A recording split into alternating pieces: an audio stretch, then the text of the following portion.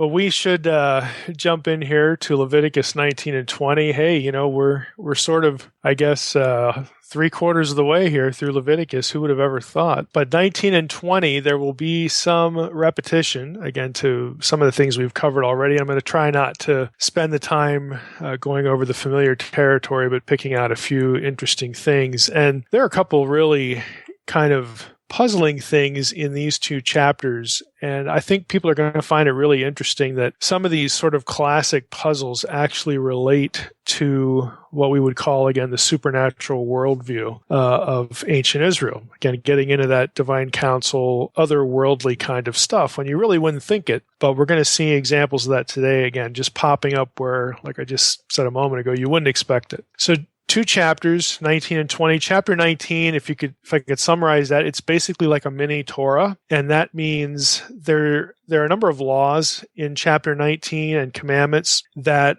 are kind of found elsewhere in the Torah, but specifically from roughly verse 3 on through verse 12.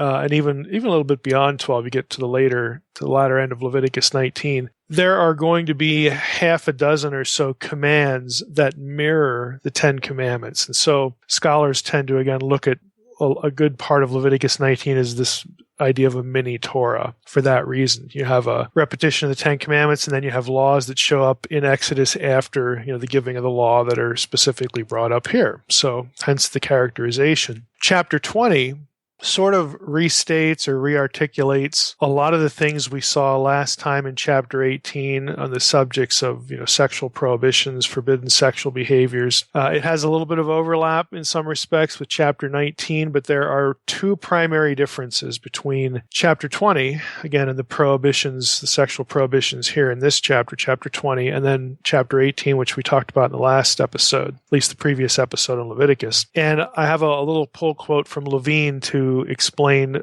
sort of what the differences are. So he says in his commentary on Leviticus, the contents of chapter 18 are for the most part formulated apodictically. And what that means is that's academese for a sort of a straight imperative. Thou shalt not, do not, you shall not, that kind of thing, just flat out commands. So that's the way chapter 18 tends to present these prohibitions. As is normally true, Levine continues, of apodictic texts, a penalty is not specified for each offense. So if you go back and look at Leviticus 18, it doesn't really get into penalties. Rather, Levine continues, there's only a collective penalty formulated within the overall framework of the admonition against pagan worship. If you remember, back in Leviticus, the prohibitions were framed by saying, hey, don't do things that the Egyptians and the Canaanites do. And then there was this sort of collective responsibility sense for holiness. That's what Levine's getting at here. He continues here. In chapter 20, on the other hand, we have these commands formulated casuistically. That's another academese term for case law. And the wording for that is usually if XYZ happens, or when XYZ happens, then here's the punishment. Then here's what you do in response. So Levine ends his little quotation here. Thus, in addition to an overall admonition, again, chapter 18, it provides specific penalties here in chapter 20. And the penalties are often of a capital nature, but each offense, is going to get some sort of penalty. So moving on from Levine, this, I'm not going to spend a whole lot of time on, comparing the apodictic section and the casuistic section, because again, the commands are basically the same. It's just the penalty is the issue, and we will talk about the penalty. But that's only the first difference between chapters 18 and 20. There's a second difference, and that is chapter 18 is, again, sort of oriented by, it presents a rationale for the commands in terms of what the Canaanites and what the Egyptians, I'm just trying to rhyme there, what those pagan cultures, pagan civilizations, Gentile civilizations do. And in the first 3 verses of Leviticus 18, again, that's what the content says. Hey, don't do like these cultures do. Chapter 20, on the other hand, is focused only on Canaanite context, only on Canaanite religion. And we'll hit a little bit of that when we hit chapter 20 in the first 5 verses.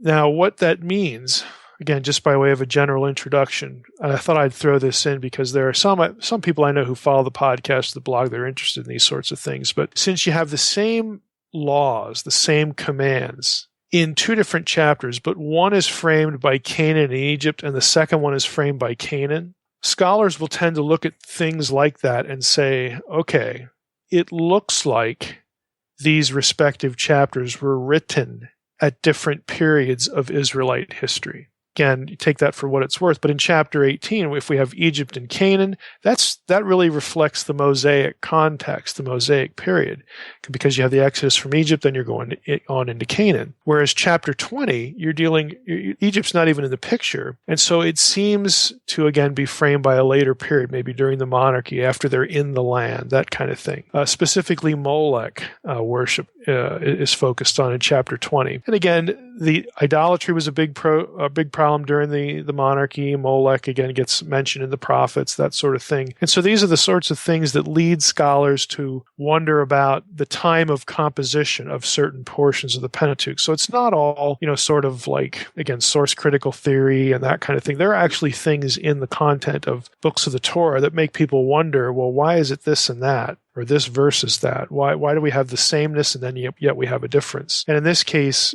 again, it just seems reflective of different periods of Israelite history. Now, whether that's the case or not, we're not omniscient, we can't know, but you can make an argument that makes sense, or it helps, assuming that helps make sense of why one thing is cast one way and then another chapter is cast a different way. So I thought, again, I'd throw that in. There's some people out there who are interested in those sorts of things. Chapter 20, one more general note. The first 16 verses are going to be capital offenses, and then verses 17 through 21 are going to have the penalty as being cut off from the Israelite community. We spent a lot of time in our last two chapters in Leviticus, our last couple chapters, on the cutoff penalty. So I'm not going to go back into that, but Levine comments here about that. This penalty, again, he's really talking about the differences in the penalties, but this penalty is imposed for certain marital violations that were not considered sufficiently severe to warrant punishment by death. And so what he means by that is, hey, the first 16 verses, those offenses are violation of, again, the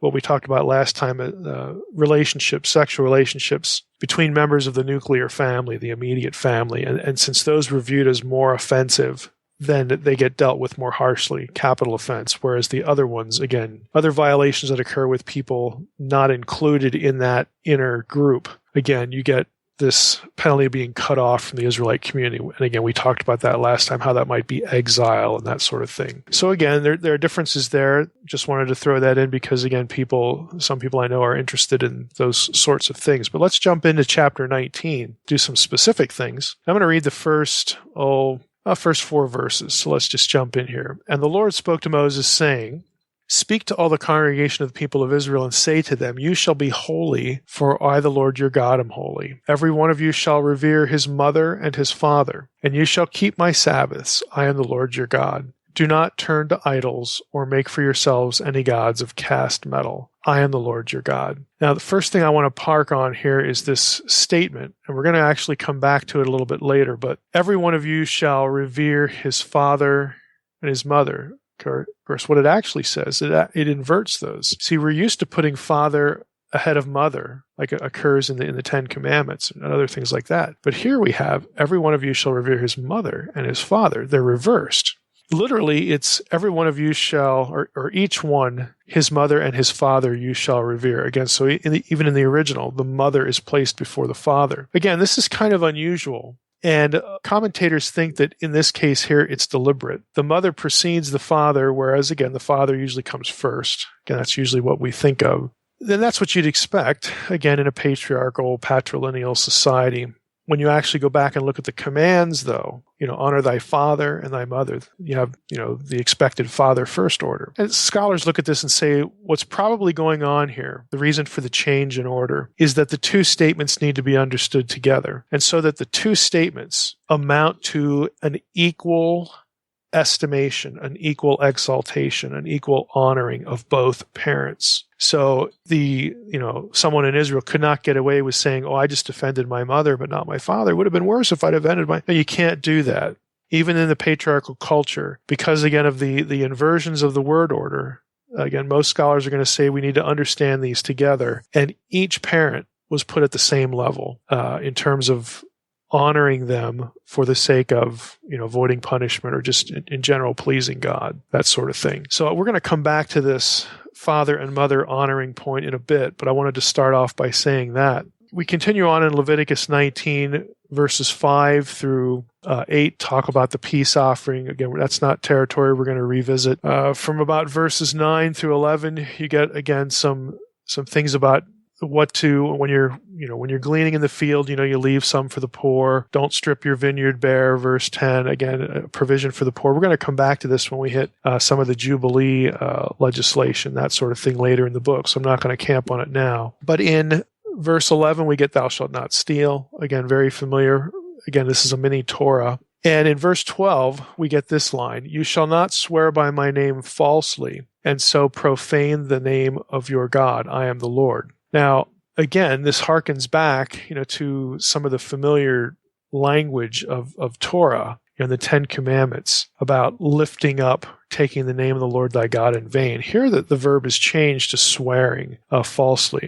And swearing is the language of entering into an oath. Again, we have here in verse 12 a parallel to the third commandment. And notice, again, I thought I'd throw this in too. Notice, neither of these commands say or forbid taking an oath by God's name. In other words, it doesn't say you shall not take an oath by God's name. It says don't take an oath falsely by the name of the Lord. Okay? And so the idea is that since this, especially here in Leviticus, when you have this swearing language, which is the language of covenant or the language of agreement, making agreements that are, binding in some way. If you swear by God's name, that in effect brings God into the proceedings as a witness. It makes God party to the agreement. And so God naturally wants no part of a false agreement.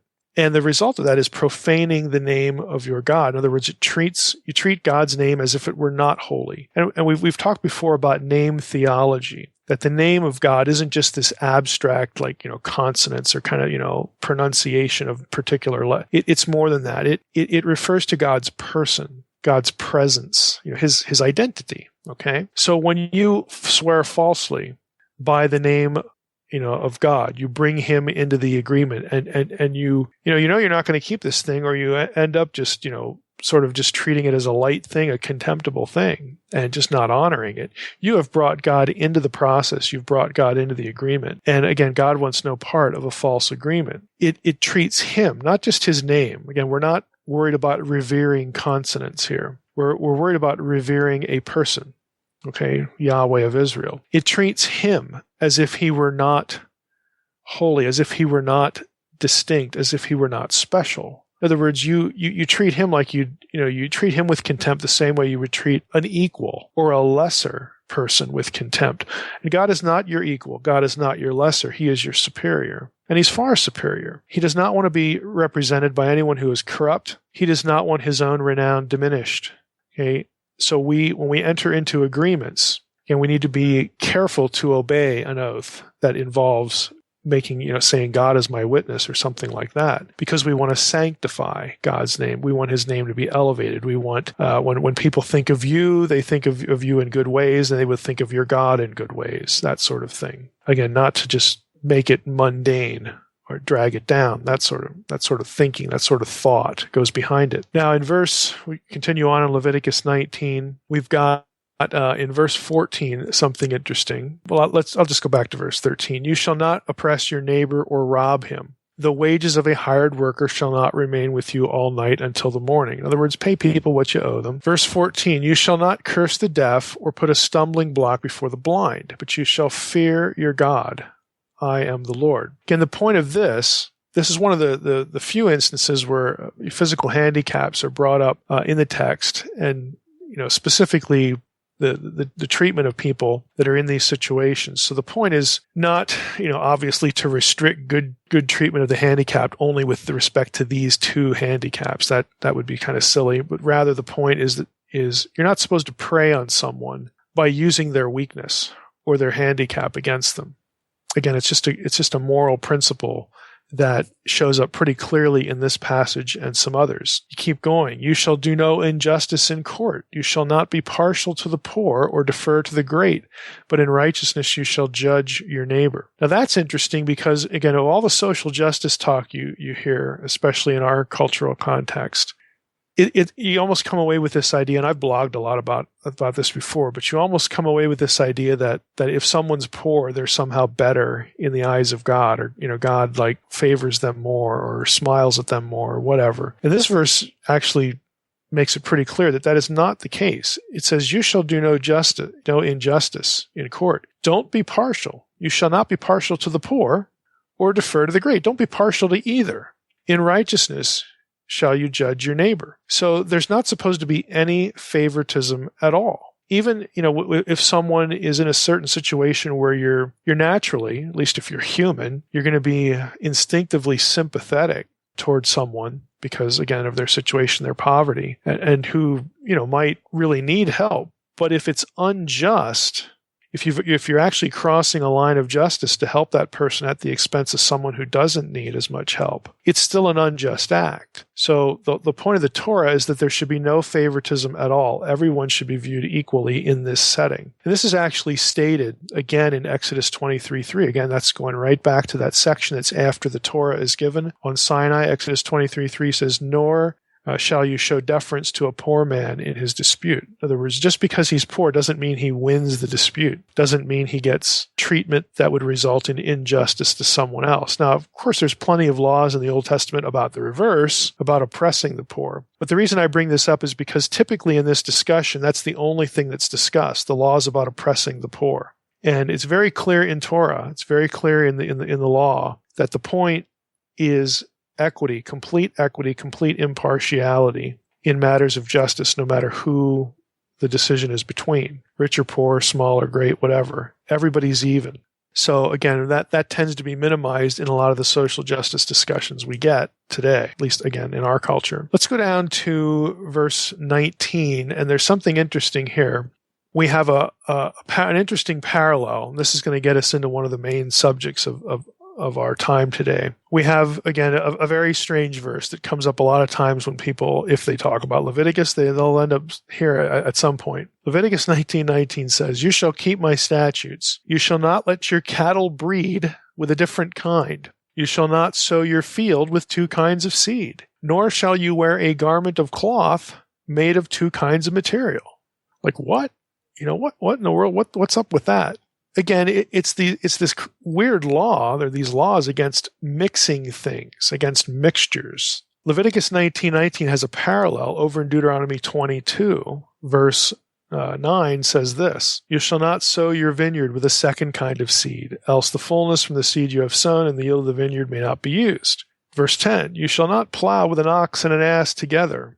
And then verse 11, you shall not wear cloth of wool and linen mixed together. So, not completely the same thing, but basically the same thing. So Deuteronomy, if you noticed, again, listening to the quotations there, Deuteronomy has a few changes in it, but again, the emphasis is still on these, again, rather strange laws about mixing. But Deuteronomy changes breeding the different animal species together to plowing them together, to using them in the same plow. Now that, again, has led some scholars to wonder why Deuteronomy was changed. I mean, why is it different? And some will take it something like this and say, well, maybe Deuteronomy was written later at a different time by a different hand or whatever. Other scholars, and I think this makes good sense, especially if you remember the Samson story, other scholars conjecture that Deuteronomy, the reference to plowing, is actually a reference to breeding, because plowing was a common ancient Near Eastern euphemism for sexual intercourse. And the Samson story actually uses this kind of terminology. This is when Samson, was going to get married to the Philistine woman, and he has this riddle. And then the people that he was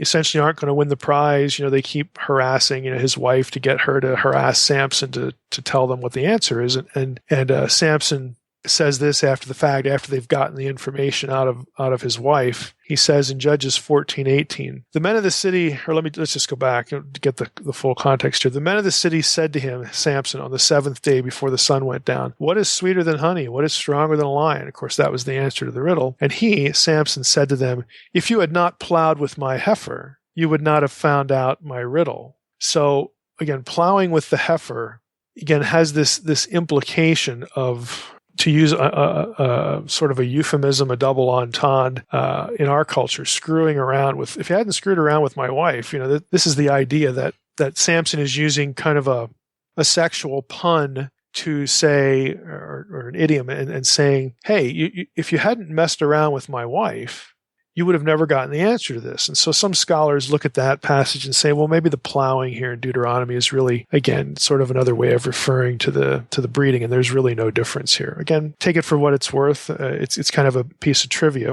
Because what I really want to get to in this passage is the whole idea of mixing. What could the logic, the rationale possibly be? Why are mixtures bad? Why is it bad to throw two kinds of seed in the same hole, to plant? Why? Who would care if you plow with two different animals? Frankly, hey, what about mules? Are they like evil and bad because you can mate horses and donkeys? And mules are mentioned in the Bible. I mean, they were around at the time of David. You get a few references to them in Samuel and Kings, and mules are never called evil or awful or bad, or if you have a mule, you should get rid of it because it came about as a result of this crossbreeding. There's nothing like that. So people have wondered, why these things here listed, and again, what could the logic possibly be? Now, this is where I think it gets kind of interesting, and I can almost guarantee you probably would not have heard this before, but I'm going to quote at length from Jacob Milgrom on this passage, because I think, and it's going to be a lengthy quote, and I'll do as I typically do, throw some comments in here and there, but I'll tell you when the quote ends. It's going to be a long one. But it's really kind of fascinating what the logic appears to be, and I think Milgrom does a nice job of summarizing it. Again, even though this quote will be somewhat lengthy. So he starts out by saying this: it is of utmost significance that the cherubim, you think, well, why is he getting this? We're talking about cherubim already, and what does that have to do with mixing animals? Okay, just hang on. It is of utmost significance that the cherubim flanking the Ark of the Covenant, were mixtures.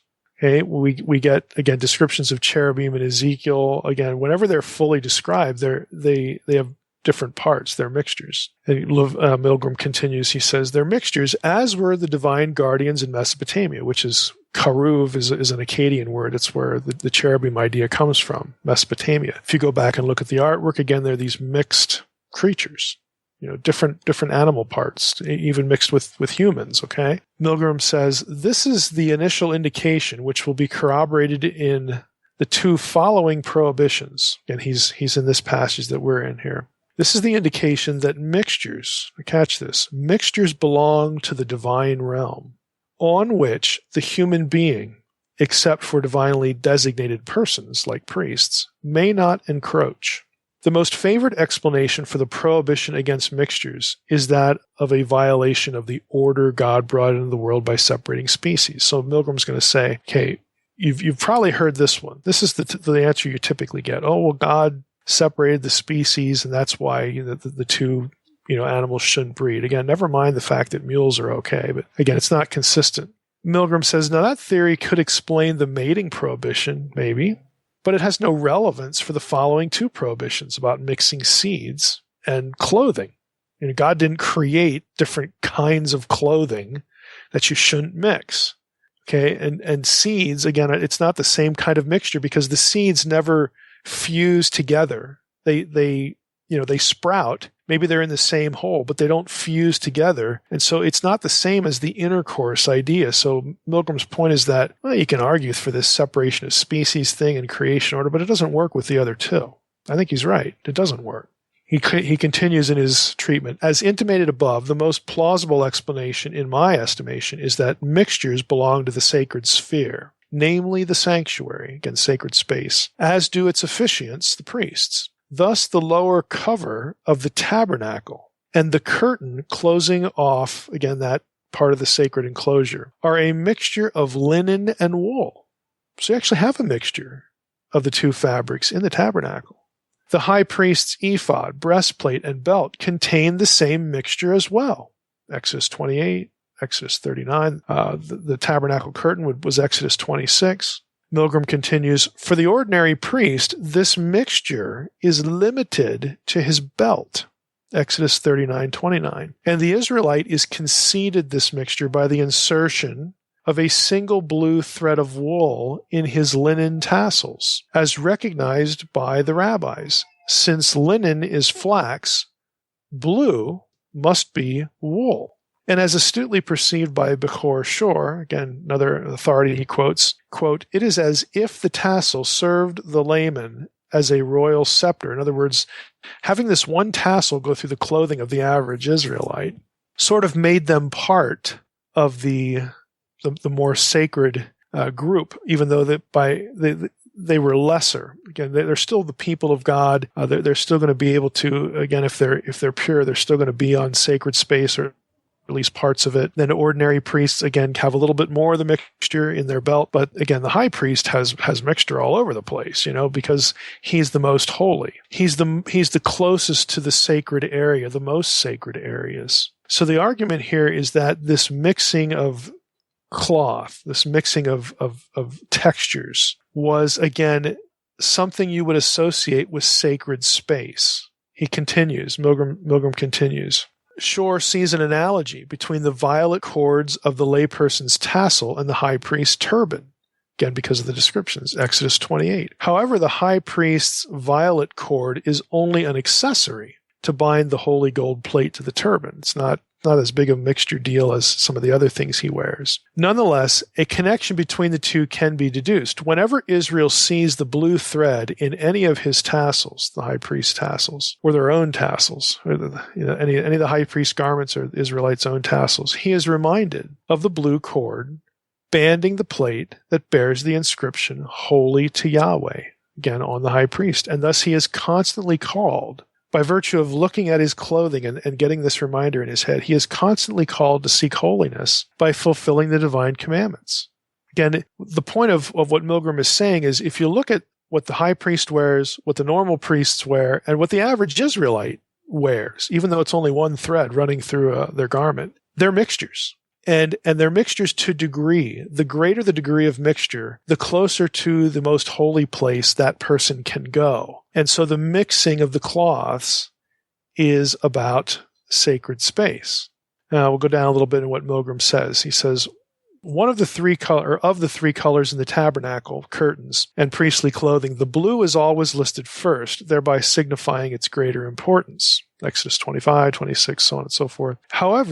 Note, however, that its primacy breaks down in 2 Chronicles 2:6. Furthermore, the high priest's robe and the uppermost ark cover are composed of techelet khalil, pure blue, indicating the high priest's unique responsibility to officiate in the inner sancta and on Yom Kippur to enter the Holy of Holies. Even more telling evidence of the higher status of the blue over the other colors is that a dark blue cloth covers all the inner sancta, all the objects, again, in the holy place, during the wilderness journeys. But only the ark is covered on top with a blue cloth, again, as a symbol of the divine presence. It is crucial that it always be visible. The blue cloth, is to be kept visible, again, because that's linked to the divine presence. Whereas the inner sancta, the table, the incense altar, and the menorah, are bedecked with fewer cloths, the uppermost being of leather.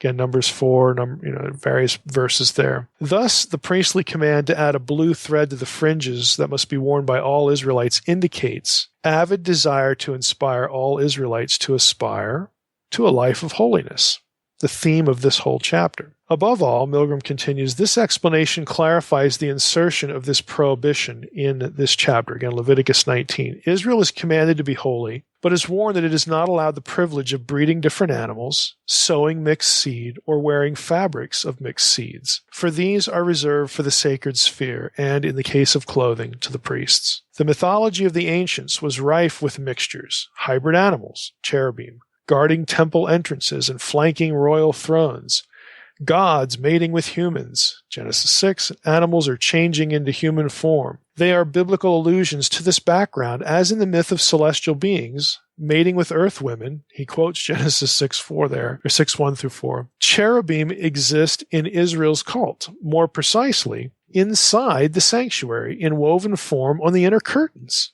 and the veil of the tabernacle, carved on the inner walls and doors of the Solomonic temple. Find cherubims again, and in sculpted form inside both sanctuaries. Being ensconced inside the sanctuary, all these cherubim were visible to only priests, and the cherubim inside to no one, who were admitted to their presence because they too, wearing garments of mixed seed, symbolically became cherubim. In other words, they could join the heavenly entourage, is the way I would put it. They were qualified, again, to penetrate the sanctuary, to attend the service of Yahweh. Again, the cherubim themselves, back to Milgram, however, were not visible to the laity. They could not become objects of worship. It's just, you don't really think about this stuff until, again, you actually start thinking about things that, objects, in this case, cherubim, furniture, cloths, and how the cloths are made and what color they are, and where those things are used, i.e. sacred space.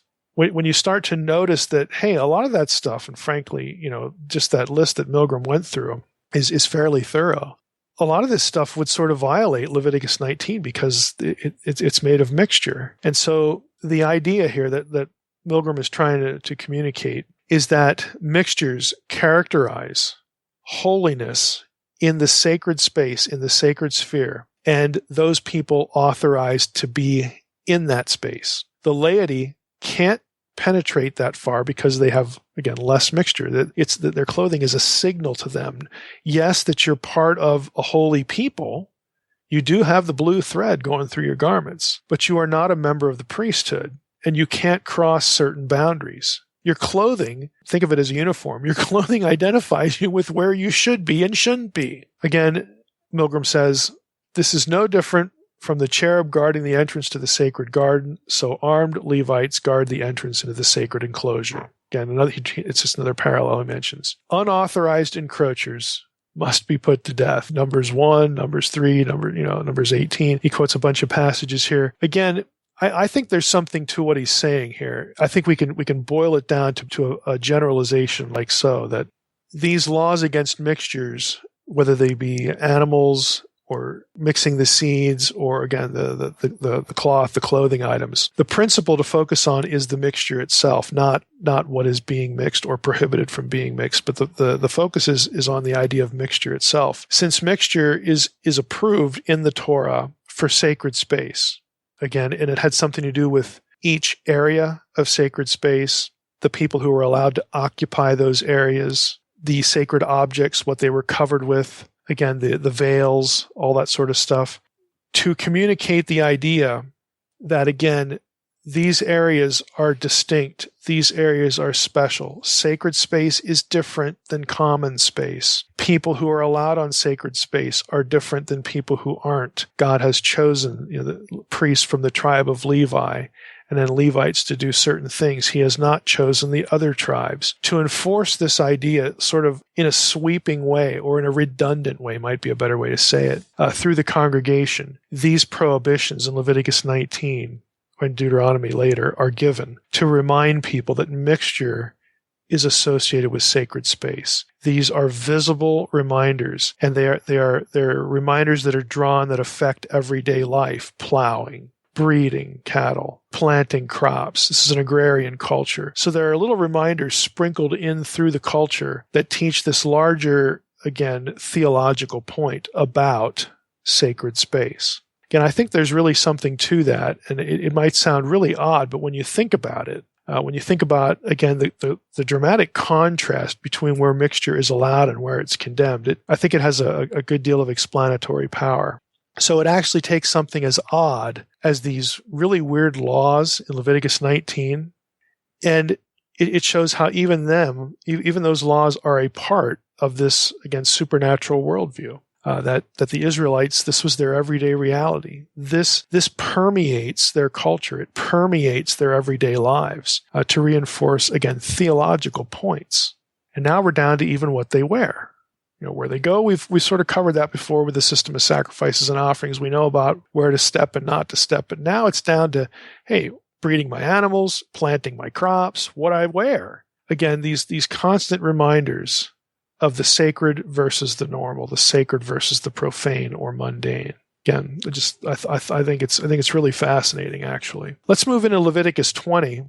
The rest of Leviticus 19, again, is just largely going to be laws we've already talked about before or will talk about. I want to spend a little time on Leviticus 20 because of the capital punishment issue, and also, again, just some of the logic, that goes with this. We've already talked about being cut off, so I don't want to drift too far into that, but we'll try to focus on a few things that are associated with capital crimes here. So in Leviticus 20, let's just start with the first 5 verses. The Lord spoke to Moses, saying, "Say to the people of Israel, any one of the people of Israel or of the strangers who sojourn in Israel, who gives any of his children to Molech." Again, here's this Canaanite context. "Anyone who gives any of his children to Molech shall surely be put to death. The people of the land shall stone him with stones. I myself will set my face against that man and cut him off from among his people, because he has given one of his children to Molech to make my sanctuary unclean and to profane my holy name. And if the people of the land do at all close their eyes to that man when he gives one of his children to Molech, and do not put him to death, then I will set my face against that man and against his clan, and will cut them off from among their people, him and all who follow him in whoring after Molech." So this is pretty severe, and we talked about it a little bit last time, that you have a death penalty, and then on top of the death penalty, it's this, I'm going to cut you off from your ancestors and your descendants in the afterlife. I mean, you're not going to be, go to be with, quote, your people. I'm going to cut you off here, the death penalty. I'm going to cut you off out there in the afterlife too. I mean, this was a very severe thing that, again, just what you have here is you have 2 capital crimes sort of boldened or rolled into one. You have idolatry, which was itself a capital crime, and you have murder. Again, burning one of your children, as an offering to Molech. So, it's very clear what the penalty is going to be and the logic behind it. So that this one's really not too difficult. You go to verse 6, though, and we reread this. "If a person turns to mediums and necromancers, whoring after them, I will set my face against that person and will cut him off from among his people. Consecrate yourselves therefore, and be holy, for I am the Lord your God. Keep my statutes and do them. I am the Lord who sanctifies you, for anyone who curses his father or mother shall surely be put to death. He has cursed his father or his mother, his blood be upon him." Now that's through verse 9. It starts to get into specific commands, but let's just go back to verse 6 about turning to mediums and necromancers. Again, whoring after them.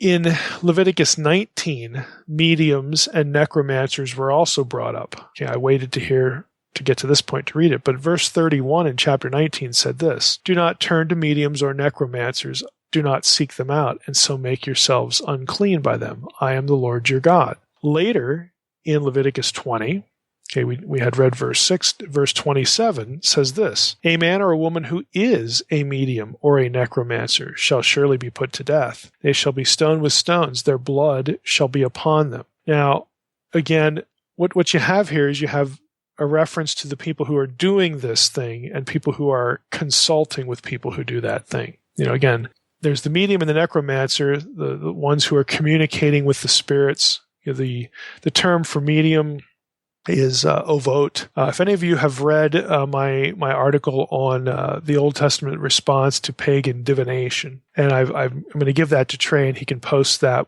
along with this episode. I recommend it because it gets into, again, what the logic is and why biblical people, there's this whole list in Deuteronomy about divination, things you're not supposed to do, and some of them, necromancy is not among them, but some of those things are actually okay later on and are used by godly prophetic figures. My article is about, well, why is it that some of this stuff is okay in some contexts, in other contexts it's just all horrible? What's the deal? And it has to do with solicitation of divine knowledge and really the approval of who a true prophet is.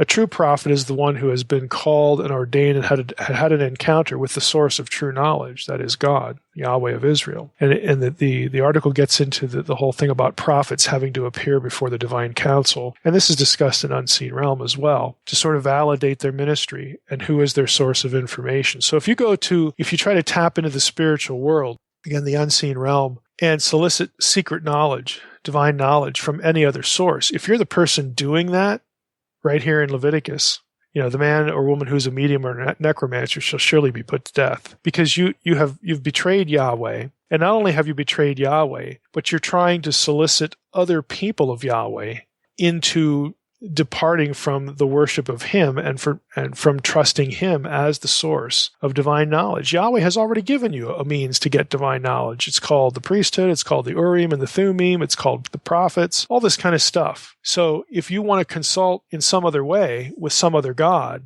then that's a betrayal. And again, that's the logic of that. Now, it's a little less severe for people who try to get that information from the people who are doing that. Again, Leviticus parses that a little bit differently. But again, the logic is a betrayal, not only of Yahweh, but trying to solicit and seduce other people to depart from Yahweh as their God, as the truth, as the source of truth and divine knowledge, that kind of thing. So hence these commands, whether they be here in Leviticus or Deuteronomy. So what it comes down to is this activity is a form of idolatry. It's soliciting divine knowledge, again, presuming other gods are more truthful than Yahweh, are better sources of truth than Yahweh. Again, you have to barter with those other gods. You have to do something for them to cough up the divine knowledge. And so that transgresses into offerings, again, rituals performed, again, in the culture. And that's a form of idolatry. So again, that's the logic behind this one. If you go down again to verse 9, we read it briefly. Anyone who curses his father or mother shall surely be put to death. He has cursed his father or mother. His blood is upon him. This verse 9, begins the list, or the bigger list, of death penalty offenses in this chapter. Right around, goes down to about verse 16 or so.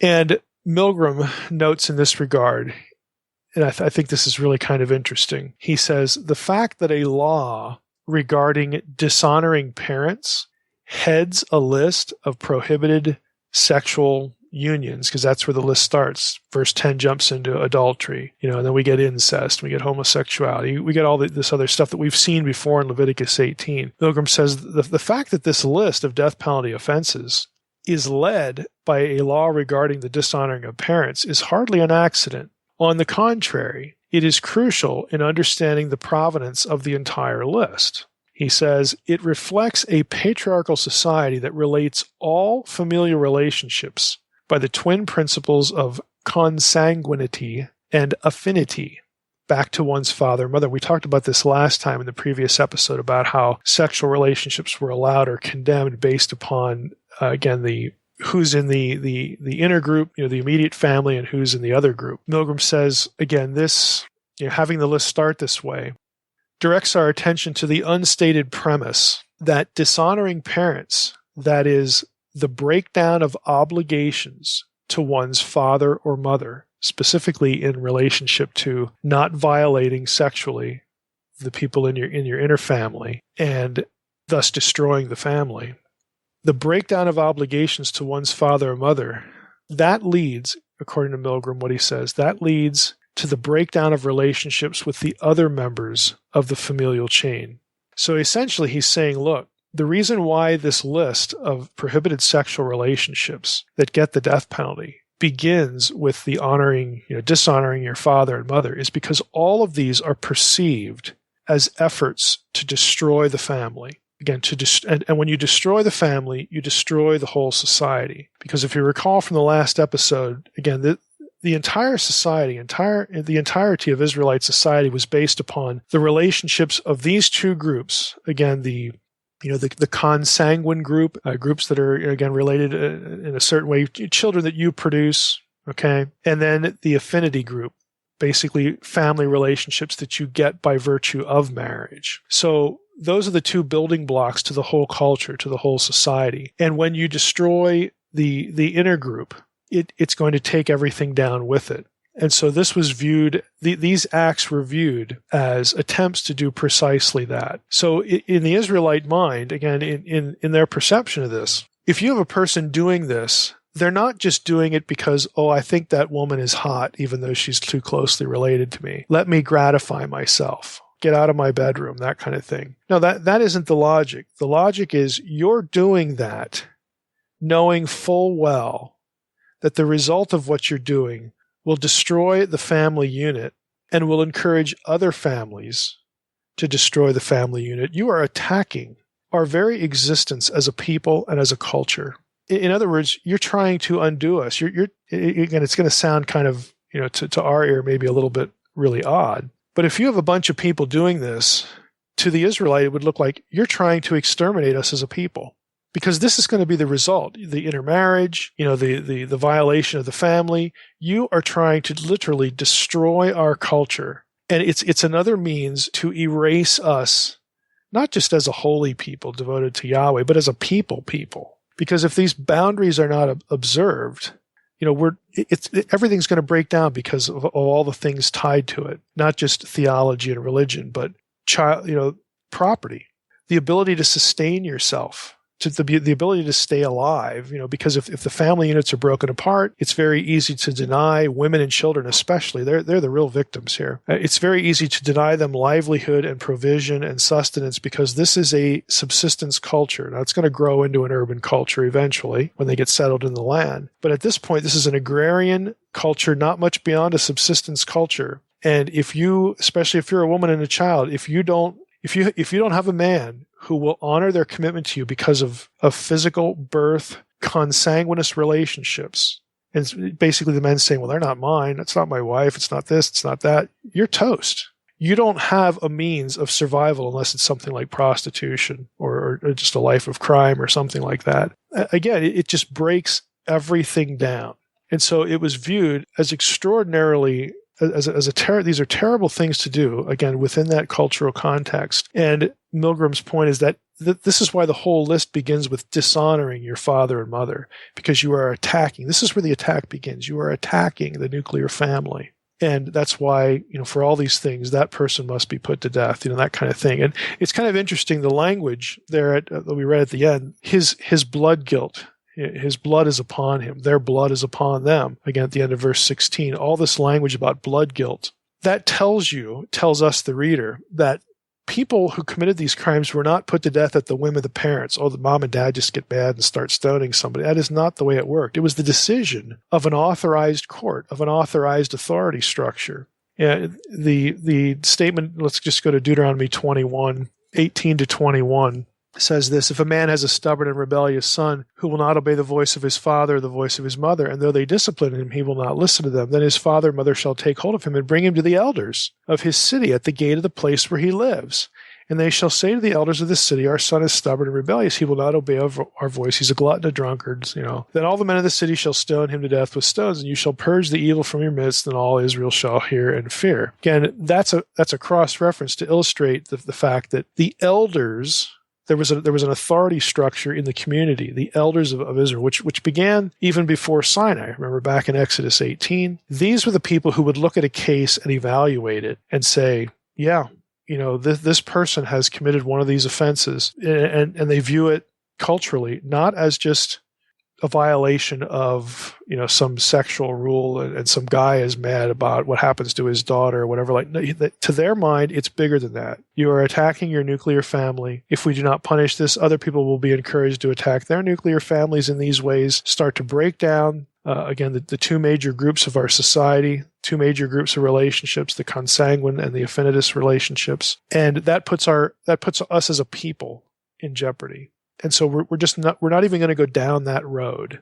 We're going to eliminate the problem right here. So again, what I'm trying to get across is that there is a certain logic to this. And sure, it's associated here in context, again, with these are theocratical governance rules. Again, they're very, they make sense on their own level. within a patriarchal culture, the way they viewed, again, the family and the culture and how that was maintained. And so, I mean, you can look at this and say, well, we're not a theocracy. We don't look at necessarily the culture this way. I mean, I get that, right or wrong. I don't know how coherent that is to begin with, but, there are cultural differences here. But the point of the passage and the point of this kind of theology is you do not do things in this, again, setting. You do not do things that, if left unchecked, will amount to the disappearance, the dissolution of the people of God. You just don't do that.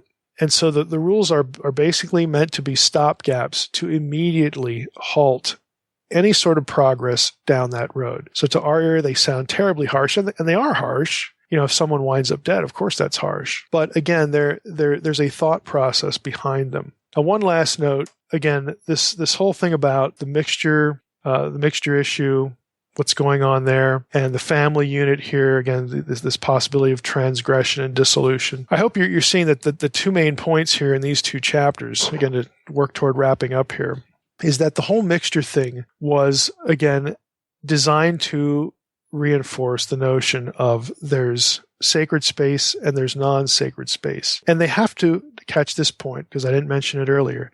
They have to coexist together. Why do they have to coexist? Because God wants to dwell with you. But you have to be taught in certain ways to respect and to honor and to exalt who God is. And you should be grateful that a being of this nature, of this perfection, of this holiness, of this, fill in the blank, has decided to enter into a covenant relationship with you when he could have picked anybody, because he disinherited the nations back at Babel. And he says, well, I'm going to go over to this guy Abraham and start with him. God could have done that anywhere at any point or not at all. So this God who you have seen deliver you from Egypt, and you know what you're dealing with to some extent. I mean, the power that you're dealing with here has decided to love you and wants to coexist with you. And therefore, naturally, you have to be reminded of who he is and who you are, and not treat him as something normal or as something profane, as something ordinary. And oh, by the way, for you to maintain yourselves, for you to maintain your status as his people, he's not going to have you do, a bunch of crazy things, just for no reason at all. The sexual relationships, he's not up there thinking, how can I keep them from having as much pleasure as possible? And that is not the point. The point is about the stability of the people who he raised up through Abraham and Sarah, perpetuating their existence. And yeah, there's a peripheral thing about how God knows what will make us happy, the kind of relationships that will foster happiness and good relationship and good character and all that stuff, and those that won't. I mean, that's part of it. That's usually how this is preached, but it's actually conceptually bigger than that. It's the stability of this entity called Israel, the descendants of Abraham, whom God loves and promised to raise up, and not only promised to raise up, but he has a destiny in mind for them. This whole thing about multiplying them as the stars, and also, again, going back to David Burnett's interview, the idea that, using that star language to say something like, you have a cosmic destiny. You are going to be reunited back to me like it was in Eden. You are going to join a divine family. I have to keep you alive to do that. I can't have you going and worshiping other gods. I can't have you self-destructing through your behavior. And so I'm going to insist upon certain of these laws, and I'm also going to insist upon certain punishments to cut off any sort of degradation and dissolution process as soon as it begins. That's the conceptual idea. So in terms of application, there's a contrast between the divine world and the human world. And there's a respect for divine order and creation order and God's, wish, God's intent to keep his people intact, not just happy, but also intact in a very real sense, so that they can fulfill their destiny.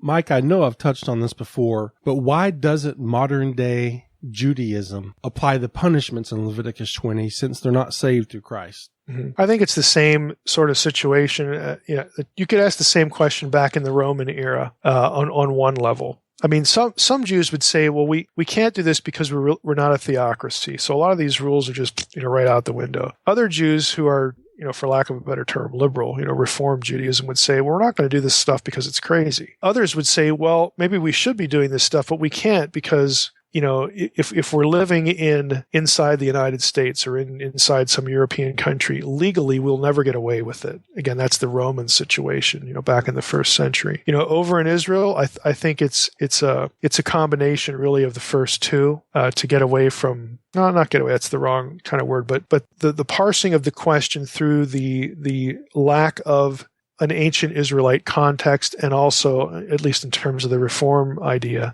an unwillingness to assign theological importance to any of these ideas. So, I think it's a combination of things.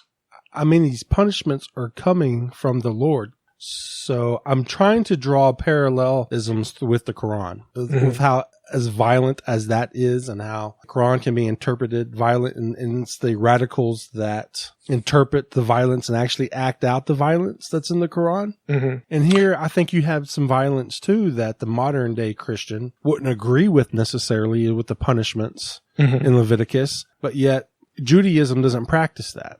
Yeah. I mean, the Quran, because of the broadly Semitic culture, you're going to have some overlaps there. The Quran doesn't give the same rationales, again, for most of what's going on there. But again, I think the New Testament, is a factor here too, because if we look at it this way, if we look at the New Testament, again, now this is easy for us to because we're Christians, okay? We're not Jews. Right. But if we look at the New Testament as being additional revelation to the Old that grows out of the Old and functions to interpret the Old and hand in hand with the Old, again, however we want to characterize that, we would look at it and say, well, all along it was God's intent to not just have a people called Israel and run things through a theocracy. All along, the whole logic of all of this was to reclaim every nation. Again, to going back to the Deuteronomy 32 worldview, to work back to Eden when it was all one. And so you have to, to do that in with respect to, how human history is playing out, with Israel after the fall and all that kind of stuff. To do that, you have to bring the Gentiles back in. And so by definition, that is going to undermine and do away with, just over the course of time, the theocracy. And so you could look at that and say, well, God built the theocracy, but he built it, with the principle of planned obsolescence. It's going to go away, and I want it to go away because that isn't the ultimate goal. And so we're on the other side of that. And so for Christians, I mean, we can look at this and say, well, there'd be no point to reverting back to a theocracy, back to a Semitic culture and back to all this stuff. And so these punishments, the whole crime and punishment system really evaporates on two levels. One is culture, and the other one is actually theological, that there's no point to doing this theologically. But that's easy for us to say because we have this thing called the New Testament. We have Christ, Christology, and all this kind of stuff. The Gentiles are a big part of the way we think in terms of the broad plan of God, which is drawn from the Hebrew Scriptures. This is not something invented in the New Testament. This is something embedded in the Jewish Scriptures. And since their rejection of the Messiah, this is actually a peripheral impact. It puts them in this situation of asking precisely the question that you're asking. Well, why don't we do this stuff? I mean, shouldn't we be doing this stuff? Yahweh told us to do this stuff. It puts them in this conundrum because of their rejection of the Messiah, which would have led, to a different outcome. So as a really serious Jew, I mean, it's a good question. If the state of Israel was sort of transformed into this ultra-Orthodox state community, would they go back to this? Maybe they would. I think there'd be a lot of voices that would want to do that because of Torah obedience, exactly the reason you're asking the question. But in terms of the modern state of Israel, which is largely secularized, and again, modern politics, I think, is part of the picture too. You're not having a serious discussion there among people, among Jews, right? For that sort of thing. And that was my question on the perspective of the Jew side. On the Christian side, we certainly get that and understand it, but for them, I'm just wondering why they don't follow the word of God that comes straight from Leviticus and spells out the punishments that they're supposed to do. Well, I don't know about Israeli law, but I think Israeli law is probably, I haven't read the Israeli Constitution, but I'm willing to bet that they could not. It would be illegal. Again, you'd get the first century situation here again. It would be illegal for a subgroup of the culture, i.e. the ultra-Orthodox, to stone someone even if they were doing it according to Torah, and that's why it's not done. I would think that it may not be the only reason, but I have to think that's a major reason. Well, do you find that that's what the modern day Muslims are doing? The radicals are interpreting the punishments in the Quran and then actually carrying them out. I mean, couldn't the same type of situation occur here in Leviticus? Well, if you're talking about when I hear the word radical, I think of terrorist. In other words, you could have the Saudis. Let's just take the House of Saud. Okay, I mean they're going to run. I mean, when my dad was in the military, he was in Saudi Arabia and saw, someone castrated for rape. I mean, they do these things in their culture, but that doesn't mean they're terrorists. It means they're fundamentalists. It means they're literalists. They're Wahhabists. Okay, all that kind of thing. And I realize there's this blurring of categories when we talk how they look at the West and how they look at the United States. I get that. Okay, I'm not a leftist here. I'm just saying that when you use the word radical, someone who's a Saudi who would do something to help us, oppose a terrorist somewhere under certain circumstances, they wouldn't view themselves as having the same political goals as a terrorist would, even though they're going to be very literalistic, when it comes to the Quran. Yeah, fundamentalist. Fundamentalist, militants, or whatever. That's probably a better term. Maybe Sharia, followers of Sharia or Wahhabi, Wahhabism or something like that. Yeah, but they that's what they are. They are literally doing these things in obedience to the Quran. I mean, that's how they're doing it. But since that system runs that state, again, just using Saudi Arabia as an example, there is no conflict between, what does our Constitution say? What does our government say? Well, that's what the government says. So this conflict that you might see over in Israel between the ultra-Orthodox, and again, we're just speculating here, but between the ultra-Orthodox and the Likud party or whoever's in control over there, that struggle, that tension is not going to be felt in Saudi Arabia because that is who runs the country. All right, well, we're doing 2 chapters again. Again, closing in on finishing Leviticus. I'll give everybody a moment again to wipe away the tear that I'm sure is forming. Here we are, Leviticus 21 and 22, and I'm still poking fun at Leviticus, doing Leviticus. But I actually got a good bit of feedback from it. I've liked it.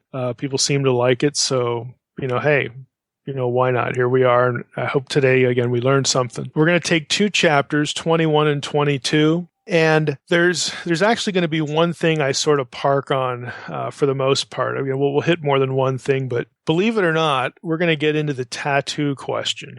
This is a question I actually have gotten an email several times about what I think about tattooing, and people always take you to Leviticus. And there was something in Leviticus 19 that I could have brought up then and gone into the tattooing thing, but there was plenty to cover in that previous episode. So I'm going to pick it up here because there's something in Leviticus 21 that references back to Leviticus 19. So this will be the episode. We can talk about that. So having said that, let's just jump in here to Leviticus 21 and start reading. We'll pick up a few things and work our way to the sort of centerpiece for the episode. So Leviticus 21 says, "And the Lord said to Moses, Speak to the priests, the sons of Aaron, and say to them, No one shall make himself unclean for the dead among his people, except for his closest relatives, his mother, his father, his son, his daughter, his brother, or his virgin sister who is near to him because she had no husband. For her he may make himself unclean." Now,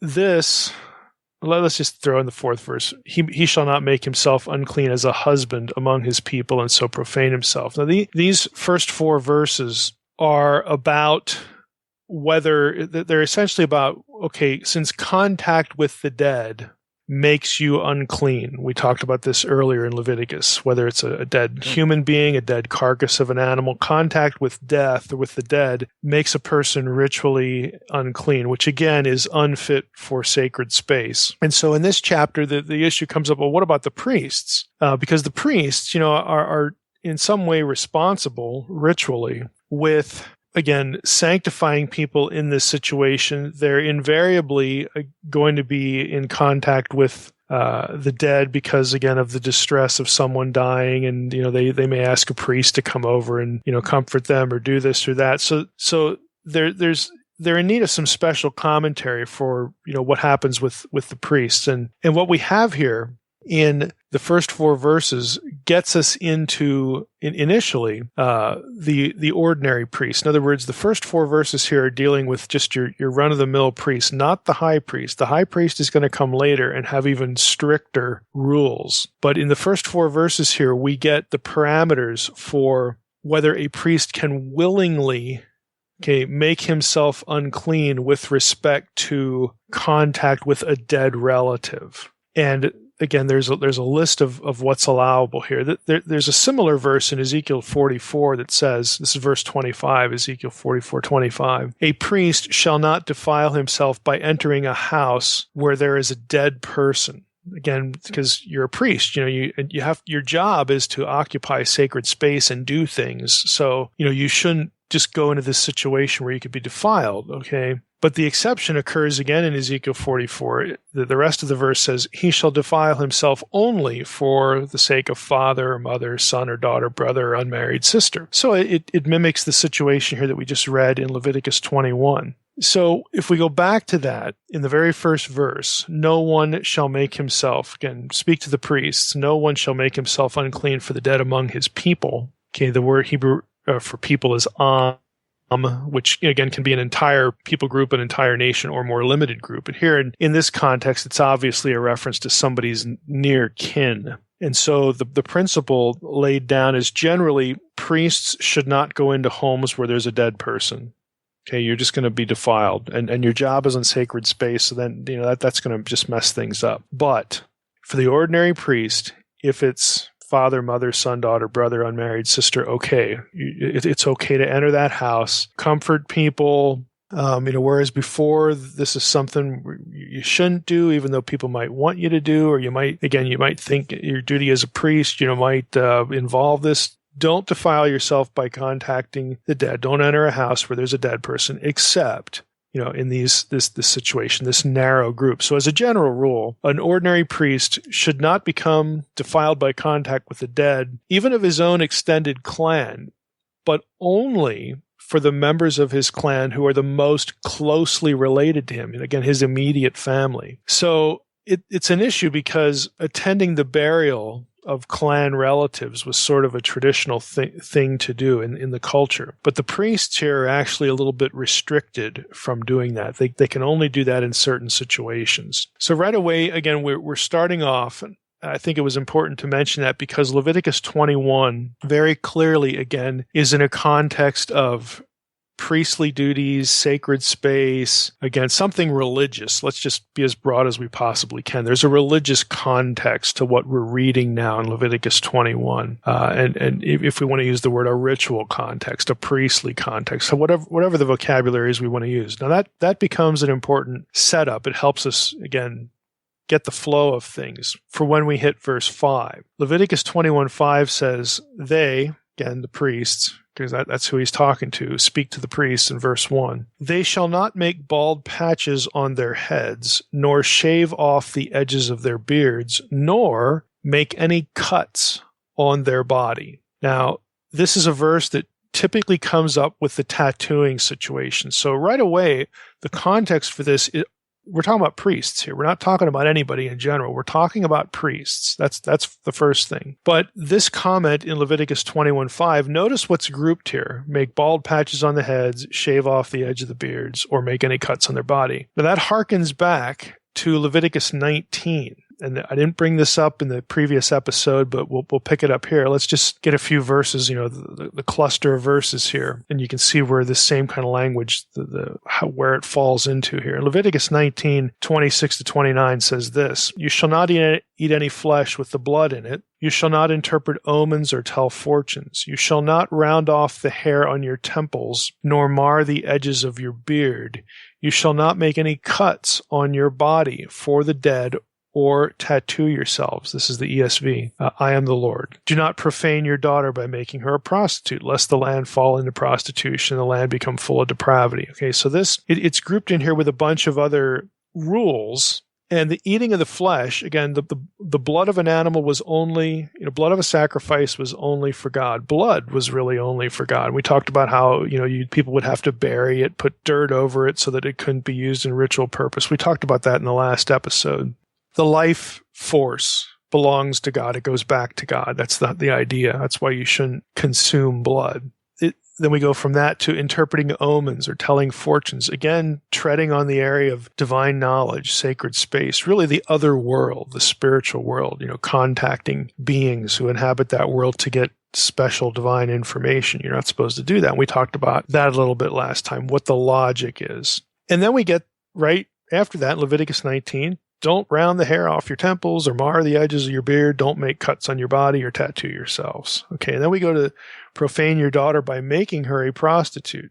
Again, a lot of scholars think that refers to sacred prostitution. In other words, you don't have your daughter function as a cultic prostitute. I mean, generally a prostitute would be bad too, but since this is in the context of this other religious stuff, again, this is an oblique reference to sort of idolatry, some of the things that the Canaanites did. Yeah, and I want you to get the flavor that this is not just so broad and wide. There is a religious reason. There's a religious flavor, a context for these laws that has something to do with your vow, your status as the people of Yahweh to have only Him as your God. There are certain things you do not do religiously because the Canaanites do that. The Egyptians do this stuff. Fill in the blank. Somebody else does this. Someone else who's loyal to another God does these things. And as we're going to see here with the quote tattoo question, there's a consistent, again, ritualistic religious flavor to these commands in Leviticus. So let's just jump in here full bore, with this whole question. So I'd start by saying this, again, just to make the point again. The context of Leviticus 19, and here we're in Leviticus 21. So 21 verse 5, I think is pretty clear. The practices listed are all associated in some way with religious practices practiced by pagans. Okay, there's this context. We don't do this as a follower of Yahweh. We don't do this as a priest of Yahweh because people who have other gods and worship them and do certain rituals for them do these things. We're not going to do them. They do. We are, again, maintaining a separation between us and them because of our loyalty to Yahweh of Israel over against other gods. So the practices listed here are all associated in some way with other religions' idolatrous rites. And everything listed here was well known in the ancient world as having that context, having something to do with, again, what an Israelite would look at and say is an idolatrous ritual, some divination practice or some ritual conducted. And that's, again, at the heart of why these things are prohibited. So if you go to Leviticus 19, you go through the list, consumption of blood. Again, we talked about that. You don't use blood ritualistically. Blood belongs to Yahweh because it's a life force. Well, other pagan religions, they did lots of things with blood, to their gods, that sort of thing. So again, the law wants to hem that in. Maintain loyalty to Yahweh. Don't consume the blood. Don't do what these other people do. Then there was interpreting omens, telling fortunes, again, soliciting divine knowledge from other gods, other spirit beings. And then again, rounding off the hair and the beard. Now, as odd as it might sound, in the ancient Near East, hair, as well as blood, as well as semen, some of these other things, symbolized life force. And it did so because it grew. It was perceived as being alive because it grows.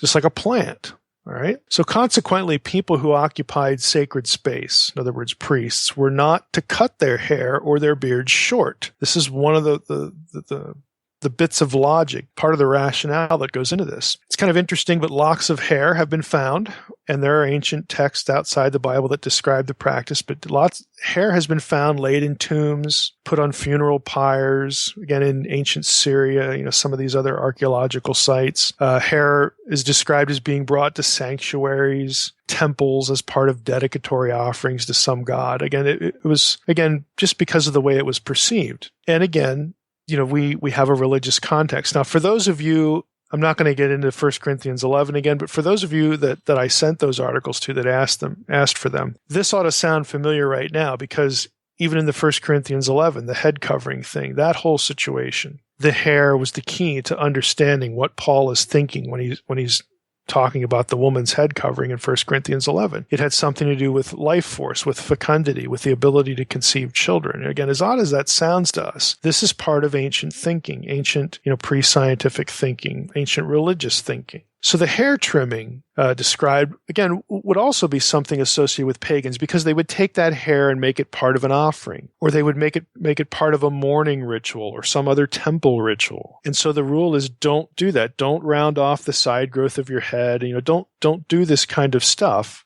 You're not supposed to do it because of the religious denotation and connotation.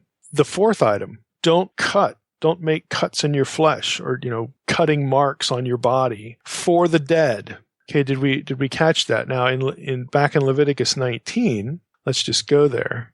It adds that detail. It says in verse 28, "You shall not make any cuts on your body for the dead, or tattoo yourselves. I am the Lord." Now, Leviticus 21:5, it's more abbreviated. Don't make bald patches on their heads. The priests shouldn't shave the edges of their beards, and they shouldn't make any cuts on their body. They shall be holy to their God, verse 6, and not profane the name of their God. For they offer the Lord's food offerings, the bread of their God, therefore they shall be holy. Again, they shall be, restricted. It's about maintaining fidelity to Yahweh. But let's just go back to this cutting the marks, cutting or marking yourself on the body for the dead. Now, sure, you can look at that and sort of ignore the context for the dead or whatever, because right away that tells us that takes us into mourning rituals, which is an inherently religious thing. And again, the belief that the ancestors lived on, that we think this way too. We believe in an afterlife. The ancient persons certainly did, whether they were pagan or Israelite. So you would take offerings, to tombs. You would take offerings, to where your dead loved ones were. And we do this thing too. We leave flowers. We leave little tokens. And again, it's to maintain, some sort of quote unquote, contact, maintain the relationship, so to speak, with the dead. Well, the ancients did this too, but again, they actually thought that what they left there was actually going to be used, food offerings, drink offerings in some way. And so this whole idea of an ancestor cult or a cult of the dead, scholars will use that kind of terminology, and it sounds like a zombie movie or something, but it's a little less dramatic than that. But you assume that your ancestor would benefit in some way, that you were contributing to their existence on the other side. And so any kind of mourning ritual, any kind of dedicatory offering or mourning offering, you're mourning your dead, that kind of thing, was an inherently religious thing that involved what you believed about who's in charge of the underworld, what God you're worshiping, what you believe about your relationship to spirit beings. And for the Israelite, look, there's only one conduit for this. It's Yahweh of Israel. And if you want information, you go to the high priest who does the Urim and the Thummim thing, or the ephod. Or you talk to a prophet. Contact with the other side was very circumscribed and funneled through Yahweh himself, or agents that Yahweh had designated as being permissible agents, using permissible means to communicate with him or to discern or divine the will of God, casting lots, that sort of thing. So all of these things, again, are inherently religious. And if Yahweh's telling you not to do it and you're doing it, it's inherently idolatrous. So that's really how we need to be thinking about this. So how do we know, though, that cutting the hair or cutting, your flesh, do we know for sure, again, that this was part of idolatry? Well, the answer is yeah, we do. The Bible tells us that it was associated. These things were associated with, again, mourning rituals, which are inherently religious. Jeremiah 16:6 says, both great and small shall die in this land. They shall not be buried. No one shall lament for them, or cut himself, or make himself bald for them. There you have both the things. Bald spots on the head, cutting your flesh. These were mourning rituals. Again, and the principle here of Leviticus is we don't do this here. The pagans do this kind of stuff. We don't do this. There's an association with pagan idolatry. So this isn't a coincidence. The connection between Jeremiah 16, Leviticus 19, Leviticus 21, this is not a coincidence. This is how it was perceived. You could go to Deuteronomy 14:1. Again, there's another one. You are the sons of the Lord your God. You shall not cut yourselves or make any baldness on your foreheads for the dead. Don't do this. And again, it's inherently associated with mourning ritual.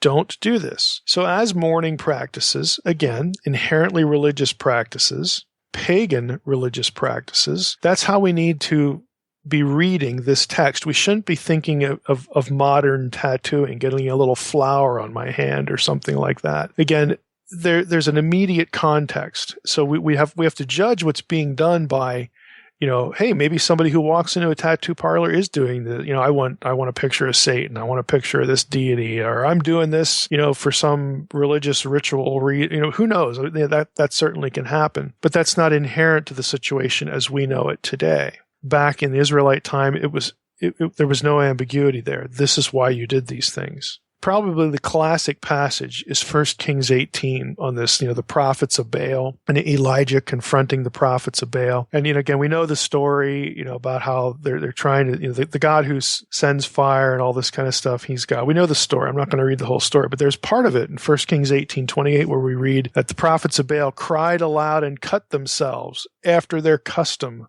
with swords and lances until the blood gushed out upon them. So cutting was also used in other ritualistic contexts. It wasn't just mourning, even though that's pretty clear, but they cut themselves, the prophets of Baal, after their custom. In other words, this was part of the worship of Baal. Now, I'm going to read a little selection here from the Dictionary of Deities and Demons in the Bible that deals with, again, this episode. It reads like this. In the Ugaritic texts, we find a cult cry. So you actually read this in Ugaritic text. And of course, Baal was, the co-regent of El in Ugaritic religion. Baal was really important. The Baal cycle is part of the Ugaritic text. So Baal's an important deity. So in the Ugaritic text, we find a cult cry. And here's the phrase. Where is mightiest Baal? Where is the prince, Lord of earth?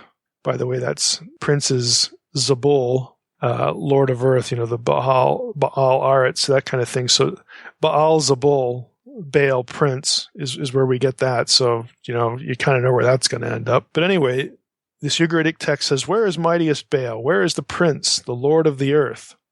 The article continues, the ecstasy of these prophets is reminiscent of the prophetic ecstasy reported in the tale of Wen Ammon. This is an Egyptian text. There are other extra-biblical parallels, too. Of the self-mutilation of the ecstatic Baal worshippers in 1 Kings 18, as was their custom, we also have parallels in Ugaritic texts. Quote, and this comes from a Ugaritic text, KTU 1.5, column 6, lines 20 and 22. It says, he, again the priest, harrowed his collarbone. He plowed his chest like a garden. He harrowed his waist like a valley. Ouch. Okay. So they're serious. I mean, they're cutting themselves in ecstatic worship of Baal. This was part of Baal religion, and that's what we have alluded to back in 1 Kings 18. So the cutting of the flesh. Again, it's the same terminology that we read back in Leviticus. So are we really talking about tattooing here? Are we talking about some religious ritual? Well, I think it's pretty obvious we're talking about the latter. So like I said, you can pull these texts out of Leviticus and say, oh, well, this is a condemnation of, again, the tattoo artist or something like that. But to do that is really to rip it out of its context. There's a couple things I can provide for listeners here. There's some of what I just read actually appears in an article by a guy named J.J.M. Roberts called A New Parallel to 1 Kings 18, 28, and 29. Again, it's about prophets bathing themselves in their own blood and all this kind of stuff in parallel to 1 Kings 18. I can have Trey put that up on the website. People are interested in that kind of material. They can read it. Again, I want you to know that this is the context for it. Go back into the primary text. This is what you find. So I would, where is this going? I would say it this way. Unless you want to argue that, again, we don't really need to pay attention to context, which I think for this audience is probably approximates blasphemy, because again, I'm big on interpreting the Bible in light of its own context. So unless you're not willing to do that, if you just want to throw context out, well, yeah, then take these verses in Leviticus and make them about tattoo parlors. But it's really going to miss the point. What they're really about is loyalty to Yahweh.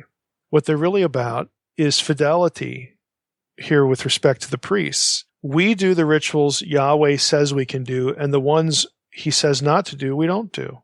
We are creating distinction between us, the way Yahweh is worshipped, the meaning that we attach to things like blood and hair and here and all this kind of. I mean, we are circumscribing how we view these things, how we view the world, how we view ourselves, how we view the other side, how we view spiritual beings, how we view the other gods against Yahweh. How we view all these things dictates to us what we do and what we don't do in a ritual context, so that by obeying these things, we make it very clear that we're different, that we're aligning ourselves with not only a different God, but only one God, and that is Yahweh of Israel, and we live by his laws. We're thinking about the world that he made, the way he wants us to think about it, and we're thinking about our relationship to him and other spiritual powers in a very specific way. He is the lone access, the lone conduit for true knowledge about the other side, about what goes on in the spirit world. We're avoiding doing anything that would solicit contact with other deities, or that would allow people to presume that we think other deities are a good source of information, or that they're worthy of any worship, because they're not in both respects. Now, there's another issue here that we need to talk about with cutting. And this one actually even includes writing on your flesh. And that is, the ancient world had another purpose outside of religious for, that it wasn't totally divorced from religion, but it could be. It could be quote unquote secular. The ancient world, marking the flesh either by cutting it or by writing on it, also had the connotation of slavery. And this gets into parts of Leviticus, when they were written, different parts of the Torah, what was done with slaves and all that sort of thing. So we have, again, situations where, because of the surrounding culture, again, depending on the time of history, where cutting and writing on the flesh was used to indicate, to mark a slave. I have a quotation here from Milgram from his Leviticus commentary, and he writes this: "The prohibition of tattoos bans the legally accepted practice of marking a perpetual Israelite slave." So there were ways to mark slaves. Remember Exodus 21, the slave would put his ear up against the post and you would drive an awl through it. Well, that put a little hole in the ear, and that was a mark that this person, again, had willingly decided, I want to be, associated with this household forever, that kind of thing. This fact alone should indicate that the Holiness Code abolishes the statute of perpetual slavery entirely, since, again, the Holiness Code maintains perpetual slavery for a resident alien or foreigner. We can presume that it also permitted such slaves to be tattooed, again, in certain contexts, just like the driving through the awl. So this is an instance. The point is this is an instance where marking a person, in this case by driving the awl through their ear, was something you did to a servant, in this case a servant who wanted to join the household more permanently. Okay, that we get that was okay. But sometimes there are laws in Leviticus that forbid doing this kind of thing, such as cutting the flesh, tattooing, that kind of thing. And his point is, in the passage in Exodus 21 is when you get this law about the perpetual slave. And in Deuteronomy 15 and some other passages, it changes. So the idea of marking slaves, marking people in perpetuity as slaves or as servants of the household, that fades out of Israelite life and culture, and it even fades out of the Israelite law as time moves on. So Milgram's point is that the Torah allowed for some of this, and culturally everybody knew what was going on. The person marked was a slave, but eventually, again, that fades out of Israelite culture. Good enough. The Code of Hammurabi mentions the same thing. Slaves were branded in Babylonia. Sometimes their hair was cut, their heads were shaved. I'll just read you a section here from the Anchor Bible Dictionary about Hammurabi's policy here. The Code of Hammurabi, paragraph 282, permitted the master to cut off the ear of a disobedient slave. In Mesopotamia, starting with the end of the 3rd millennium, many slaves were already being marked with marks of the abutum type, Akkadian word there. This was probably a special mark placed on the shaven head by a barber who also functioned as the professional marker of slaves. According to the Code of Hammurabi, paragraph 226, if a barber shaved this particular mark from a slave's head without the knowledge and consent of the owner, the barber's hand could be cut off. So it was a serious thing to not mar or distort or erase marks put on certain people. And again, in the culture, everybody knew that person who was marked, who either had something drawn on them or something branded on them, or again, something with the hair. There were things you did to the body to mark the person as a slave. So again, where does this leave us? You go back to the tattoo issue. To use these verses to condemn tattooing just en toto, completely, you have to assume two logical leaps now. You have to assume that the tattooing is about idolatry. Again, you have to assume that it involves the worship or some ritual of another god. Or you have to assume that the person who's getting the tattoo is a slave. or the person giving a tattoo is marking a slave. Again, the contexts just don't fit. So unless tattoo artists are branding people for slavery or cutting someone or themselves as part of mourning rituals associated with the worship of foreign gods, modern tattooing doesn't mimic, it doesn't fit contextually with what's condemned in Leviticus and other passages. Again, I don't think we need to prayerfully consider why we're getting a haircut. Or again, what we're doing with the hair that is cut, or by analogy here, what, if somebody wants to get a tattoo. I mean, I guess you could ask them. And if you have a person that says, hey, I'm doing this because I serve Satan, well, that, that's something I think that can clearly be condemned if you're a tattoo artist. I mean, I know Christian tattoo artists that they actually do question people. And if there's some religious connotation going on, they won't do it. Again, because they're a little more familiar, they've actually spent a little more time thinking about what the context for the commands are, and they want to stay clear of aiding and abetting someone to worship a false god, a foreign god, a god that is lesser than Yahweh, a being that, is, relatively speaking, when it comes to Yahweh, a flunky, all right? They take care, actually, to be circumspect in their own industry. Again, that's not common a lot, but there are, again, Christians who obviously get tattoos, obviously do tattooing, and it just doesn't work to blanket condemn the practice based on these Leviticus passages. I mean, you can talk about it other ways. You talk about it, is it wise? You can't get it removed. Are you wasting your money? I mean, there are other ways to talk about the wisdom, making it a wisdom issue. That's certainly on the table. But to actually just use Leviticus for this really doesn't honor the context that's going on, but it can have an overlapping application. So if you know people, who want to get a tattoo, again, my first question would be, why? Why are you doing it? And you might want to ask them. You might want to bring this kind of material up and say, this is the way it could be perceived. Who knows? Or, I just want to make sure that you're not thinking this. We're not going to do anything demonic here. All that kind of stuff. I mean, those are conversations you can have, but there is no one-to-one correspondence between these Leviticus passages and what we have going on today. Now, I'll give Trey another article. It's by a guy named Gilad Gavaryahu. And it's specifically on Leviticus 19:28, and it's about tattooing and branding. It's from the journal, the Jewish Bible Quarterly. So it's Ketovet Ka'aka, Leviticus 19:28, is it tattooing or branding, that kind of thing. So if you want to do some background reading and this sort of thing, you might find it interesting. But I figured, we hit this, we might as well say something about it because I get this question, not a lot, but I've probably gotten it half a dozen times. So I figured it was worth discussing here.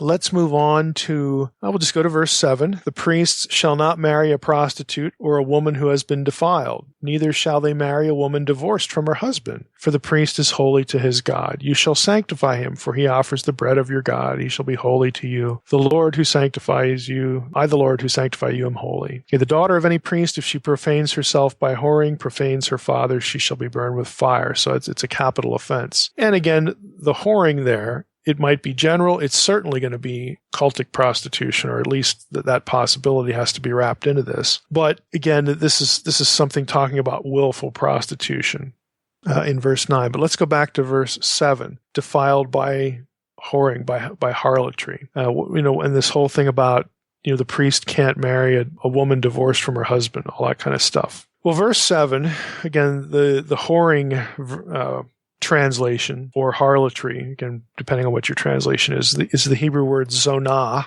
which is a term that is typically applied to a woman who is habitually given to prostitution, and not to a woman who may have had a moral lapse on a particular occasion. Zonah is used throughout the prophets of cultic prostitution and just general prostitution. Again, somebody who habitually exchanges sex for money. Again, it's not someone who had a moral failure on one occasion. So the two are not the same by virtue of the vocabulary. But then we have this line about, one divorced from her husband. What's that about? Well, the priestly marriage, again, we haven't gotten to the high priest yet because it's even stricter there, but the priestly marriage represents an ideal. Again, the priests have greater sanctity. They penetrate sacred space further than the normal person does. So the rules for them are going to be generally more restrictive than the rest of the population. For instance, if you go to Deuteronomy 24, and this is the famous passage about the whole what's a cause for divorce. This passage always comes up. It says, when a man takes a wife and marries her, if then she finds no favor in his eyes because he has found some indecency in her. And of course, the debate is, what's an indecency? Does that mean adultery, some sort of sexual infidelity, or like anything he doesn't like? This goes into the Gospels with the Jewish debate on when is it lawful to divorce? And this is what the Pharisees, throw at Jesus, because they want to know what he thinks here. So if the man has found some indecency in her, and writes her a certificate of divorce and puts it in her hand, sends her out of his house, and she departs out of his house. If she goes and becomes another man's wife, and then the latter man hates her and writes her, a certificate of divorcement, then the first man, wrapping up here, isn't allowed to take the woman back. Well, did you notice in verse 2 that there's no condemnation for just generally Joe Israelite to marry this woman? The second man can marry this woman. All right. So when we go back to Leviticus, the point of the Levitical law here is that for priests, you can't do that. The standard for priests is more restrictive than the general Israelite. And when we get to the high priest in a few moments, it's even more restrictive. So again, there's a teaching point here. So the laws are supposed to convey, again, this idea that the ideal, there's an ideal here for the marital couple. And of course, there's that's the culture is going to, contribute to that as well. But there's an ideal here. And so the closer to the presence of God we get, the more restrictive, this sort of thing is going to be, again, to reflect, again, holiness, to reflect the ideal, the sort of the perfection, or the near perfection. I'm trying to think of a better word for that.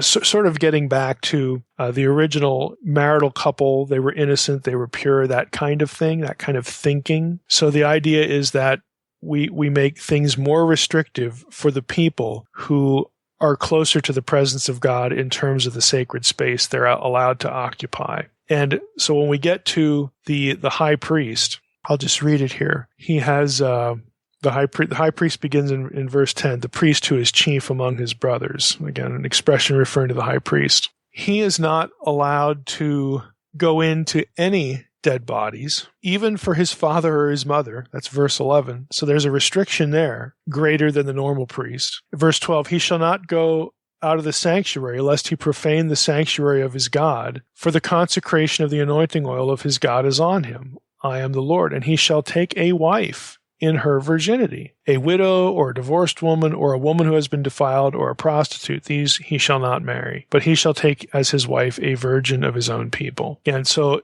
it actually tightens the restriction for the high priest. And again, it's just about a teaching point. It's not that, he's better and the women are worse or anything like that, because the normal Israelites had less restrictions. But the high priest, he can't even go to the funeral of his mom and dad. He has to marry a virgin. Again, and it's because of his proximity on sacred space to, again, the most holy place and the holy presence. Again, it just ups the ante for him in this case.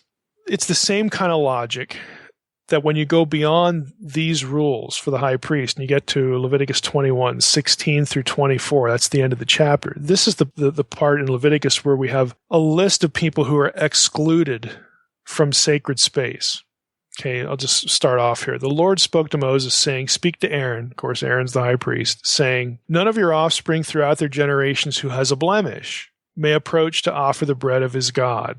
Again, it's a reference to where, the bread is kept in the holy place and all that. For no one who has a blemish shall draw near, a man blind or lame, or one who has a mutilated face, or a limb too long, or a man who has an injured foot, or an injured hand, or a hunchback, or a dwarf, or a man with a defect in his sight, has something wrong with his eye, or an itching disease, or scabs, or crushed testicles. No man of the offspring of Aaron the priest who has a blemish, any blemish, shall come near to offer the Lord's food offerings, since he has a blemish. He shall not come near to offer the bread of his God. He may eat the bread of his God, both of the most holy and the holy things, but he shall not go through the veil or approach the altar, because he has a blemish, that he may not profane my sanctuaries. For I am the Lord who sanctifies him. So Moses spoke to Aaron and to his sons and to all the people of Israel. And that's the end of Leviticus 21. Again, what's the point? The point is not sin. The point is not moral inferiority. The point is not there's something wrong with you in a spiritual sense. The point is wholeness must be associated with the divine presence. Okay, the whole idea of excluding someone whose body was not whole, was not complete, again, was not the way God had made it. Again, there's something wrong with it. The whole point of excluding that person from, and we're talking here to the priest, but it's going to apply more generally too. But the point of excluding that person, even if they're a priest, from sacred space is that the presence of God is associated with life and with wholeness, with completeness, with the way things ought to be. And so it teaches people when we exclude these people, we are reminded of the completeness, of the perfection, of the wholeness of God, that where he is, and, Lord willing, someday we will be with him after we die, because he is in covenant relationship with us and we worship no other besides him. Okay, we believe that he is who he is and that what he has said, that he loves us, that he will redeem us, through these things that he's asking us to do. When we are with him, then we will be whole. We will lose these blemishes because in his presence, these things don't exist. They're not tolerated. Where he is, there is perfection and completeness and wholeness, and life is what it should always have been and what he intended it to be. Again, these are theological teaching points. Now, the priest who was excluded from conducting any of these offerings because of some personal blemish, bodily blemish, he was still allowed to eat. He still got a portion of the sacrifices. A physically defective priest was only kept out or kept away from officiating, from conducting, the rituals. He wasn't denied the sustenance due to him as a priest. Again, the intent was only to prevent his presence in the holy area, sacred space. The intent was not to deprive him of what he needed to live. That is not part of the law at all. So the priest is still allowed to participate in terms of what is due to him from his portion of the sacrifices and whatnot. It's just about sacred space. He's not being punished, for anything. There's a teaching point here that we just talked about. Now, if we drift into Leviticus 22, generally speaking here, I'm not going to say a whole lot in Leviticus 22 because there's a lot of repetition about earlier holiness laws. But in the first two verses we read, "The Lord spoke to Moses, saying, Speak to Aaron and his sons so that they abstain from the holy things of the people of Israel, which they dedicate to me, so that they do not profane my holy name. I am the Lord." Now, what this is about is it's an instruction to Aaron, he's the high priest, and his sons, the priests, to be very careful about what happens to food items that are donated, that are dedicated, either sacrificially or, through peace offerings or whatever. They have to be scrupulous about taking any of that for themselves, because if they're given to God, they're God's. So this is just a sort of, it's not the first time that they've been warned, but again, there's a little bit of repetition here. But this is about sacred donations, sacred offerings that the priests, Aaron and his sons, have to be careful that they don't steal from God. Is the point. We get down to verses 10 through 14. Let's just read them. We read this: "A lay person," now this is a non-priest, "a lay person shall not eat of a holy thing." Okay, he's not supposed to have any of it either. "No foreign guest of the priest or hired worker shall eat of a holy thing." In other words, if it's dedicated to God, you don't eat it. "But if a priest buys a slave as his property for money, the slave may eat of it," again, because he's sort of attached to the priest's household.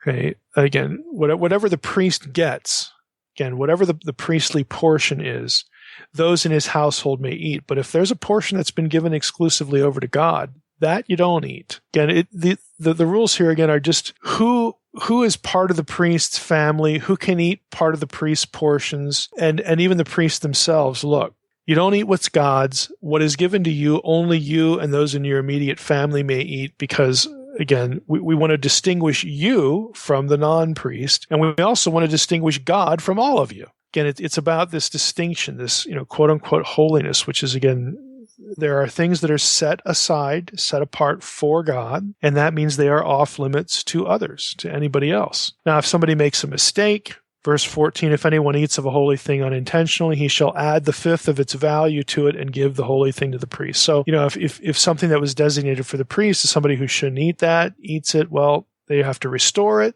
and add 1/5 to it. So they're penalized for it. So again, we've seen some of these laws before about not stealing from God, making sure, again, you do these rules to reinforce. And this is the whole logic of Leviticus here. We're doing these things to enforce the idea that God is different from us. He is different than we are. He is superior to us. He is completely holy. We're just trying to be holy, not so that he'll love us. He already loves us. He's already chosen to be in covenant with us. We're the descendants of Abraham. Okay, we're doing this to honor him, to show that we do believe that he is the God of gods, to show that we do believe that he has entered into a covenant relationship with us, to show that we do believe that he supernaturally enabled Abraham and Sarah to have a kid, and we're the result.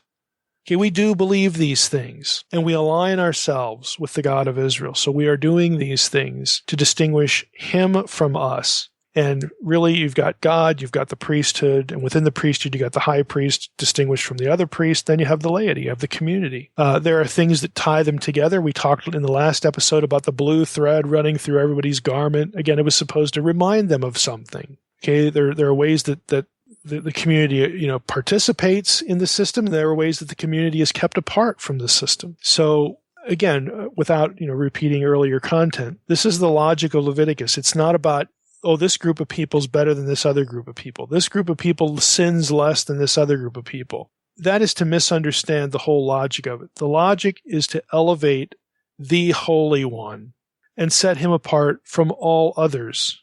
They have to be, everybody else except for him has to be made fit for sacred space. He, by definition, is fit for sacred space. Where he is sacred space from the get-go. Everybody else has to be prepared for it, lest they contaminate it.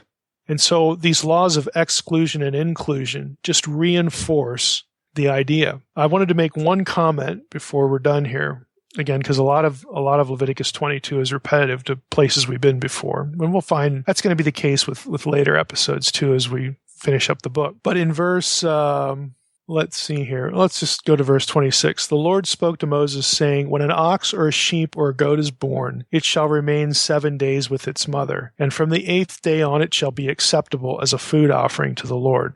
But you shall not kill an ox or a sheep and her young in 1 day or in the same day. And when you sacrifice a sacrifice of thanksgiving to the Lord, you shall sacrifice it so that you may be accepted. It shall be eaten on the same day. You shall leave none of it until morning. Again, that's old regulation. But I wanted to mention this law about, not using the young of cattle as an immediate sacrifice right after it's born. Levine says this, the law forbids such sacrifice even after, 8 days. Traditionally, this prohibition has been explained as expressing compassion for living creatures. It has been understood to apply only to female animals, the mothers, and their male offspring. The Hebrew is literally its son, beno. Practically speaking, male animals account for the majority of sacrifices anyway. And Levine points out that this is the interpretation that runs through the rabbinic community, and frankly, he doesn't note anything, and I've never come across anything that actually contradicts this in any coherent way. So I just think it's interesting, just sort of as a little thing to pull out of the chapter, that apparently that's why this law is there. Again, to express compassion for living creatures. You say, well, it's not real compassionate if you can eat it after a certain amount of time. Well, as he says here, most of the sacrifices are males, and the mothers, are and their offspring. The mothers are sort of not off limits, but they're not the focus of the sacrificial item. And when they have young, again, there's this opportunity. I don't want to anthropomorphize or anthropopathize animals, attributing that to them human characteristics or human emotions. Okay. But this does seem to be the logic that the mother and the little baby are allowed to bond, even if they're animals, that this was a token of compassion. Again, I haven't come across anything that's better than that. And that's very consistent, with the stream of Jewish tradition. So make of it what you will. But again, I just thought it was interesting, to mention that this gets thrown in to Leviticus 22, amid all this other stuff. And they wouldn't have to include it, but they do. So what are the takeaways? Again, just to reinforce, I think if we look at these two chapters, we get essentially, two major thoughts by way of, how to think about the chapters for ourselves that we could draw some application out of it. I think one of the big ones is holiness refers to distinctiveness, not doing things the pagans do in the service of their gods, even down to how the Israelites mourned for their dead. It basically, every area of life. I mean, we're here at Leviticus 22 now. We've covered a lot. We've covered sex. We've covered birth. We've covered injuries. We've covered, childbirth, the whole, process there. Menstruation, just basic what you eat, what you don't eat, where you go, what you do with the carcass. It's just everything in their lives. There was some point to be made about the distinctiveness, the set-apartness, the holiness of God. Yahweh of Israel is associated with life, with completeness, with perfection, life as it should be, life as it was intended to be upon its creation, the source of life itself. Again, these are the things that all these really odd rules point to. This God, this being, this creator, okay, is really the thing that ultimately we want to live with and be like and share his living space, to be part of that family in as real a way as possible. Again, mentally, and I talk about this a lot in the unseen realm, not specifically with respect to Leviticus, but mentally, to make people long for the presence of God, because that is where life is. That is where wholeness is. That is where completeness is. That is where every ideal we can imagine is. And he has chosen us by virtue of what he did with Abraham and Sarah, raising us up out of nothing, creating us as a people after he disinherited the nations of the world. He has chosen to be in relationship with us. And he is, through these rules, teaching us about himself and the kind of life that he has and is and dispenses and that we will have if we are loyal to him. Again, this is where the mind of an Israelite would be trained to go. The second lesson, I think, is what belongs to God is God's. We should not treat something associated with him, designated to be his, as ordinary. Because when we do that, that is to express contempt for the sacred. It is to express contempt for what belongs to him as opposed to what, belongs to us. The chapter ends this way, and I think it sort of captures this rationale. Leviticus 22 ends this way. So you shall keep my commandments and do them. I am the Lord. And you shall not profane my holy name, that I may be sanctified among the people of Israel. I am the Lord who sanctifies you, who brought you out of the land of Egypt to be your God. I am the Lord. I am Yahweh. And again, I think that sort of captures the logic, the rationale, and those two big takeaways, if you will. And not only from these two chapters, but really from the book as we've gone through it. Mike, can you briefly elaborate on the buying of slaves in Leviticus 22:11, or touch on that practice in those times? Well, there were a variety of places and means and costs, again, to buying a slave. There are other laws like in Exodus and Deuteronomy about, I hate to put it this way, who the candidates for slavery were. Slave here, again, it's a generic term, to buy, to acquire. Kana is a word that the noun for slave doesn't even occur here. It's just if a priest acquires someone as a property. The slave later in the verse, again, the acquisition, may eat of his food because he's a member of his house. So it's talking about a person in context, which is why it's translated the way it is. In other passages, we have eved is the common word for slave or servant. There were different categories.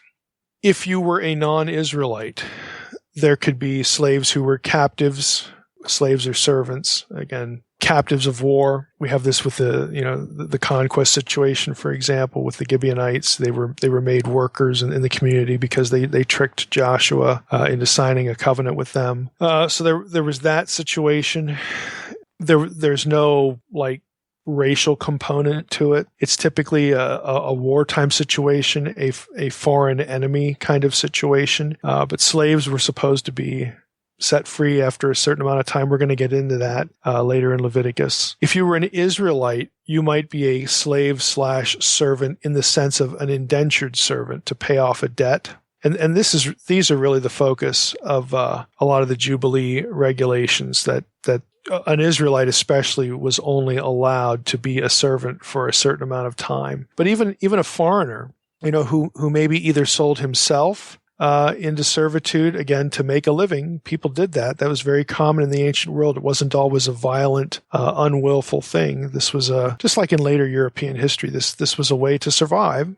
For many people, I will be your servant for X number of years. If you take care of me, I will do X, Y, Z, service to you and that sort of thing. But it could be on the negative side too, like a war situation or an enemy situation, a captive situation. So you get both varieties. But even with the foreigner, if the foreigner wanted to stay beyond his term, as we talked about a little bit in this episode, the foreigner could go to his master and say, well, I know my time is up, but hey, I got married and my wife is here and she's also, maybe an indentured servant and I don't want to leave her. Can I stay? And you could work that out. Or you could say, I want to stay for good. I want to be a member of your household. I like my situation. I like you. I like my master. And so then they would go through the all ceremony and whatnot. So there were a lot of different circumstances, a lot of different ways people wound up being a servant or a slave. Some of them were negative. Some of them, again, it's not real positive if you have to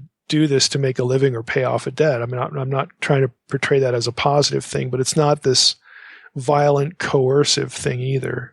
So you have different categories of how people wound up in this situation. And there were rules, what you could, rules in the Torah about which Israelite laws applied to a servant and which didn't. If you were a foreigner visiting in the land, you may or may not be required to participate, like in a Passover or something like that. You could be exempt, or you would have to do it. It just depended on what the situation was. They reviewed, therefore, in some contexts, they reviewed equally under the law. Sometimes they reviewed unequally under the law because of their status. So it just depended on the circumstance. All right, good deal. Appreciate it. I'm sure we'll be touching on that more. Yeah, when we get into the Jubilee thing, we'll have to take a look at that. All right, well, let's jump in here. We're going to cover Leviticus 23, 24, and 25. And as you might imagine, based on our past patterning and also the fact that I've grouped these, we're going to pick something in each chapter and sort of camp on it for a little while. Again, things that are interesting. Just a quick overview, though. Leviticus 23 is basically a chapter that gives readers a calendar of the annual feasts of Israel that were, celebrated in biblical times. It includes the Sabbath, even though the Sabbath isn't really a calendrical festival because it's weekly, but the chapter does include that. This chapter, though, there's going to be some differences here between Leviticus 23 and other chapters in the Torah that talk about the annual calendar and the feasts and festivals. And so we'll say something about that when we get there. Leviticus 24, again, is sort of a little collection of laws again, but there are some things to notice here about lamps in the sanctuary, the so-called showbread, the bread of the presence, how that's arranged in the sanctuary. And then, there's some laws about blasphemy and other crimes. So we'll pick a few things there to talk about. And then Leviticus 25 is the major chapter in the Torah about the land, specifically land tenure, rights of landowners, the whole issue of indebtedness, and even more specifically, the system of indenture. That was where a person who had serious debt, to repay the debt, they would give the person owed the debt their labor. And then, of course, there's the whole issue of the cycle of sabbatical years and then the Jubilee system. That's all in Leviticus 25. So we want to, again, camp a few places there too. So let's jump into Leviticus 23. Again, it is a calendar of annual festivals. There are others in the Torah.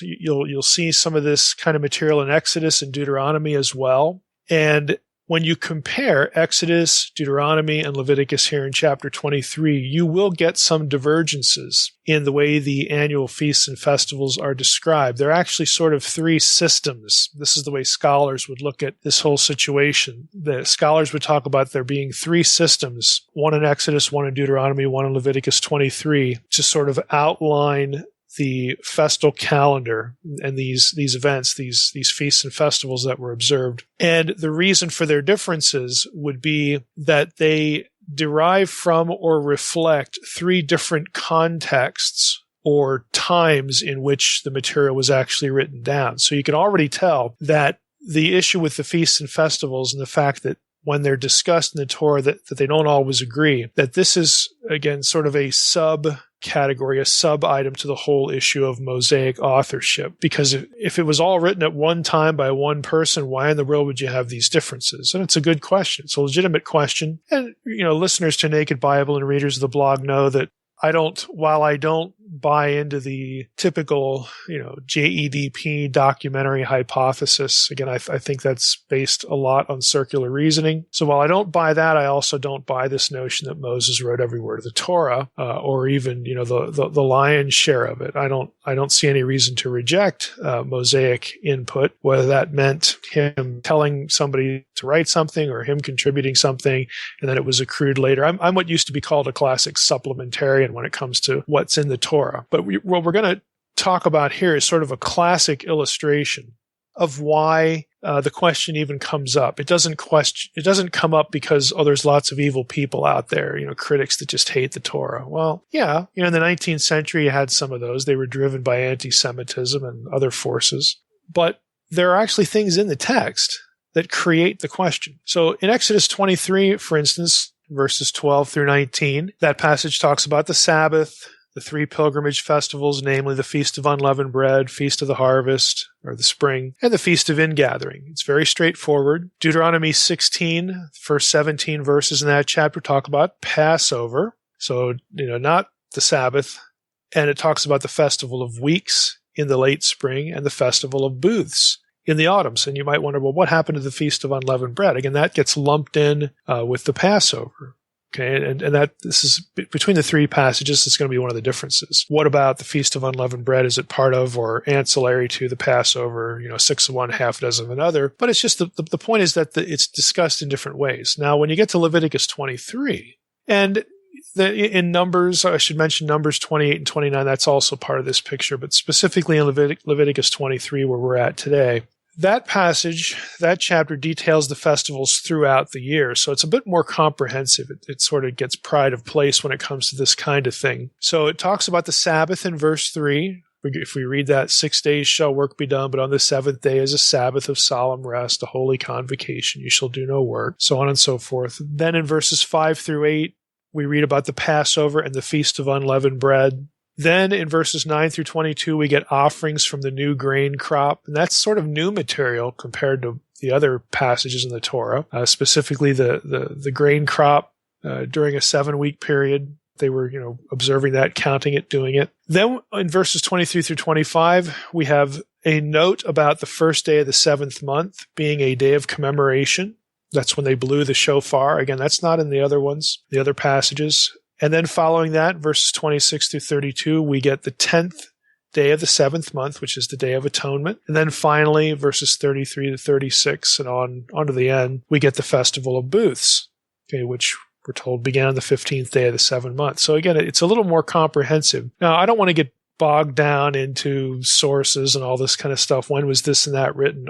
What I want to focus on here are a few things about the Sabbath, about the work language, and then I'm going to read you something from a Levine about, again, how the three passages considered in tandem, how scholars have looked at them and why it's an important thing to think about, at least in terms of authorship. So let's go back to verse 3. We have a very simple comment. 6 days shall work be done, but on the 7th day is a Sabbath of solemn rest. Now it's interesting, the word work here is melakah. Now that derives from the same root that the word malach, angel or messenger, comes from. And both of them in turn have a verbal root, la'ach, which means to send or dispatch. And that makes sense because a malach is a messenger. Okay. Now, you might think, well, is there a relationship here? We have la'ach, the verb to send. We have malach, the noun, the sent one, the messenger. And what about malachah, translated as work? What does that mean? Well, the way scholars look at the relationship between these three terms that again share, these consonant roots, the lamed, the aleph, and the kaf, is basically that melachah here in this passage on the Sabbath refers to assigned tasks, things that you were sent by your master, by your employer, if using today's language, things that you're sent out to do. These are things that are assigned by someone else for you to do. And again, that's if we go back to malach, that's what a messenger does. A messenger is a subordinate position and does what they're told to do. So why am I bringing it up? Well, I'm bringing it up because the main object of the Sabbath law then, here in Leviticus 23, is to avoid doing certain daily tasks that are normally assigned for you to do on the Sabbath. In other words, it doesn't preclude doing tasks that sort of arise from the occasion. And this is why, if you remember when Jesus talks about the Sabbath, he gives these examples, when he's criticized, for the Pharisees want to say, oh, you're working on the Sabbath, because you're plucking grain because you're hungry or something like that, you and your disciples. And Jesus gives the example of, well, what happens if a man's donkey falls into a pit? You just leave it there? No, you go get it out for him. You go help him. That wasn't a normal assigned task. It was just something that arose from the situation, and the good thing to do for your neighbor is to help them out, even though it required physical exertion. So the Sabbath law isn't about avoiding all physical exertion, at least in the Torah. Now, Pharisaic law and the fence laws that were added to Torah laws, it becomes that legalistic. But here we have, even in this term, melachah, because of the verbal root from which it derives, it really refers to things that you're assigned to do, again, with regularity, according to, again, whatever the pecking order is, whoever has authority over you. Those are the things you avoid. And that's going to be an issue because in Leviticus, that language is going to tip us off to something a little bit, I think, different from other portions of the Torah when it comes to talking about the Sabbath. Now, we typically, I've heard a number of evangelicals that will say something like this, that the Sabbath is what it is because the Sabbath is sort of built off of or references the creation week. Now, that's true, okay, because if you go back to Genesis 1 and 2, you have God working on 6 days and he rests on the seventh. But it's not true that every place the Sabbath is talked about, that the creation week is in view. And this instance right here in Leviticus 23 is one of those. Now, if you go to Exodus and you're talking about the Sabbath, you can make that argument. Don't work because in 6 days the Lord, made heaven and earth and all that sort of stuff. But here, you're to abstain from assigned tasks. And what scholars have gleaned from this, what they've observed here, is that the wording, there's no reference to the creation in Leviticus 23. What it's about here, what frames the Sabbath discussion here, is deliverance from the bondage of Egypt. That you no longer have to every day do these tasks that were assigned to you by your taskmasters, by your overlords. You don't need to do that. You've been liberated. You're God's people now.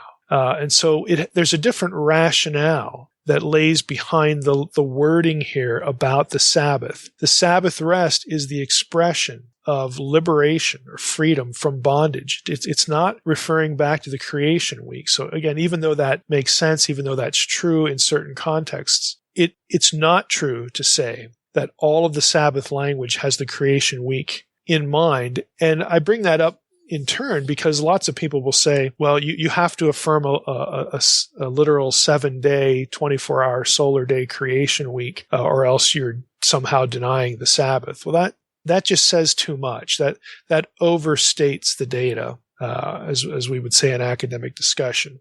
It's a claim that overreaches what you can really say, and frankly, what really is in the Torah about the Sabbath. It isn't that simple. So I wanted to point that out. The other thing about the Sabbath I should comment on is that to this point in scholarship, there's really no ancient Near Eastern parallel that makes sense to the Sabbath, to the 1 in 7 principle, or again, this weekly day of rest idea. Now, scholars have tried to link it to the Mesopotamian Shapatu.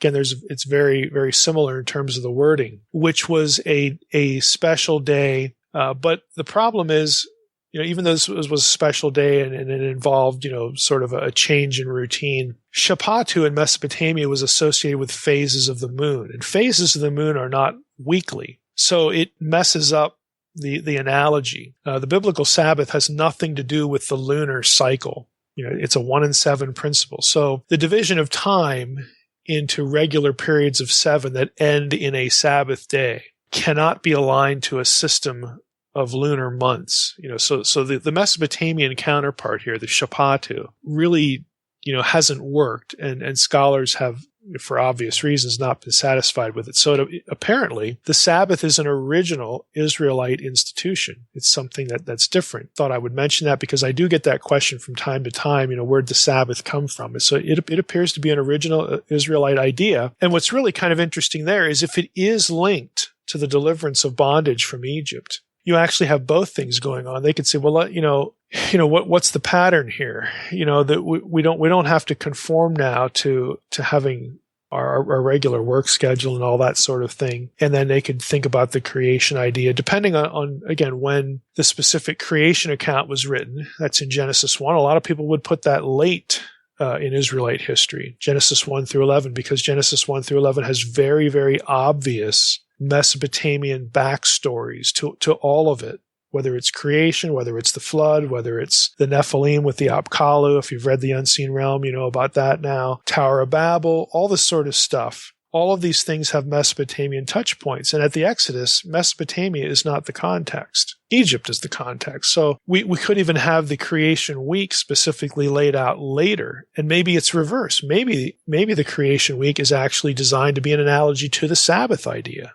It's a chicken or egg kind of thing, but you could have the whole process reversed. Again, things just aren't that simple. So we need to avoid simplistic arguments to prop up a particular view of creation or Mosaic authorship or whatever. When you actually get into the text, it's often just not that neat. Now, in regard to the annual festivals, I want to quote something from Levine here. He has a nice summary of the differences between the three, Exodus, Deuteronomy, and Leviticus, and sort of how that has provoked discussion about when these things were written. And on one level, it doesn't matter when they were written, again, unless you're married to a very arcane view of Mosaic authorship. Hebrew Torah Moshe, the law of Moses, does not have to mean the law that originated with Moses. I've said this before, both on the blog and in the podcast. It's a simple construct relationship. The meaning of the Hebrew could just mean the Torah that is associated with Moses. Okay, or the Torah that, you could have originated with Moses, or the Torah that has, is associated with Moses because he's a central character, the central character. It can mean any of these things. It doesn't have to mean authorship, point of origin. It might,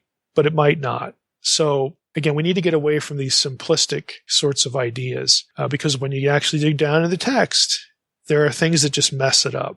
And here we go. Levine writes this. He says, the three annual festivals are called Chag in Hebrew, which means pilgrimage, in the earliest laws of the Torah, which are preserved in Exodus 23. This meant that an Israelite wishing to celebrate the festival, whatever festival it was obliged to undertake a pilgrimage. That's why they were called Chag, pilgrimages. The Israelite was obliged to undertake a pilgrimage to, a cult center or to a temple or some sacred spot. According to the early law of Exodus 20:24, God could be worshipped at any properly constructed altar at which worship is conducted in the correct manner. There were cultic centers throughout the land of Israel suitable for such festival celebrations. So you had to, this is me now, you had to migrate if you were in Israel. You had to go to one of these places and observe the festival. Again, pretty simple. Deuteronomy 12 and 16, back to Levine, invalidate this pattern. All sacrifices, including, of course, those for festival celebrations, were to be carried out at one unique central temple in both of those passages, Deuteronomy 12, Deuteronomy 16. In practical terms, this meant that the duty of pilgrimage could no longer be fulfilled at local or regional shrines or cult centers, but exclusively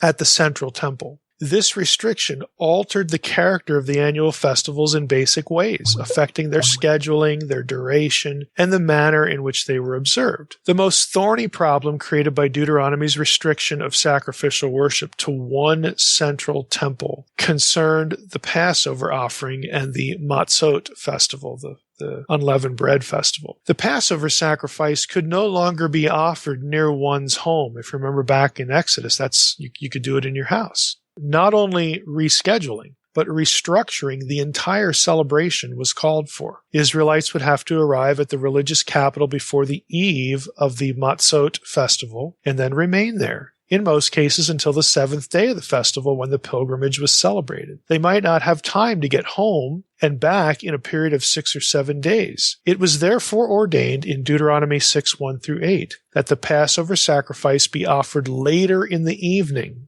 when the sun sets, is the wording. In this way, the Passover sacrifice could also serve as the sacrifice for the first day of the Matzot festival. This explains why, according to Deuteronomy 16:8, Matzot must be eaten for 6 days, not for 7, as it was in the earlier laws. The Passover sacrifice counted as part of the pilgrimage, which now occurred on the first, not the 7th day of the festival, thus leaving only 6 remaining days. The morning after the Passover sacrifice, an Israelite returned, quote, to his tent, unquote. He was required to eat matzot until the 7th day of the festival and to observe the 7th day as an atzeret, which means concluding assembly, a day on which labor was forbidden. This atzeret was a remembrance of the Chag, again, the pilgrimage, that had formerly occurred on that day. The Holiness Code, which includes Leviticus 23, accepts Deuteronomy's 7-week postponement of the spring pilgrimage festival. Therefore, in Leviticus 23:15 and following, we get a restatement of the duty to count 7 weeks, here calculated from the offering of the first sheaf of grain. Consonant with the emphasis of the Holiness Code on the importance of the Sabbath, even sabbatical weeks ending on the Sabbath, are to be counted in this cycle. This postponement is understandable only as a response to Deuteronomy's deferral of the spring harvest festival. And finally, Levine concludes this way. He says, actually, Leviticus 23 has only 2 pilgrimage festivals instead of 3, Matzot and Sukkot. That's the booths. The Chag, the pilgrimage called Shavuot, weeks, in Deuteronomy 16:10 was henceforth to be celebrated in the sanctuary and in the Israelite settlements. The quotation is from your settlements in Deuteronomy 16:10. Loaves of leavened bread made of semolina wheat flour, solet in Hebrew, were delivered to the sanctuary and there offered to God. In Leviticus 23:15, the spring harvest festival is not designated as a chag because there was no pilgrimage. Now that's, again, a summary of some of the issues that you get, some of the differences you get in the festival calendar, and also the way that the 3 feasts and festivals were conducted and celebrated when you compare Exodus, Deuteronomy, and Leviticus 23. And again, this is just one example of why, again, if this was all written by one person at one time in one historical context, why does this happen? I mean, it creates enormous confusion if all of this content is written to a people living at the same time and in the same circumstance prior to going into the land where eventually you're going to have a central sacrifice location. You're going to eventually have a temple. Remember, Moses isn't allowed to go into the land. He never gets there. And there is no formal, place like this. Prior to that time, as, we just read, there were sacred spots, according to, those who worshiped Yahweh, that you could go and celebrate these things. And in the Passover, in that case, you could do it in your house, at least back in Exodus, but you couldn't in these other passages. So, they reflect different times, different historical circumstances. And some people say, well, those are like prophecies. Those are just looking forward, to the time and whatnot. Again, there are plenty of people out there who just aren't satisfied with that because they're not worded as prophecies. And this gives rise to the whole question of, well, maybe some of these things were written at a different time by a different prophetic figure other than Moses. And it just reflects Israel sort of where they're at that particular time. They're in the land. Okay. the spot at which the temple is going to be built or has been built is already there. And so we need to change these things. We need to make the dwelling place of God now the central focus, to these things and whatnot. Different times, different places, different seasons, different, occasions. But I just wanted to throw that in again because it's something that we can look at Leviticus 23 and it's material that actually produces something to think about when it comes to, again, how we view Torah, how we view Scripture. Leviticus 24, let's jump into that. I want to say something about the rows, the arrangement of the bread of the presence. Let me just read here. Let's just start in verse 1, Leviticus 24, and I'll read through the first 8 or 9 verses. It says, "The Lord spoke to Moses, saying, Command the people of Israel to bring you pure oil from beaten olives for the lamp, that a light may be kept burning regularly. Outside the veil of the testimony, in the tent of meeting, Aaron shall arrange it from evening to morning before the Lord regularly. It shall be a statute forever throughout your generations." Again, we talked before about how this is going to denote that the presence of God is always there. Again, this eternal light kind of thing. "He shall arrange the lamps on the lampstand of pure gold before the Lord regularly." Verse 5, "You shall take fine flour and bake 12 loaves from it. 2/10 of an ephah shall be in each loaf. And you shall set them in 2 piles, 6 in a pile, on the table of pure gold before the Lord. And you shall put pure frankincense on each pile, that it may go with the bread as a memorial portion, as a food offering to the Lord. Every Sabbath day Aaron shall arrange it before the Lord regularly. It is from the people of Israel as a covenant forever. And it shall be for Aaron and his sons, and they shall eat it in a holy place, since it is for him a most holy portion out of the Lord's food offerings, a perpetual due." But just a few observations.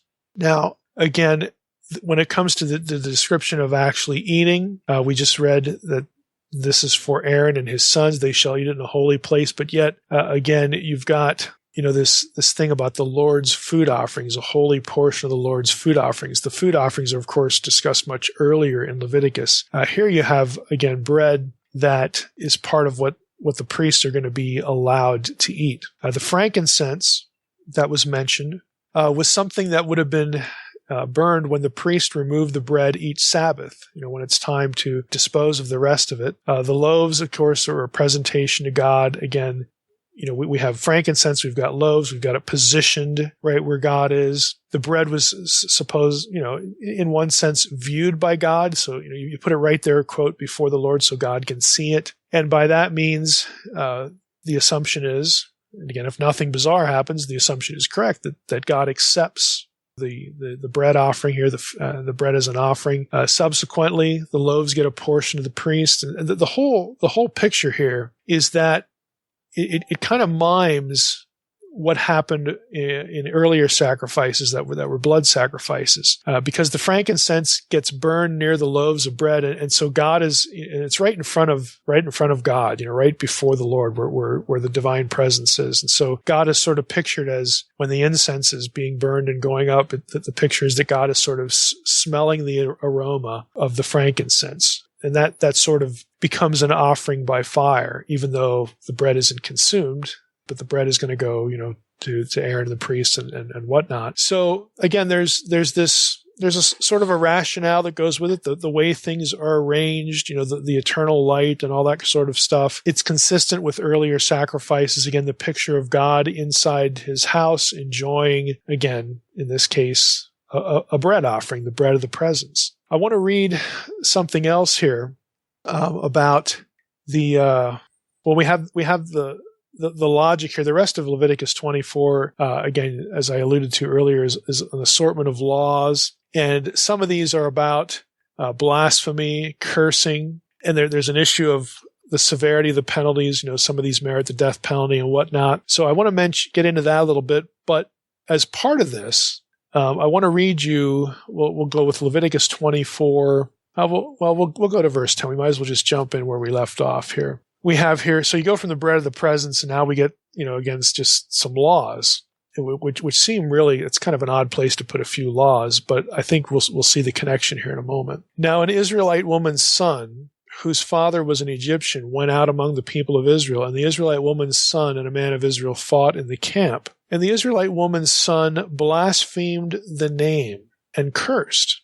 Then they brought him to Moses. His mother's name was Shelomith, the daughter of Divri of the tribe of Dan. And they put him in custody till the will of the Lord should be clear to them. Then the Lord spoke to Moses, saying, Bring out of the camp the one who cursed, and let all who heard him lay their hands on his head, and let all the congregation stone him. And speak to the people of Israel, saying, Whoever curses his God shall bear his sin. Whoever blasphemes the name of the Lord shall surely be put to death. All the congregation shall stone him. The sojourner as well as the native, when he blasphemes the name, shall be put to death. Again, two issues here. One is the severity of the penalty and whatnot.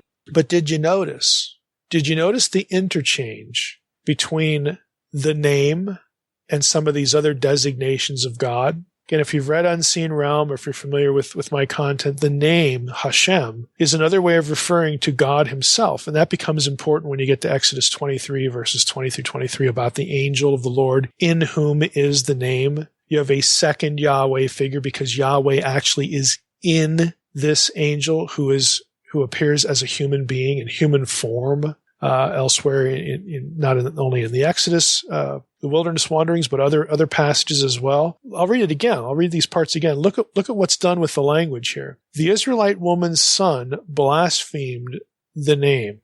Okay, and then in verse 15, this is God speaking. Speak to the people of Israel, saying, "Whoever curses his God shall bear his sin." Well, I thought he blasphemed and cursed the name. Well, he did. That's the same as blaspheming and cursing God. Verse 16, whoever blasphemes the name of the Lord shall surely be put to death. All the congregation shall stone him. The sojourner as well as the native, when he blasphemes the name, shall be put to death. God, the name of the Lord, and the name are used interchangeably in this passage. The name is God. The name is the presence of God. This is the presence, i.e. essence of God. This is not, some sort of convenient abstraction to avoid talking about God, even though it becomes a technique later on to avoid saying the divine name. Be that as it may, you're still talking about God. And in biblical material, biblical theology, Hashem, the name, is God. And again, that's going to take you into what we talked about in Unseen Realm and on the blog as well, about the two Yahwehs idea, that Yahweh could be the same, yet two different entities, different places, sometimes in the same scene, sometimes distinguished, sometimes not, sometimes it's blurred. Here you have another passage. Again, I don't reference this in the Unseen Realm, but here you have another passage where that's very clear. Now, what about the harsh punishment? This is something I more or less just want you to be aware of. There's been a long-standing controversy, and it started with the rabbis, so rabbinic literature, about whether the language of such passages like this, even though this one seems pretty clear, but other eye for eye passages, the Latin for that is lex talionis. Your punishment is commensurate with the crime. It matches the crime. This eye for eye, tooth for tooth, kind of thing that you read about elsewhere in the Torah. The debate is that many rabbis thought, and of course still think, that the original intent of the Torah was not to carry the literalism of a death penalty offense like this to extremes. In other words, when you let's say that, again, taking some of the eye for eye language, when you injured someone, a fellow Israelite, and they lost an eye, many rabbis taught, well, the punishment for that wasn't to lose your own eye, but you had to give compensation in some way. In other words, the rabbis would say the point of most of these laws, not all of them, but the point of most of these laws was not to inflict the same injury on the offender, but to allow and substitute some form of compensation. Now, murder is an obvious exception. You have passages like Numbers 35:31. It says, "Moreover, you shall accept no ransom for the life of a murderer who is guilty of death. He shall be put to death." In other words, there's no substitute to happen here. You can't ransom. You can't, the Hebrew might be better to render as redeem. You can't buy him out of this situation. You can't offer anything in terms of a ransom or a substitute for this person. He will lose his life because he committed a willful act of homicide. So murder, again, is a very clear exception to this. But there are other things that make you wonder. For instance, let's read Leviticus 24:17 through 22. Okay, this is right after, the blasphemer being put to death. We read this. Whoever takes a human life shall surely be put to death. It's very consistent with Numbers 35. Whoever takes an animal's life shall make it good, life for life. If anyone injures his neighbor, as he has done, it shall be done to him. Fracture for fracture, eye for eye, tooth for tooth, whatever injury he has given a person shall be given to him. Whoever kills an animal shall make it good. Whoever kills a person shall be put to death. Okay, the phrase make it good and put to death are two different phrases in Hebrew. So people have seized upon that and all the way back to the rabbis and said, well, no, wait a minute. If we have an animal life, and that, does it really mean that whoever takes an animal's life then loses their own life? Are animals and humans on the same level here? It says whoever kills an animal in verse 21 shall, quote, make it good, and whoever kills a person shall be put to death. So obviously that verse 21, sort of makes us think about the wording of the previous three verses. Maybe it's not this match for match kind of thing, because it doesn't end with an exact match for the crime committed. Maybe make it good should apply to all of these things, except where the Old Testament clearly demands an exception, like in the case of murder, verse 17 and back to Numbers 35:31. And so this became a huge debate. In the Talmud, you'll read, look, if you look at this language here, and again, they would say it doesn't make sense, and the Torah does not require, because of the difference in wording, make it good versus put to death. In verse 21, it doesn't make any sense to have a matching eye for eye, tooth for tooth penalty in a number of these laws. Compensation, you make up for the loss. You make it good in some way. That is the point of the Torah. And so because of the language here in Leviticus 24, that again has a ripple effect elsewhere in the Torah when you get this sort of language. And so many rabbis argue that the Torah doesn't really intend this literal corresponding mutilation, or maybe even always loss of life. Premeditated murder might be an exception, but what about other cases? That sort of thing. Maybe the whole idea is compensation here. Maybe that's the bigger picture as opposed to, again, taking the thing literally. And that's really the debate. Other than premeditated murder, many of the rabbis said, look, we can't take this literally because of verse 21 here. And this isn't the only verse, but this is a good place to bring it up because we're here in Leviticus 24. Maybe the idea, again, is some sort of compensation and not inflicting the same sort of injury, the same mutilation, that sort of thing. Now, Levine notes here, I'll just read a brief statement of his. He says, compensation is a very ancient alternative to mutilation in other Near Eastern law. For example, the Code of Hammurabi ordains bodily mutilation in some cases and legislates compensation in others. The Code of Eshnunah frequently allows for compensation in cases of bodily injury. Same is true in Hittite law. Same is true in Middle Assyrian laws. So he has again a panoply of examples here, and he says oftentimes the criterion for what you do, mutilation versus compensation, is social status. Injuries inflicted on slaves seldom require retaliatory punishment because they're lesser in social class. Doesn't mean they're not. It doesn't mean we look at these passages and say, oh, well, not every person is a human being. Let's talk about abortion now. I mean, that's a misapplication of this sort of language. They're not thinking from a scientific worldview. Is this a human person or not? Or all this kind of stuff that we talk about today. It's strictly social status. And we can look at that and sort of find that repugnant. Okay, that's their culture. It is what it was. But Levine's point is that, you see this operating in other law codes, and maybe this is what's going on in the Torah as well, at least in certain circumstances. So he adds a form of stratification also figures in biblical law. Exodus 21, 26 through 27 is his example. I'll read that. It says, when a man strikes the eye of his slave, male or female, and destroys it, he shall let the slave go free because of his eye. If he knocks out the tooth of his slave, male or female, he shall let the slave go free because of his tooth. So there's some compensation. The person who did this doesn't have their eye plucked out, doesn't have their tooth knocked out. Again, it's not a mutilation for mutilation scenario. the penalty incurred by the inflictor was he had to let his slave go. It was a form of compensation. So again, I just want to give you a flavor for, we do have language in the Torah that, again, raises this question. And it naturally raises another question in turn. Well, how did they know and how do we know? How do we know how to interpret what's going on here? How did they make these decisions? About the safest thing you could say is that, the reality is that the Old Testament punishment system really did both. It recognizes both courses of action.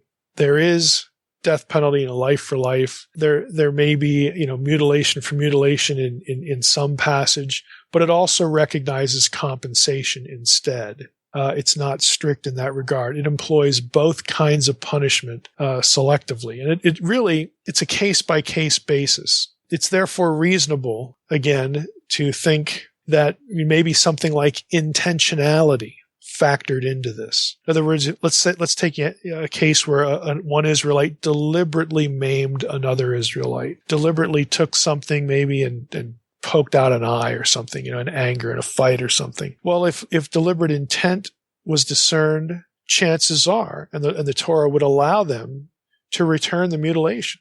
It also allowed them to insist upon some other compensation to the person harmed. So if there wasn't intent, again, that's a different story. So the Torah is actually going to do both. You're going to see examples of both. So the next time you hear, some critic or some, I would call them dishonest atheist or somebody like that, wanting to throw this at you, like, you worship a God that, likes to hack people's limbs off. And it's like, look, it's just not that simple. It's just not that silly either. I mean, you do get language here and you do get examples that there's a case by case, sort of basis. And it's a little more thoughtful than it might, sort of appear on the surface.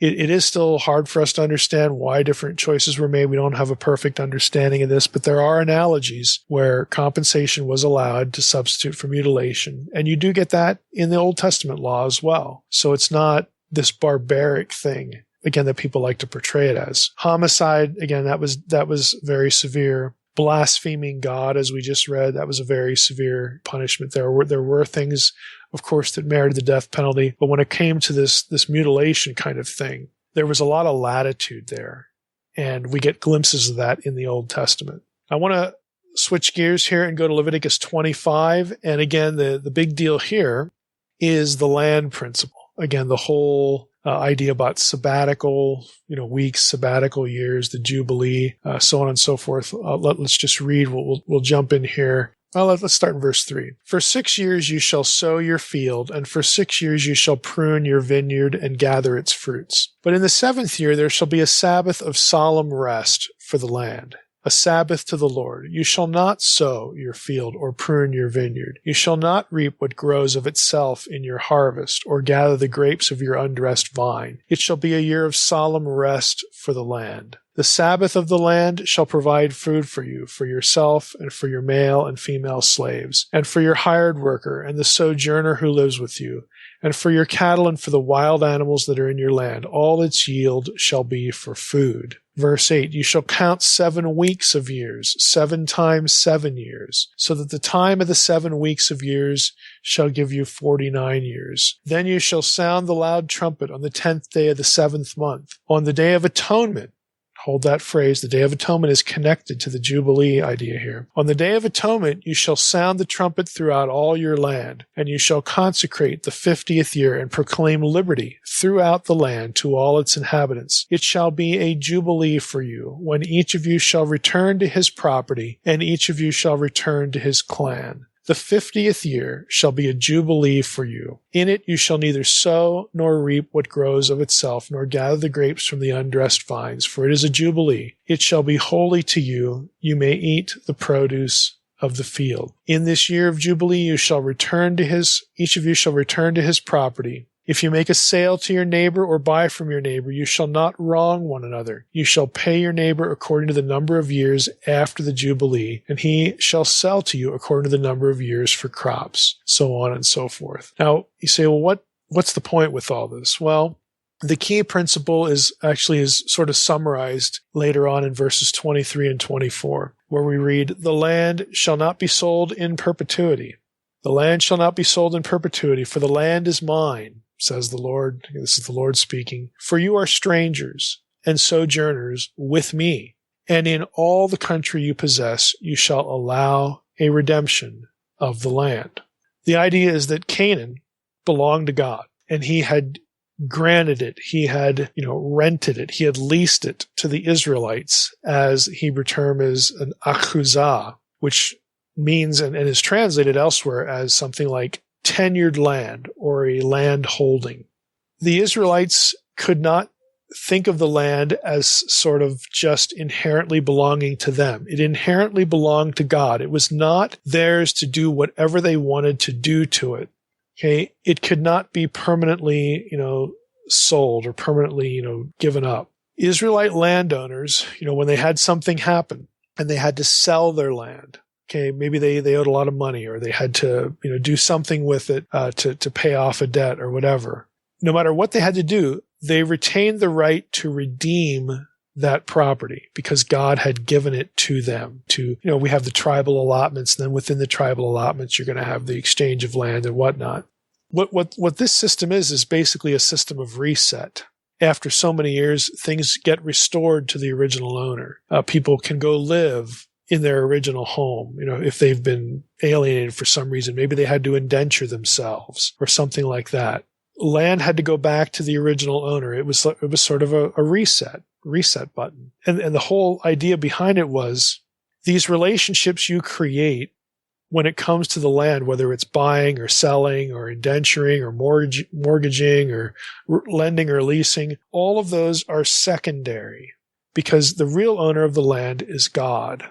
And God is letting you lease it. He's letting you live here. Now, Levine says this: land tenure is at the heart of the chapter, which does not provide for a moratorium on debts every seventh year, as does the law of Deuteronomy 15, nor does it require the release of indentured servants every seventh year, as Deuteronomy 15 and Exodus 21 do. So we need to factor them in. Both of those chapters are primarily concerned with the alleviation of poverty. So Leviticus 25 is about teaching the idea of who owns the land.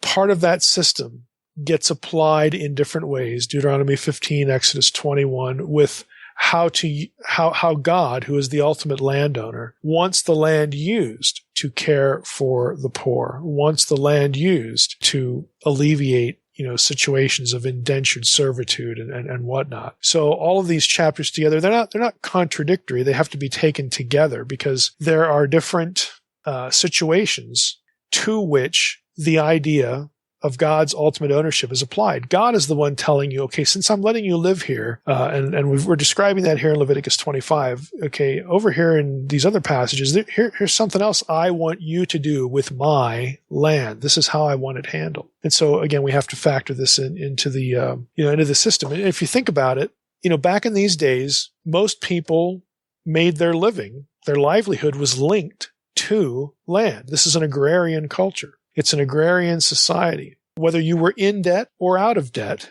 whether you were poor or wealthy, ultimately, in 99.9% of the cases, depended on whether you held land or not, whether you could, live off that land or not. So when people had to borrow certain things, or when they got into debt, when they had bad years, the fact that they were tied to land created both positive and negative situations. But again, what God is saying here is that, look, that's all well and good, but I'm going to tell you, according to certain cycles, at some given points in time, I want it reset. I want it to go back to the way it was at the beginning. Okay, people who no longer had land, they had to pledge it, they had to sell it off to pay debt or whatever, they're going to get that back. They're not going to continually be in a situation where they have nothing. Again, in an agrarian culture, they're not going to be continually at the disadvantage. We're going to reset the system at certain points of time to avoid a cycle of poverty. Again, this was the whole idea, and God as the landowner is telling people, this is how I want it done. I don't want the abuse of fellow Israelites to happen. And I don't want this, again, cycle of poverty to continue. Now, when you get down to, you read a little bit through the whole thing. We didn't read the whole thing, but we need to say something about kind of conceptually, beyond land maintenance. beyond teaching the one lesson of who owned the land? What's the bigger picture? What's the bigger theological picture? And there have been a lot of people who've addressed this. I'm going to quote from an article by a fellow whose last name is Kawashima, and I kind of like his summary here of his take on it. Again, it's not the only take, but it's his take on it. So aside from land maintenance, alleviation of poverty, because oftentimes when you hear this passage taught, if you do, it morphs into some social justice thing, and that's there. I mean, we just talked about it, but there's something bigger going on here, a bigger biblical theological thing to think about in all this. So here's what Kawashima says, and again, I just like his summary. Interpretations of the Jubilee year in Leviticus 25 have tended to read it through the lens of various historical issues. How it fits into the legal, historical context of the ancient Near East, its literary, historical relationship to other biblical sources, other passages, and the historical background of ancient Israelite society. While these are undeniably important questions, they fail to address the meaning and function of the Jubilee year within the larger priestly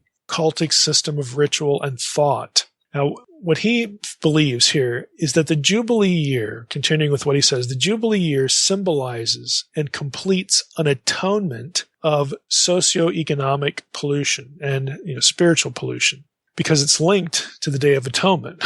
Again, I'll just keep reading here. The priestly system of thought imagined Israel. I get this. Imagined Israel at the moment of its creation by divine fiat as an ideal correlation of people and land, a sacred order which, not unlike the organization of creation itself, as described in Genesis 1, must periodically be restored.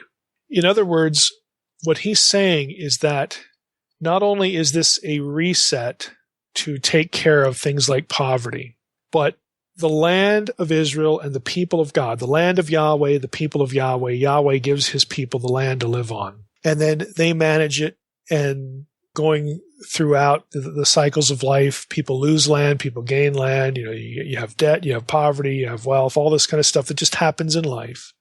When it's reset in the Jubilee year, it's like going back to a utopia, going back to the utopia of Eden, the original creation. And what was the original creation? What was Eden? Okay, again, not all the earth is Eden, we know that, but what was that perfected thing back in Genesis 1, this place we call Eden? It was the abode of God. Well, isn't that what Canaan is? Okay, Canaan is where Yahweh dwells. This is his land. So when we reset it, in, again, a very perfect, very utopian sort of idea. Now everybody has land. Nobody's poor. The land, is mine, and I want it distributed. It goes back to its original owner. People can go back to their original homestead and make a living and kickstart over and all that kind of stuff. We reset everything to go back to this harmonious idea of God's people, Yahweh's people, living with him in his living space, in his abode, in his land. It's a mirror of Eden. It's an Edenic reset. The system is, as I talked about in Unseen Realm a lot, the system is designed to inform people that what's happening here in this place we call Israel, with these people we call Israelites, and their God who is Yahweh, the true God, the God of gods, the Most High. What's happening here is a restoration, a resetting of Eden. This is the whole idea. This is the plan, to kickstart Eden on earth.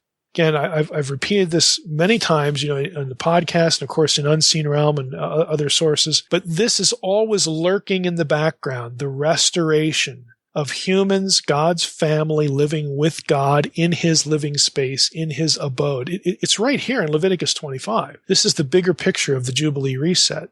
Kawashima continues. He says, the disruption or chaos, interesting term, caused by an Israelite's falling into slavery, indentured servitude, or selling off his property, is viewed as a form of pollution. It's a perfect thing become corrupt. It's a utopian thing become corrupt. It mars the picture. It shouldn't be this way.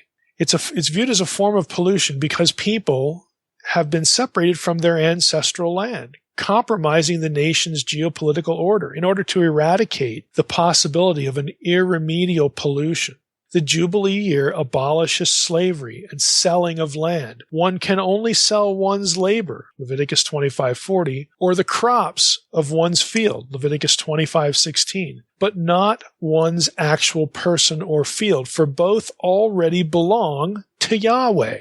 Whatever pollution does accrue, again, whatever corruption does accrue in the interim between Jubilee years is symbolically eliminated through the proclamation of liberty. Okay, we just read that word, the people having liberty, being set free. Liberty is defined as returning home on the Day of Atonement, no less.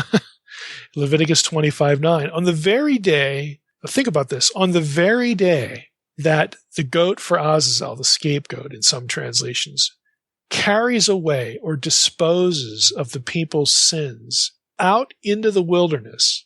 Remember in Eden, originally in Eden, there was no sin. It's going to become corrupted because of rebellion. But again, on the very day that the goat goes out into the wilderness carrying the sins of the people away, the people and the land return to their original sacred distribution.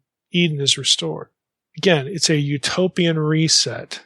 It's a back to Eden theme, again, which I've belabored both here in the podcast and in Unseen Realm. Now, all that's Old Testament theology. All that's good stuff. All that's Old Testament theology. Now, before we wrap up, I want to talk about two other things. What about how people thought about the Jubilee notion later on? What about after the Old Testament period?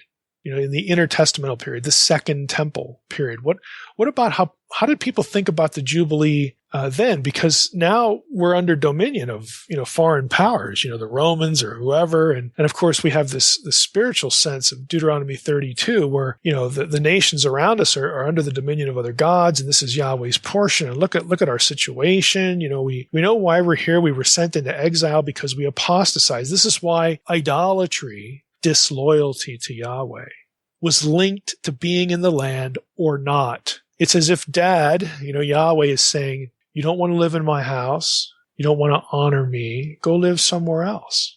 And they did. He sent them away.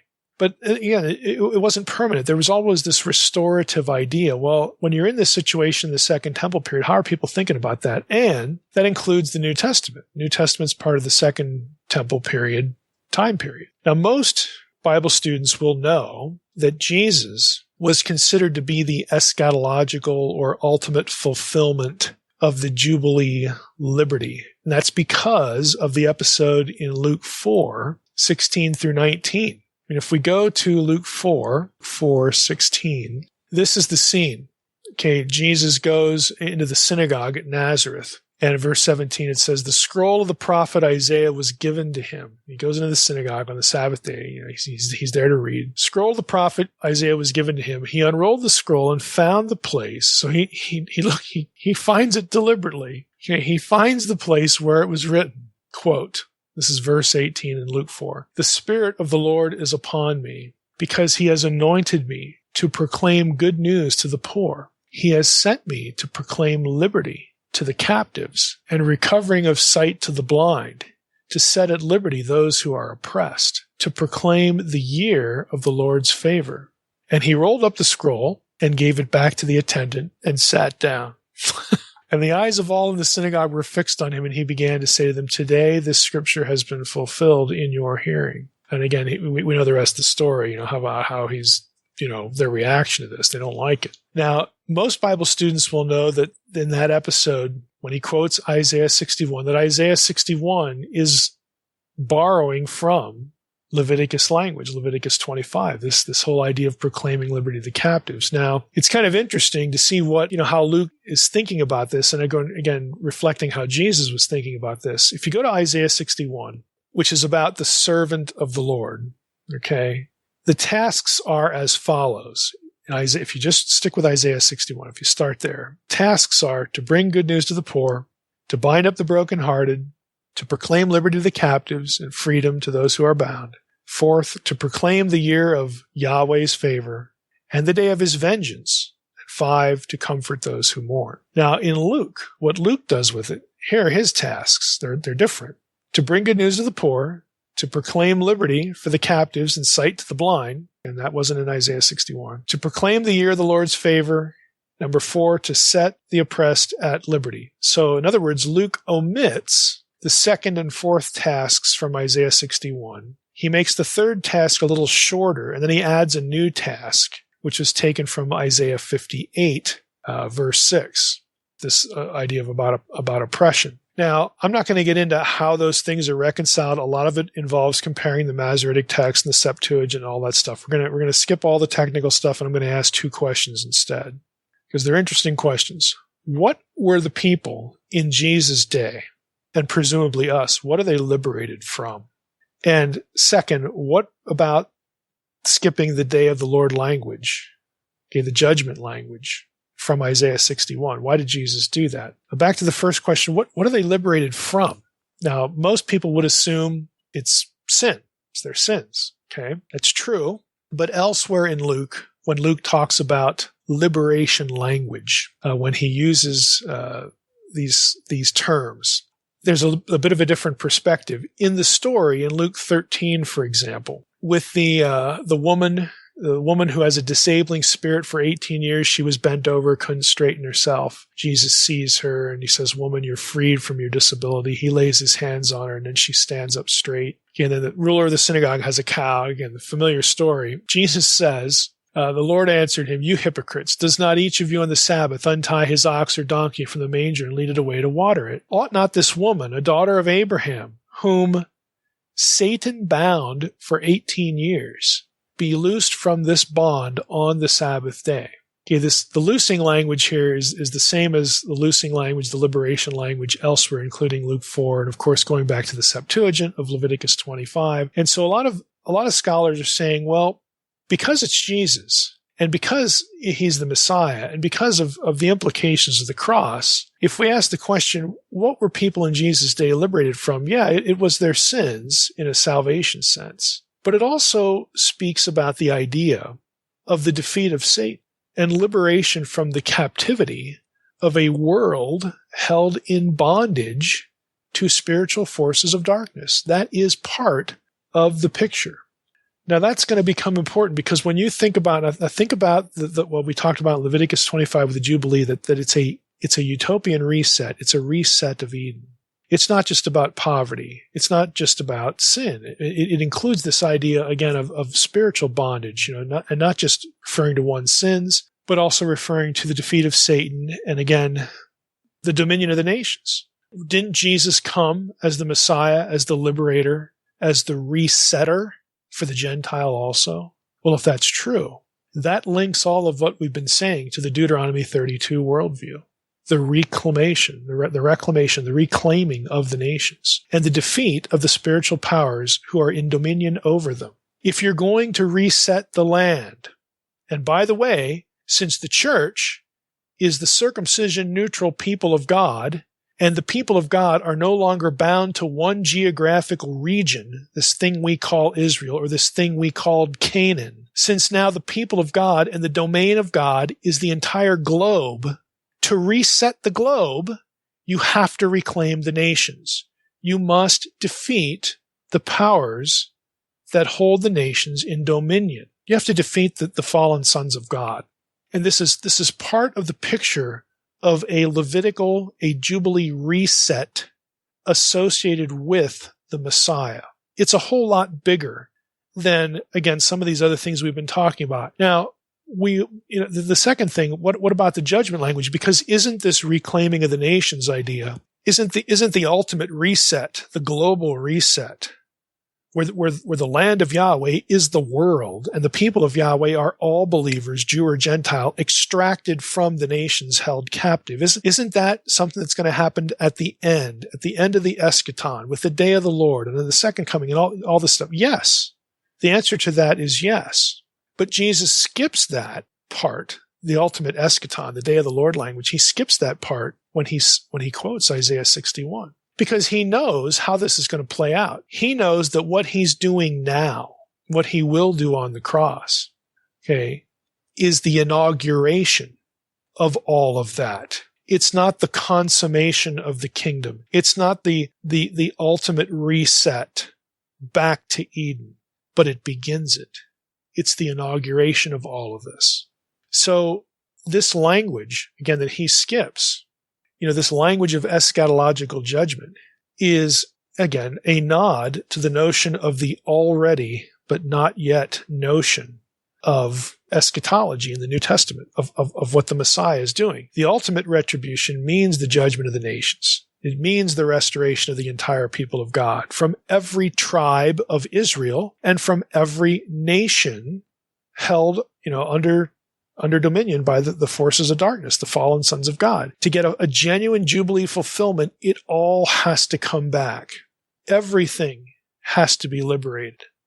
That means the powers have to be defeated. And you get this language in the New Testament. Again, I hate to keep going back to unseen realm, but we talk about this at length, that you get this language about Jesus being, conquering the powers and being seated at the right hand of God above all the principalities. Satan falling like lightning from heaven. It has all been put in motion, and the motion will never cease. It is inexorable. It inches forward on a continuing, unstoppable basis. The gates of hell will not be able to withstand the kingdom of God. Okay, the reset has begun. We are just waiting for it to cycle through. It cannot be stopped. So the whole Jubilee thing applied to New Testament theology, again, is very consistent with the inauguration of the kingdom and this already but not yet sort of thinking. Now, before we wrap up, what about that day of the Lord language? Jesus, he goes into the synagogue. They hand him the scroll. He goes to Isaiah 61 and he skips things. Okay? Because again, he knows how this is going to play out. But there was a Jewish expectation prior to Jesus leading up to all this. Guess what? That included all of this, that factored in a messianic appearance and an ultimate restoration, an ultimate jubilee, an ultimate reset. You actually find this in Second Temple texts, like the one I'm going to take you to here is called 11Q Melchizedek. It's one of the Dead Sea Scrolls, Cave 11. It's called 11Q Melchizedek for a reason. Melchizedek's mentioned. And guess what? Melchizedek becomes analogous to Jesus in the book of Hebrews. And that's no mistake. It's no accident. Now I'm going to read you, I think you're going to be really surprised here. I'm going to read you 11Q Melchizedek, because not only will that passage quote Leviticus 25, because it's talking about the liberation from the captives and all that stuff, it's also going to quote, believe it or not, Psalm 82. So here's 11Q Melchizedek. This is column 2. It says, and again, it's fragmentary, but a lot of this is present. And as for what he said, and here he quotes Leviticus 25:13, in this year of Jubilee you shall return, each one to his respective property. Concerning it, he said, now he quotes from Deuteronomy 15, which we alluded to a few minutes earlier, this is the manner of release. Every creditor shall release what he lent to his neighbor. He shall not coerce his neighbor or his brother, for it has been proclaimed a release for God. Here's its interpretation. That's actually in the line. Its interpretation. Pishro. Here's what they thought it meant. Line 4. For the last days refers to the captives who, and then there's a gap in the text, and whose teachers who have been hidden and kept secret, and from the inheritance of Melchizedek. And they are the inheritance of Melchizedek, who will make them return, and liberty will be proclaimed to them, to free them from the debt of all their iniquities. And this will happen in the first week of the Jubilee, which follows the 9 Jubilees. And the Day of Atonement is the 10th Jubilee. Again, it's the cycle of 490 years. This should be familiar. For those who know Daniel 9, again, they're thinking about this stuff. Line 8. This is the 10th Jubilee, in which atonement shall be made for all the sons of light and for the men of the lot of Melchizedek, according to all their works. For it is the time for the year of grace of Melchizedek and of his armies, the nation of the holy ones of God, of the rule of judgment, as it is written about him in the songs of David. And here he quotes Psalm 82. Elohim will stand in the assembly of God. In the midst of the gods, he judges. Now, did you catch what they just did in that text? They linked the Jubilee cycle prophetically to be associated with a coming Messiah, a coming liberator figure, who in some way is linked to Melchizedek, who is also the Elohim who judges the other Elohim in Psalm 82. That is a pre-Christian Jewish text among the Dead Sea Scrolls. Now, they are tracking on a lot of the ideas, again, that I've talked about in Unseen Realm, but it shows you that when Jesus comes along and you get certain New Testament writers that link these ideas to, okay, their audience is going to be able to process what is being said. They're going to be able to look at Jesus and identify what the truth claims are. This guy, and Jesus says, he quotes a thing, he puts the scroll away and sits down and says, this day, all of this has been fulfilled in your hearing. In other words, when he says that, he's basically saying, I'm the Jubilee liberator. And in your tradition, you know what that means. So later on, when the writer of Hebrews, writing to, guess what? Hebrews links Jesus to Melchizedek. It brings with it all these ideas. All these ideas are attached to these sorts of things. And so they had this notion that the Messiah was going to do these things, and the appearance of the Messiah would have to have something to do with the judging of the gods over the nations in Psalm 82. And the liberation, we're going to go back to our ancestral homes. It's going to be a reset. It's a back to Eden kind of thing. It's a restoration of the kingdom. Okay, all of those ideas are floating around in every reasonably educated Jew's head. And so that when Jesus says certain things, the New Testament writers write things, they can process the material. They are connecting the dots in their head. And again, it's a little harder for us, to do that, but that's, again, the point of the podcast. It's the point of the book. And so, again, to bring this to a close, it's legitimate to read a passage like Leviticus 25, the Jubilee cycle, and presume, well, this has something to do with Messiah. And the way Jesus handles it is, well, yeah, all this stuff's been set in motion, but it's not quite here yet. The Jubilee cycle has not yet been completed. It will be completed when I return, because that's when we get the day of the Lord. That's when the nations are reclaimed. We're in the process now. Okay, the Deuteronomy 32 worldview applied in the New Testament, book of Acts. Again, we spent a lot of time on that. It's up and running now. It's already here, but not yet. So again, these ideas are not just sort of idiosyncratic to me, okay, or to my book or to the podcast or whatever. This is the way an ancient person would have processed this kind of material. Wow. Mike, Leviticus 25. There you go. Who knew? High five. Who knew? Now, I should mention, I actually have uploaded it to the podcast website. So if you want to link to this, you could. But I'm gonna tell people right now, it's not going to be what maybe some of you think it is. All of this Jubilee stuff, which links to Daniel 9, which of course is the 70 weeks of Daniel, all this kind of prophecy talk. People know how I feel about prophecy. I don't like any of the systems. But what scholars would call chrono-messiah talk, trying to figure out these cycles of time, connecting not only going with Daniel 9, the 70 weeks, but tying that into Jubilee stuff. That gets a bad name today because of a lot of the stuff on the internet that's just a few fries short of a Happy Meal, that kind of thing. But there is legitimacy to the idea itself. And I have an article by a guy named Ben Zion Wachholder, who was one of the two guys who originally brought the Dead Sea Scrolls to the public years ago, because there was a time, believe it or not, when the normal person couldn't get access to them. He was a professor at Hebrew University in Cincinnati, mainstream Hebrew scholar, Jewish scholar, and he has an article on just this topic. How is this system legitimate, and how might it work? Now, the reason I put the disclaimer on it is because if you think this is going to sound like Left Behind, it's not. It's actually going to be a scholarly presentation of, okay, here are the things to think about, and here's what one biblical writer is.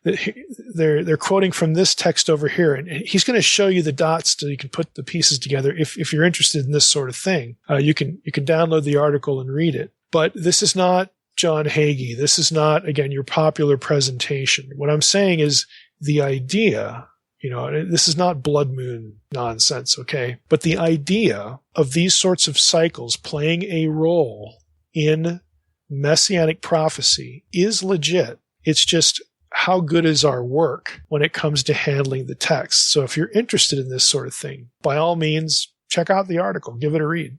Again, wow, Leviticus 25. Who would have thought? I mean, Jubilee. Wouldn't that be great if we could practice that today? Yeah. It sets your imagination off. What would, to be honest, hey, let's just be blunt. If the early church was thinking again of itself as this reset community, and they had all things in common. I mean, we don't see Acts chapter 2, for instance, quote Leviticus 25, but the notion of restoration and making sure that people were not left in poverty, all these big ideas, and functioning just like the original people of God would have in Eden had we not gotten into this mess. All of that would have been looked at by the early church approvingly, because that's what we're supposed to do. So yeah, wouldn't it be nice? It's a great system. It really is. Yeah. I mean, Jubilee. I mean, I've seen the Las Vegas show Jubilee, but it's not. Yeah. But for those of you that have not, please do not Google that. Although I guess it would be appropriate for the Naked Bible name, but no, we're gonna leave your past out of the podcast. Oh, okay. No, I didn't say I was in the show. Okay, well, I'm just creating some distance there. Okay. Some appropriate distance. All right. Well, yeah, this is a good show. That was really good. So we'll hit 2 chapters today, the last 2 chapters, and I wanted to group these because the last chapter is, and I don't want to say inconsequential. There is one item in there that I do want to spend a little bit of time on. But 26 is a pretty important chapter, and then 27, I thought, we could tackle that at the same time, again, because there is only one thing I really want to focus on there. So by way of overview, Leviticus 26 is sort of the epilogue to what scholars call the Holiness Code. If you remember way back in Leviticus 17, that's when the, quote, Holiness Code begins. Again, at least the way scholars sort of look at Leviticus and break it up into sections. So this is the end of that, and then 27 is going to be, some sort of like appendage or appendix, and we'll talk about that when we get there. But the, Leviticus 26 is kind of like, if you're more familiar with Deuteronomy 28 to 30, where you have, up until this point, you've got a whole bunch of laws, and then you hit sort of an end summary, which doesn't really summarize all the content, but it's sort of there to reinforce the content of the laws that have preceded. Hey, these things are important. Here's why they're important in summary fashion. And then again, make sure that you obey these, and because if you don't, bad things are going to happen, that kind of thing. So if you've read through Deuteronomy and you get those blessings and cursings, and then there's this sort of summary statement, that's kind of what Leviticus 26 is doing in the book. And Leviticus 26 sort of hammers this home in 2 ways. It accomplishes this summary reminder of why these things are important in 2 ways. There are, Leviticus 26 will bring to the front the idea of free will. In other words, blessing or cursing with respect to obedience or disobedience with the Holiness Code. The content of the Holiness Code really depends on the choice of the people. God is not going to force obedience. It's really up to the people. And so that concept, that idea comes forward really clearly. And then the idea of reward and punishment is also unmistakable in Leviticus 26. So by way of a rough outline, first 13 verses, you have, again, promises of blessing. Hey, if you do these things in the Holiness Code, then God will bring peace and prosperity, to the land that you're in. He'll protect you from wild animals. You'll have lots of children. You'll have victory over your enemies. The land is specifically mentioned, and I emphasize it here because we're gonna focus on the land a good bit. But the land will be abundantly productive, and the covenant between you and God will remain intact. And so on the plus side, the promised blessing in the first 13 verses is that here we have a picture of God's rule over God's people in a harmonious relationship. It's not totally Eden because, hey, it's populated by people who, Yeah, they're fallen, if we want to use that sort of post-fall terminology.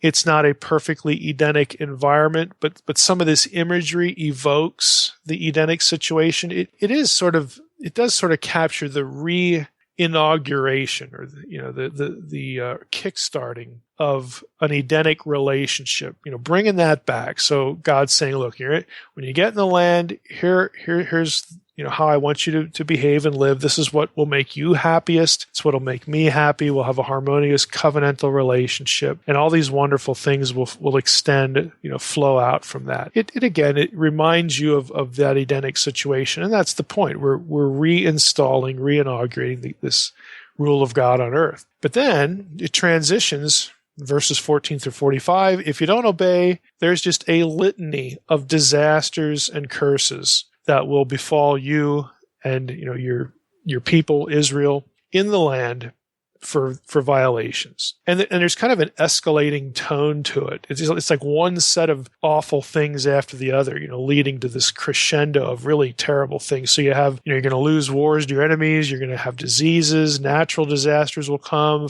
The land will not produce. You'll have famine. Wild animals will attack you and just run all over the place. You'll get invaded by foreign armies.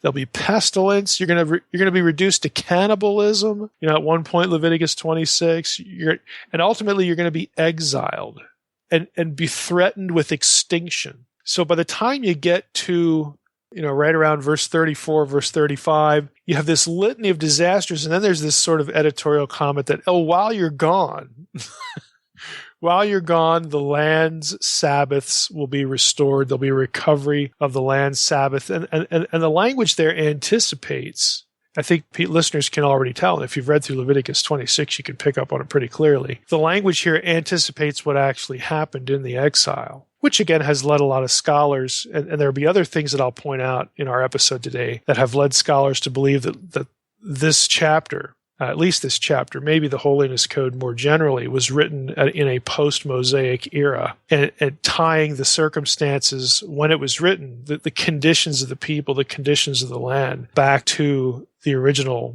covenant, and basically making the point, look, you're violating the covenant. This is the reason all these things are happening. You should have known that. That kind of lesson to give. But, it just goes from good blessing and then all this disaster stuff. But then at the end of the chapter, the last 5 verses, there's this extension of divine mercy. Hey, even if this awful stuff happens, even if you're terrible, if you come, if you're contrite, you repent, then God will remember his covenant. Okay, God, and it actually says that specifically, God will remember his covenant and the land. And so there's this promise of restoration. Restoration is possible, is the point. And then the chapter ends in the last verse with a postscript that actually says, these are the statutes and rules and laws the Lord made between himself and the people of Israel through Moses on Mount Sinai. And it sounds like that should be the end of the book. But then you get chapter 27. Leviticus 27, again, feels like it was added later because of the nice, neat way that chapter 26 ends. So again, the scholars are just wondering about when these 2 chapters were actually put together. And chapter 27 is really about financing the sanctuary. Like a really kind of odd topic to end the actual book with if it was all written at once. It just feels added because, again, chapter 26 is like, hey, we're done with all these laws now. These are the laws that God gave you. If you obey them, life is wonderful. If you don't, get ready for disaster. But then we have this appendage. And about contributing silver to the sanctuary. Here's what you need to do. Again, it just feels like an appendage. Again, it's another reason that scholars think we have an addition here, because the previous chapter was a perfectly suitable ending. So why throw this in? But we'll get to at least one thing in Leviticus 27. I want to spend most of the time on chapter 26 and really 2 focus points. So the first of the 2 focus points that I want to concentrate on in this episode is the land, the loss of the land, and the open door to repentance, really the bulk of Leviticus 26. And I'm going to read the lion's share of the chapter because on one level it's kind of self-explanatory, but on another level there's something that people really need to think about here, especially, and I'm going to use the E word, okay, for listeners, especially when it comes to eschatology. Believe it or not, we're going to talk about eschatology with respect to Leviticus. We did a little bit of that last time with the Jubilees in the previous episode. We're going to come back to that issue a bit. There's something else here that deals with eschatology that we really need to think about, and then we'll tie it into that Jubilee discussion of the previous episode. But let's jump in here into verse 1. Here in Leviticus 26, we read, "You shall not make idols for yourselves or erect an image or pillar, and you shall not set up a figured stone in your land to bow down to it, for I am the Lord your God. You shall keep my Sabbaths and reverence my sanctuary. I am the Lord." Now, it starts out fundamentally what you're going to read, O Israelites. This is Mike's paraphrase. This is about whether you're loyal to me or not. Okay? And it starts off with the most obvious ways to be disloyal, idolatry, and neglecting the Sabbath. Verse 3, "If you walk in my statutes and observe my commandments and do them, then I will give you your rains in their season, and the land shall yield its increase, and the trees of the field shall yield their fruit. Your threshing shall last to the time of the grape harvest, and the grape harvest shall last to the time of the sowing. And you shall eat your bread to the full, and dwell in your land securely. I will give peace in the land, you shall lie down, and none shall make you afraid. And I will remove harmful beasts from the land, and the sword shall not go through your land. You shall chase your enemies, and they shall fall before you by the sword. 5 of you shall chase 100, and 100 of you shall chase 10,000, and your enemies shall fall before you by the sword. I will turn to you, and make you fruitful and multiply you, and confirm my covenant with you. You shall eat old store long kept." In other words, just an abundance of food here. "And you shall clear out the old to make way for the new. I will make my dwelling among you, and my soul shall not abhor you. And I will walk among you, and will be your God, and you shall be my people. And I am the Lord your God, who brought you out of the land of Egypt, that you should not be their slaves. And I have broken the bars of your yoke, and made you walk erect." That's the good news. Verse 14, "But if you will not listen to me and will not do all these commandments," in other words, if you're disloyal, "if you spurn my statutes, and if your soul abhors my rules, so that you will not do all my commandments, but break my covenant, then I will do this to you. I will visit you with panic, with wasting disease and fever that consume the eyes and make the heart ache, and you shall sow your seed in vain, for your enemies shall eat it. I will set my face against you, and you shall be struck down before your enemies. Those who hate you shall rule over you, and you shall flee when none pursues you. And if in spite of this you will not listen to me, then I will discipline you again 7-fold for your sins. And I will break the pride of your power, and I will make your heavens like iron, and your earth like bronze." In other words, it's not going to yield rain, nothing's going to grow. Verse 20, "And your strength shall be spent in vain, for your land shall not yield its increase, and the trees of the land shall not yield their fruit. Then if you walk contrary to me and will not listen to me, I will continue striking you 7-fold for your sins. And I will let loose the wild beast against you, which shall bereave you of your children, and destroy your livestock, and make you few in number, so that your roads shall be deserted. And if by this discipline you are not turned to me," we're upping the ante constantly here, "but walk contrary to me, then I also will walk contrary to you, and I myself will strike you 7-fold for your sins, and I will bring a sword upon you that shall execute vengeance for the covenant. And if you gather within your cities, I will send pestilence among you, and you shall be delivered into the hand of your enemy. When I break your supply of bread, 10 women shall bake your bread in a single oven, and shall dole out your bread again by weight, and you shall eat and not be satisfied. But if in spite of this you will not listen to me, but walk contrary to me, then I will walk contrary to you in fury, and I myself will discipline you 7-fold for your sins. You shall eat the flesh of your sons, and you shall eat the flesh of your daughters, and I will destroy your high places, and cut down your incense altars, and cast your dead bodies upon the dead bodies of your idols. And my soul will abhor you, and I will lay your cities waste, and will make your sanctuaries desolate, and I will not smell your pleasing aromas." Don't bother sacrificing.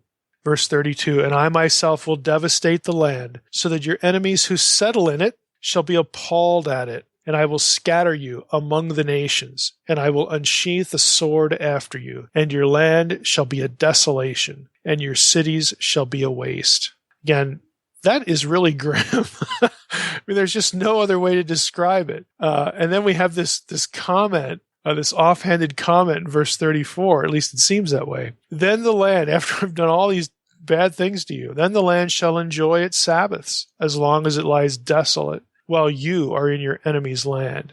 Then the land shall rest and enjoy its Sabbaths. Basically, it's better off without you. As long as it lies desolate, it shall have rest, the rest that it did not have on your Sabbaths when you were dwelling in it. Again, that it feels like it's being written from the perspective of a time when this has happened. And as for those of you who are left, I will send faintness into their hearts in the lands of their enemies. The sound of a driven leaf shall put them to flight, and they shall flee as one flees from the sword, and they shall fall when none pursues. They shall stumble over one another, as if to escape a sword, though none pursues. And you shall have no power to stand before your enemies, and you shall perish among the nations, and the land of your enemies shall eat you up. And those of you who are left shall rot away in your enemies' lands, because of their iniquity, and also because of the iniquities of their fathers. They shall rot away like them. Now that's the first 39 verses. Again, it is grim. And what I want you to notice is that throughout that, as we read that, the language of blessing is tied to the land, and the land, again, to obedience. So the language of blessing is wrapped up. You're blessed when you're in the land, but being in the land, the fact of being in the land is tied to obedience. It is absolutely clear. Now, the covenant is also mentioned here. And there's only one covenant that involved land, and that was the Abrahamic covenant. So there are some, and we've talked about this before in prior episodes, there are some that doubt that the Abrahamic covenant, which included the land promise, when God comes to Abraham, I'm going to make you fruitful, multiply as the stars of the sky, and I'm going to bring you to a specific land and all that stuff. There are some who really, I think, unthinkingly, again, I'm putting it that way because I'm not denying that the land promise might still be in effect, although I will say you can make a very good case that it isn't, and we've talked about that before. This is where we're getting into this eschatological stuff now. But for those who doubt that the Abrahamic covenant had conditions, hey, read Leviticus 26. It certainly did. And frankly, it did before that. The Abrahamic covenant itself, earlier than Leviticus 26, is spoken of in these terms. I mean, you go back to Genesis 17:1. When Abram was 99 years old, the Lord appeared to Abram and said to him, I am God Almighty. Walk before me and be blameless. Why? Verse 2, that I may make my covenant between me and you, and may multiply you greatly. Again, it echoes back to Genesis 12, the covenant. If you look at Genesis 22, okay, this is the, when Abraham is told to offer Isaac, you have the same thing going on here. It's very clearly conditioned.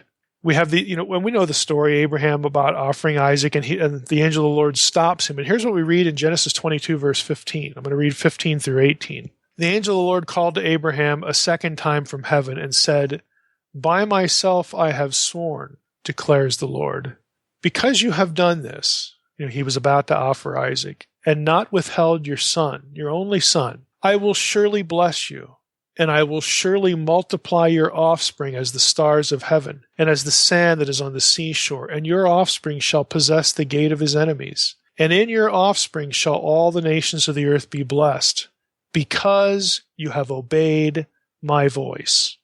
Okay?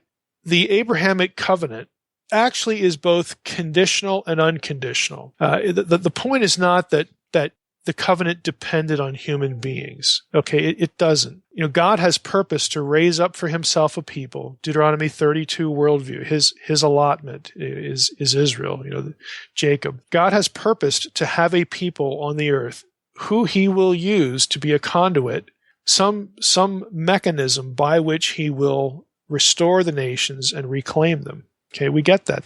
That's the easy part. That's the transparent part. But people have looked at that and said, well, the whole thing is unconditional. It isn't. Okay, here in Genesis 22, he repeats the language of the covenant back in Genesis 12 and says, hey, I'm going to do this now because you have obeyed. I mean, how much clearer could it be? So the Abrahamic covenant is unconditional in the sense that God will not be thwarted. God will raise up for himself a people, and he will give them a land, and he will bless them.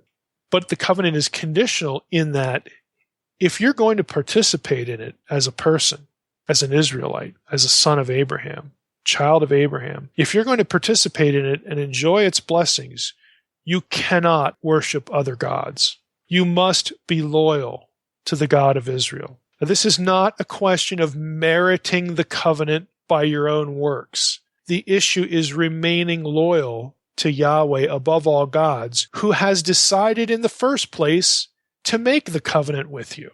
Okay, you're not maintaining it. You're not deserving it. What you're doing is you're trying to show this, the God of gods who decided, I want you to be my people, and I'm going to enter into a covenant relationship with you. I just want you to love me. I want you to be loyal to me. I want to be your God. If you don't want me as your God, if you take other gods, then I'm going to let you do that. You will not participate in this relationship if you don't want to be in it. Okay? This is the notion. So there's an unconditional purpose. Okay, God will, again, get his way in the end. He will have a people. He will never let the whole Edenic plan die. He will never let it go away completely. And again, I talk about this a lot in the unseen realm. But if you want to be part of that, you must believe. Okay, you must align yourself with the true God. You have to want the relationship. And the way you show that you want it is you don't go off and worship other gods. You behave the way, God wants you to do. When you mess up, you're contrite. God will forgive you. What's Leviticus about? I mean, it is, you have situations where, okay, if you sin high-handedly and you essentially thumb your nose at the God of gods and you don't want to be loyal to him, well, there's not going to be any atonement for that. But again, it's your choice. Okay, there's the free will element. It's your choice. If you just make a mistake and you become impure and you become a threat to sacred space, you become a threat to people around you in terms of, again, the sanctity of the community. And when the sanctity of the community is threatened in Leviticus, the whole system is threatened because God is not going to tolerate impurity in his presence. And we got to get that taken care of. Well, okay, we'll go through how to do that. That's essentially where Leviticus is at.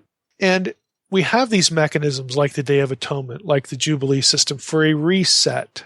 Again, God has built these things into it to restore the conditions of the relationship, again, back to, these utopian Edenic terms, once a year. Because remember, the Jubilee, happened in conjunction with the Day of Atonement and all that. We covered that in the last episode. It's a reset. So God is making provision for human frailty, human fallibility. But he wants loyalty. He wants contrition when it's appropriate. If you're just going to wantonly go after other gods and wantonly, this is why, and I mean, think about it. This is why offenses against the person of God, as against his status as the God of gods, this is why crimes like idolatry and blasphemy are death penalty offenses.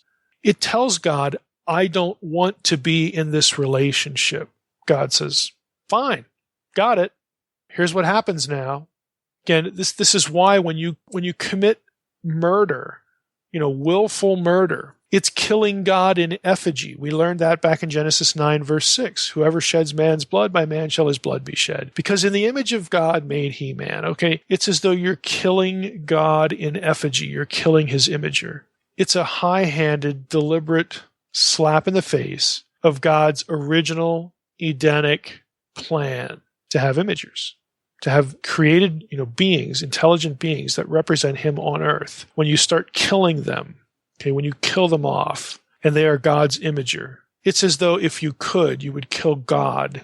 That's what's within you. That kind of bitterness and hatred and malice and so on and so forth. There's an underlying logic, again, to a lot of these, sins.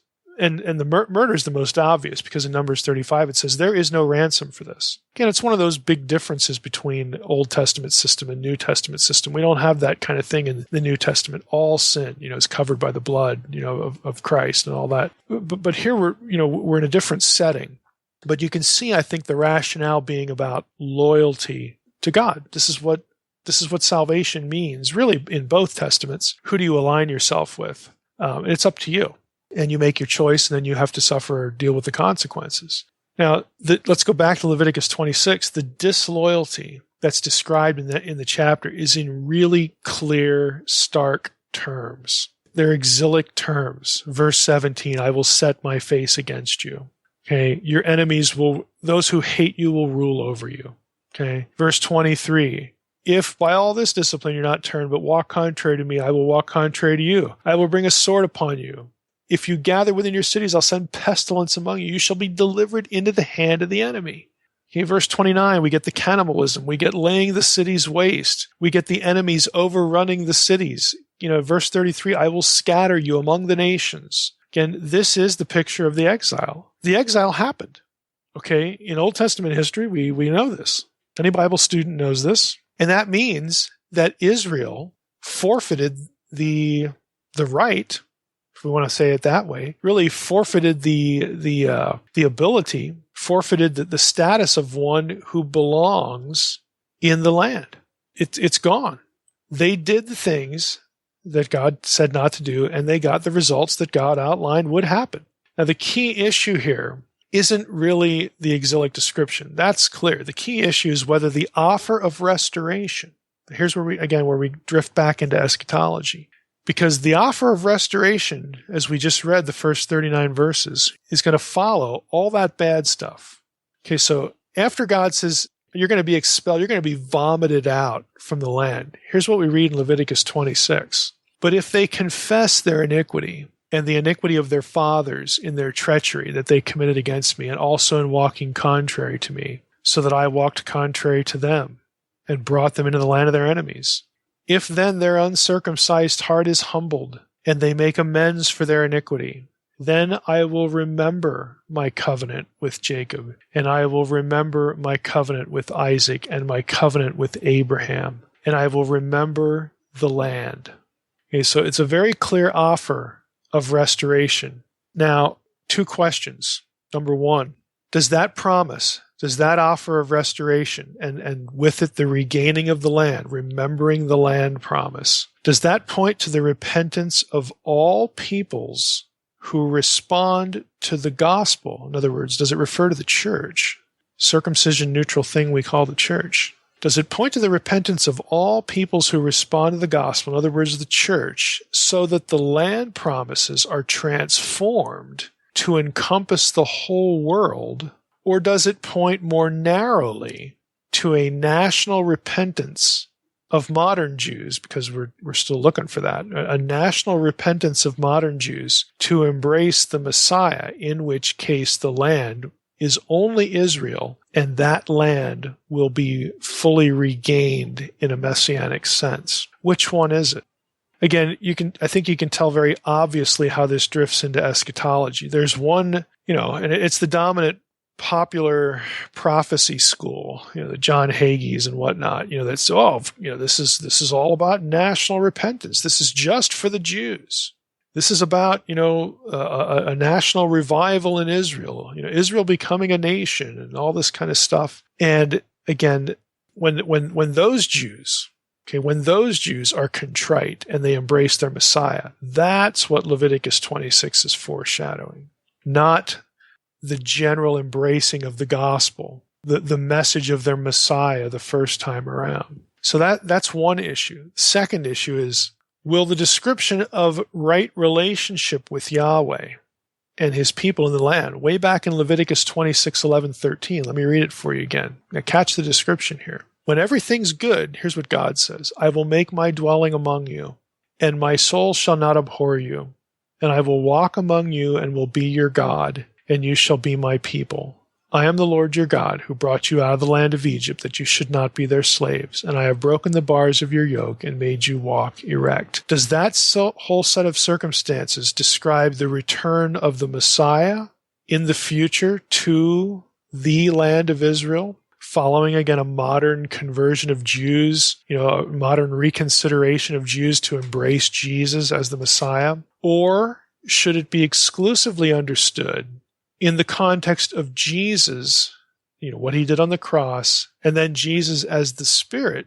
Remember, the Lord is the Spirit. We read that 4 or 5 times in the book of Acts. Does it refer to the context of Jesus as the Spirit dwelling in and among and with believers, not just in Israel, but all over the world? Which one is it? Again, it's very clear the eschatological drift. What I want you to get out of this is that you can read Leviticus 26 both ways. This again, is something I alluded to in my blog series of a couple years ago, why an obsession with eschatology is a waste of time. This is not easy stuff to answer. Again, does this offer of restoration refer to a modern conversion of Jews in Israel following some migration back into Israel, and that they're now open to the Messiah, at the second coming or just prior to it or in conjunction with it? Is that what this restoration Leviticus 26 is talking about? Or is it something bigger? Does it refer to Jews and Gentiles embracing the Messiah the first time around, embracing the gospel? And Israel is no longer, the land of God and his people is no longer just that little plot on the earth called Israel, but it's the whole world. Okay, is it narrow or is it expanded? It's hard to answer because of the way the New Testament talks about Israel. Paul says in Rome, just think about some of the stuff that Paul says. Here's why it's complicated. If you go to Romans chapter 2, Romans chapter 2, right around in verse, I think it's 28, he says, Romans 2:28. For Paul says, "For no one is a Jew who is merely one outwardly, nor is circumcision outward and physical. But a Jew is one inwardly, and circumcision is a matter of the heart, by the Spirit, not by the letter."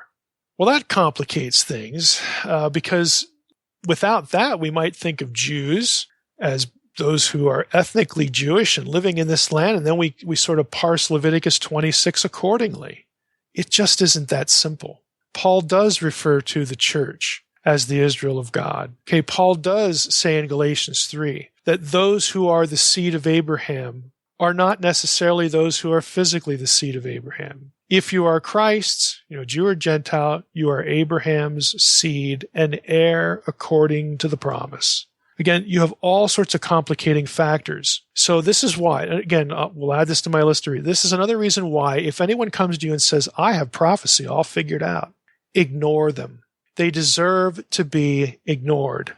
Okay, because these are really, really difficult questions. Let me complicate it even more. The second issue that I raised was, the first one was, hey, does the promise of restoration, is it narrow, referring to ethnic Israelites and Jews, modern conversion of Jews, and that's the offer of restoration. That's the restoration we should look for, not the whole world and the church, believers embracing the Messiah the first time around. What we should be looking for is Jews embracing the Messiah the second time around, okay? Well, there was a second issue, and here it is. I'll repeat it again. Will the description of the right relationship between Yahweh and his people, about Yahweh saying, "I will make my dwelling among you, my soul won't abhor you, I will walk among you and be your God," does that set of circumstances refer to the return of Jesus, the second coming, in Israel to Jews who had now embraced him? Or does it refer to anyone, ethnic Jew or Gentile, and any believer? They're all the children of Abraham. Does it refer to any believer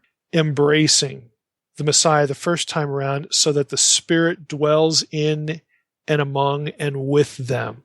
Does it refer to Israel as a nation or the church? Now, here's where we confuse it even more. If you go to 2 Corinthians 6:16, guess what? Paul quotes that passage in Leviticus. He quotes Leviticus 26:12. Okay, the part about, "I will walk among you and will be your God and will be my people." Here's what Paul says. He's writing to the Corinthians, a bunch of Gentiles. He says in verse 16, "What agreement has the temple of God with idols? For we are the temple of the living God. As God said," here's the quote, "I will make my dwelling among them and walk among them, and I will be their God, and they shall be my people." Do you see what Paul just did there? Paul takes a quotation, a line from Leviticus 26 about Israelites in the land or not, okay, in this case, in the land and enjoying the benefits of it, and he applies it to the Corinthians, to the church, okay, to the Gentiles who believe in the Messiah. He's saying, look, you Corinthians, you wacky Corinthians, you got to stay away from idols. Well, why, Paul?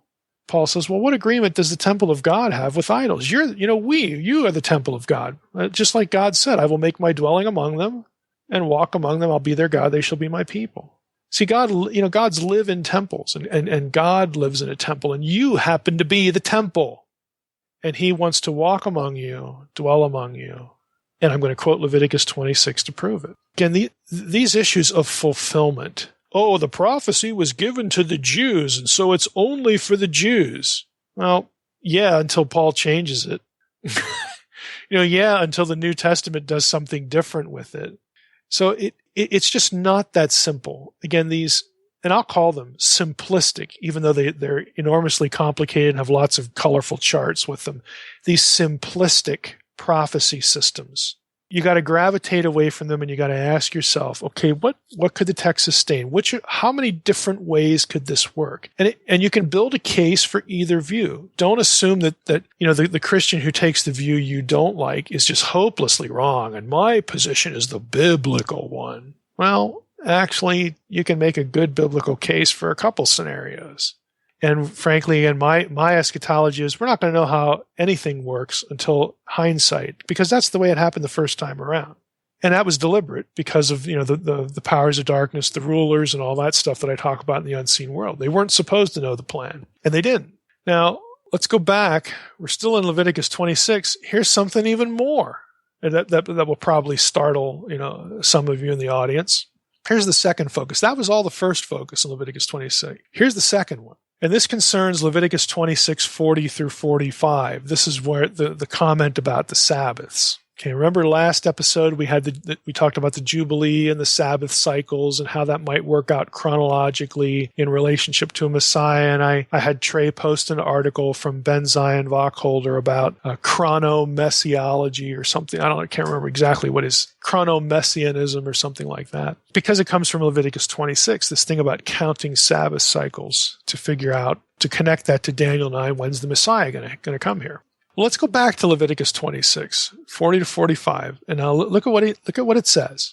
But if they confess their iniquity and the iniquity of their fathers in their treachery that they committed against me, and also in walking contrary to me, so that I walked contrary to them and brought them into the land of their enemies, if then their uncircumcised heart is humbled, and they make amends for their iniquity, I will remember my covenant with Jacob, Isaac, and Abraham, and I will remember the land. Now, here's the line, because we covered that other stuff just a few minutes ago. Here's the line, verse 43. But the land shall be abandoned by them, and enjoy its Sabbaths while it lies desolate without them. And they shall make amends for their iniquity, because they spurned my rules, and their soul abhorred my statutes. I'm going to read it again. But the land shall be abandoned by them. In other words, Israel's they're kicked out because of all these disasters because they were disobedient. The land shall be abandoned by them, and the land will enjoy its Sabbaths while it lies desolate without them. And they shall make amends for their iniquity, because they spurned my rules, and their soul abhorred my statutes. And then 44 and 45 is a reminder, if they're contrite, we'll be okay. If they, verse 44, yet for all that, when they're in the land of their enemies, I will not spurn them, neither will I abhor them to destroy them utterly, and break my covenant with them, for I am the Lord their God. But for their sake I will remember the covenant with their forefathers. Again, if they are contrite, they're not going to be abandoned forever. Now here's the issue. If you remember the last episode with the Jubilee cycles, or if you read Wacholder's article, you know that one, not the only, that one of the ways of counting the cycle of Sabbath, the number of the 70s, one of the ways of counting the Sabbath cycles worked out so that, now catch the wording here, so that the Sabbath cycles ended with the arrival of Jesus. Now, a lot of eschatological systems don't like that system because they want to hold on to the last 7-year cycle and project that out into the future. And again, those of you who are sort of into eschatology, you know that the Sabbath cycles in Daniel 9 can get interpreted that way as well. Again, what I want you to see here is that there actually is more than one way to look at this, and one of the ways is that the Sabbath cycles bring us to Jesus. You say, well, okay, that's nice, big deal. Well, do you realize, remember when John the Baptist shows up, the voice crying in the wilderness, prepare the way of the Lord? Remember, that's how he's described by the gospel writers. make straight in the desert a highway for our God. Do you know where that language comes from? That description of John? I spent a whole chapter on this in Unseen Realm, by the way. Do you know where that language comes from? Do you remember? It comes from Isaiah 40. It's a quotation of Isaiah 40. So John the Baptist becomes the voice crying in the wilderness described in Isaiah 40, verse 3, Isaiah 43 to be exact. Well, listen to the first two verses of Isaiah 40 prior to the voice showing up and crying in the wilderness. And of course, the way the New Testament interprets that is that's John. He's preparing the way for Jesus. So we're talking about the first coming here. Here are the first two verses of Isaiah 40. Comfort, comfort my people, says your God. Speak tenderly to Jerusalem and cry to her. If you've read Unseen Realm, you know all those imperatives are plural. God is speaking to his divine council. Have a council meeting because now God is acting again. Something needs to be done. Speak comfortably, speak tenderly to Jerusalem and cry to her that her warfare is ended, that her iniquity is pardoned, that she has received from the Lord's hand double for all her sins. Now, if you read that without the New Testament, you might think, oh, well, that probably refers to the end of the exile, and then they get to come home back to Judah under Zerubbabel, and when we have Ezra and Nehemiah and all those guys and all that kind of stuff, the return from exile. Well, the New Testament says, no, the exile didn't really end until John the Baptist and Jesus showed up. That's when the exile really ended. That's why Jesus talked about the return of the kingdom of God, because the exile was about to be over. And the exile was going to end in conjunction with, again, in this reconstruction, with the crucifixion. You say, well, isn't that kind of guessing, Mike? Well, listen to this. In Isaiah 42, the word iniquity, Hebrew avon, it's the same word as in as in Leviticus 26:43. Here they shall make amends for their iniquity. And you say, well, avon is such a common word, it's just general. He's not really drawing here on Leviticus 26. Well, in Isaiah 40, verse 2, it says, her iniquity, avon, is pardoned. The word for pardon there is the Hebrew lemma ratzah. Guess where that comes from? Same verse, Leviticus 26:43. Except back in Leviticus, it's translated make amends. Now, it would be very easy. Yes, they're common lemmas. You could say, well, this is kind of a coincidence that this doesn't ruin my reconstruction of Daniel 9. I still think there's a future tribulation coming. And I think Daniel 9 and Leviticus 26 refer to the second coming and a national movement toward accepting the Messiah. And 1948 is a big deal and all that. Yes, you can make that argument. What I'm trying to get you to see is you can make the other argument really well too. You can say the exile ended when Jesus showed up because he offered salvation. And since all of the restoration passages in the Old Testament, Ezekiel 36, 37, involve all the tribes, not just two that returned in the past. And it actually, encompasses even the Gentiles because the Gentiles will come to Jerusalem to worship too. That this is starting to look suspiciously like the offer of the gospel and the events of Pentecost. That this is fulfilled. That the Leviticus 26, the vision here, the call for restoration, the offer of restoration is linked. Even if you want to add up the Sabbath cycles a certain way, you can get them to the time of Jesus and say, look, Daniel 9 was about the first coming, not the second one. And the offer of salvation is circumcision neutral. It was to anyone who would believe. It was to the Jew first, but also to the Greek. And this is why Paul does what he does with Leviticus 26. This is why other New Testament writers do what they do, to look to promises given exclusively originally to the Jews, but they expand them to include the Gentiles. And when it talks about the Jews, it's all the tribes. There's no focus on just Judah and Benjamin, like the return from exile after the captivity ended immediatally. So how should we read this? And my answer to this is, hey, I don't know. I'm not omniscient. I'm just telling you, this is why, again, add it to the list, a fixation on one system of eschatology and treating it like it's gospel truth, and that is a pun intended, is a mistake. It's just not that simple. And you should begin exploring. If you hold one view, you should begin exploring the other. I mean, you need to think about what happens between the testaments, how these things might work out. And give yourself the advantage of being able to look at more than one picture, more than one scenario, and ask yourself, well, what would that mean? What does that mean for how I process biblical theology? What does that mean for, how I think now? What does that mean, for a theological worldview that I carry around in my head with me?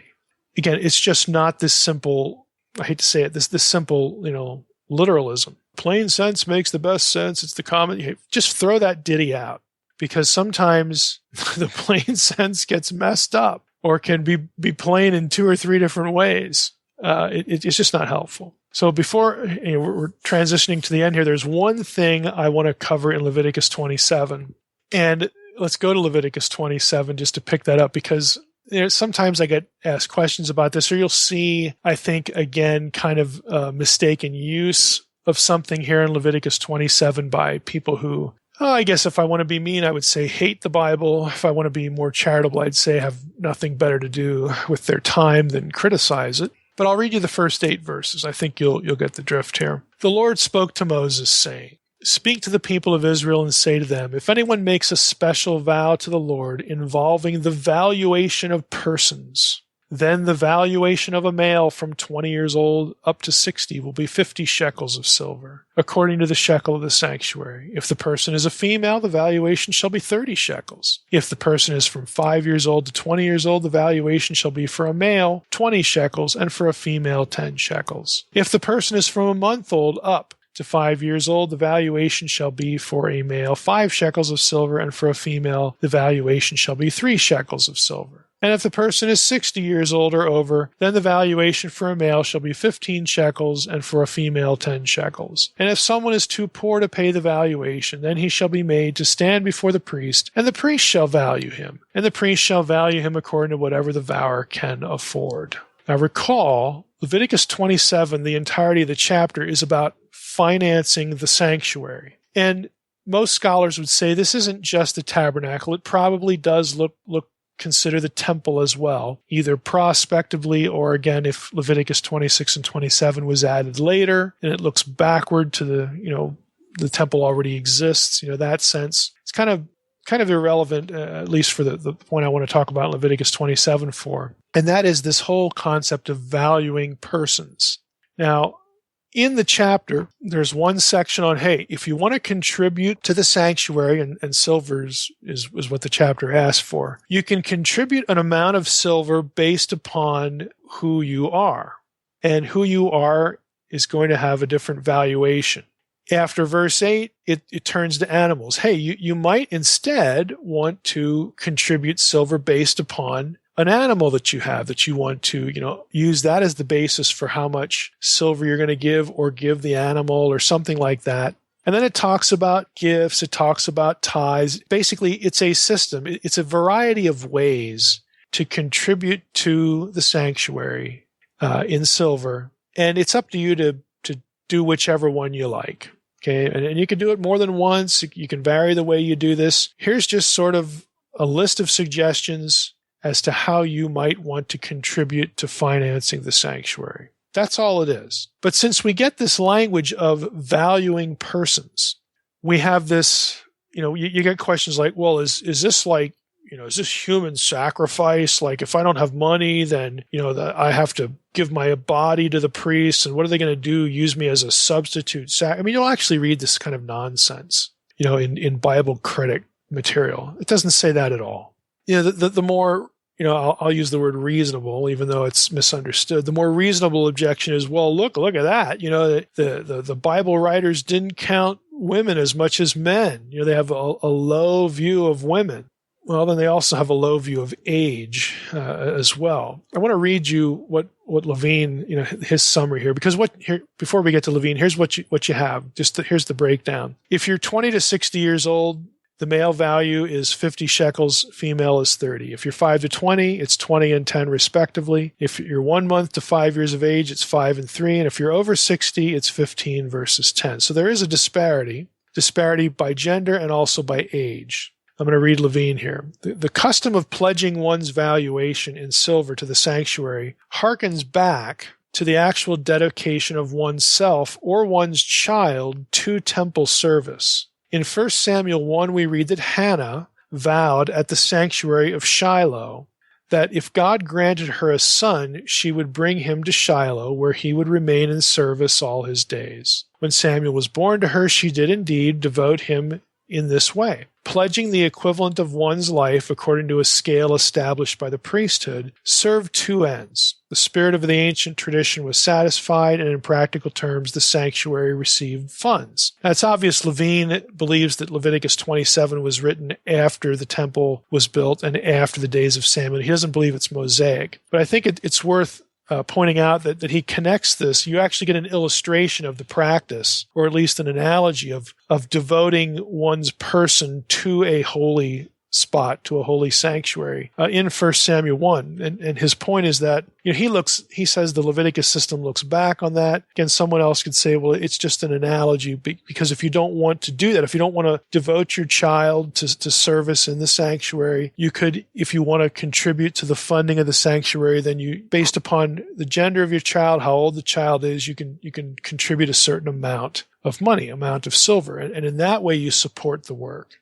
Okay, so they would say it's just an analogy. Levine adds this thought. The silver content of the shekel is specified in verse 25 in this case. If we look at that, every valuation shall be according to the shekel of the sanctuary. 20 gerahs shall make a shekel. So he says the silver content of the shekel is specified so that it's all equal, regardless of what the amount is. Some features of the scale are readily explicable. The age factor reflects productive capacity. Elsewhere in Numbers 4, verse 3 and verse 32, we find the age of service in the tabernacle to be between 20 and 50 years of age, but the principle is the same. At the age of 1 month, the child was considered viable, in other words, likely to survive the perils of infant mortality. They get to be a month old, chances are they're going to survive. I mean, this is pre-medical, pre-modern ability to help kids that are sick and all that stuff. That is why, Levine continues, according to Numbers 18, 15, and 16, firstborn sons are redeemed according to the same system of equivalence, beginning at the age of 1 month. Firstborn sons did not have to be pledged, of course. They already belonged to God. There's a passage in Exodus about that, about the firstborn. Gender differentiation may be linked to productivity, it being presumed that a male could earn more than a female. In other words, a man could do more physical labor than a female could. So that's one possible reason for the difference in valuation. Levine continues, the difference in valuations may also reflect a certain attitude toward women. It is worthy to note, though, that women could participate in the system freely. It was up to her. This fact is indicated by a number of other biblical references. So this isn't trading in women, by men. This is purely voluntary. If a woman wanted to contribute in this way, again, she would, ask, what the scale was of the priest. And instead of entering into service in some, physical way, she would get a valuation of silver and contribute that, to the work of the ministry, if you want to say it that way, the work of the sanctuary. If she doesn't want to do that, she doesn't have to. She could give some other form of gift, another form of tithe, something that would be based on an animal she has or an animal. Again, this whole system is about, now that we have a priesthood, now that we have a tabernacle, and now that we're settled in the land, either prospectively or actually, how do we keep this thing going? Because animals are going to die. They get old and they die. They get sacrificed. The priest has to have sustenance because the priests were not landowners. They made their living based upon what was brought into the sanctuary, either in the terms of food or, of course, now, they get money. They can go out and buy food or buy herds or whatever. The system has to be maintained. And so Leviticus 27 sets up a voluntary variety of ways to keep the priesthood, keep the sanctuary running effectively as it has been laid out. This is not, again, human slave trade. It's not some sort of cryptic reference to human sacrifice. It's none of this stuff. It's just the system for making the system operate, making the Levitical sanctuary and those who staffed it, helping them make their living.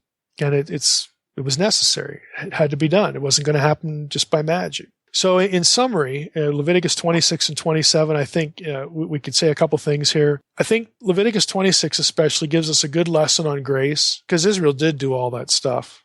And they did suffer all those disasters. And God did abhor them. I mean, you will see that language used in the prophets, used in the exile. But God nevertheless said, I can't abandon them forever. Okay, I want them to come back. To me, it mirrors, the whole Romans 5 thing. While we were yet sinners, Christ died for them. This is just a feature of the character of God. Yes, God judges sin. If God didn't judge sin, then, it's easy to sort of mock justice and mock righteousness. God does judge sin, but he also loves people. And specifically, he loves his people in this context. And I think it's just a good lesson, about grace from, lo and behold, Leviticus 26. And secondly, I think there's a lot to think about here. Again, with respect to biblical theology, the clarity or non-clarity of things like prophecy, how complicated it really is. And again, I think we need to have some humility here. And I'll repeat, this is my position on eschatology. I get asked all the time, Mike, where are you at? Well, here's where I'm at. We're not going to understand how all the prophecy yet to be fulfilled, or if it is yet to be fulfilled or not. We're not going to understand all of that until after the fact. Why? Because there are ambiguities built into the text.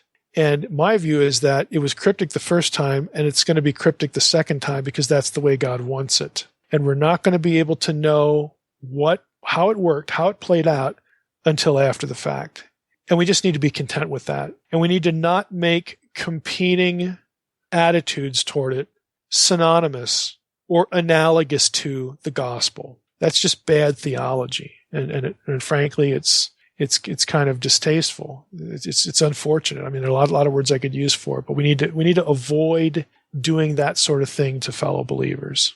So, Mike, I'm going to try to pin you down here. So you don't lean one way or another about the promise of restoration in 26? I'm a big believer in letting the New Testament parse the Old. So I do lean toward this already being fulfilled in the sense of the tribulation. Israel's exile is probably a better way to say it. Israel's exile was not over at the return from exile in the Old Testament period, because there was only 2 tribes. Again, the prophets are very clear here. It's all 12 tribes. That's how the exile being over is defined. And the only way you can get to that is to filter that through the offer of the gospel and what happens at the cross and at Pentecost. And I think that's what Paul was tracking on, and I think that's why he and others quote the Old Testament the way they do. Now, the question in my mind is not that stuff. The question in my mind is that all there is to it? Because as I've said in earlier episodes of this podcast, you can go to Galatians 3 and show that the church fulfills the Abrahamic promise. You can go here to 2 Corinthians 6 and go back to Leviticus 26. You can go to Isaiah 40, which is quoted in the Gospels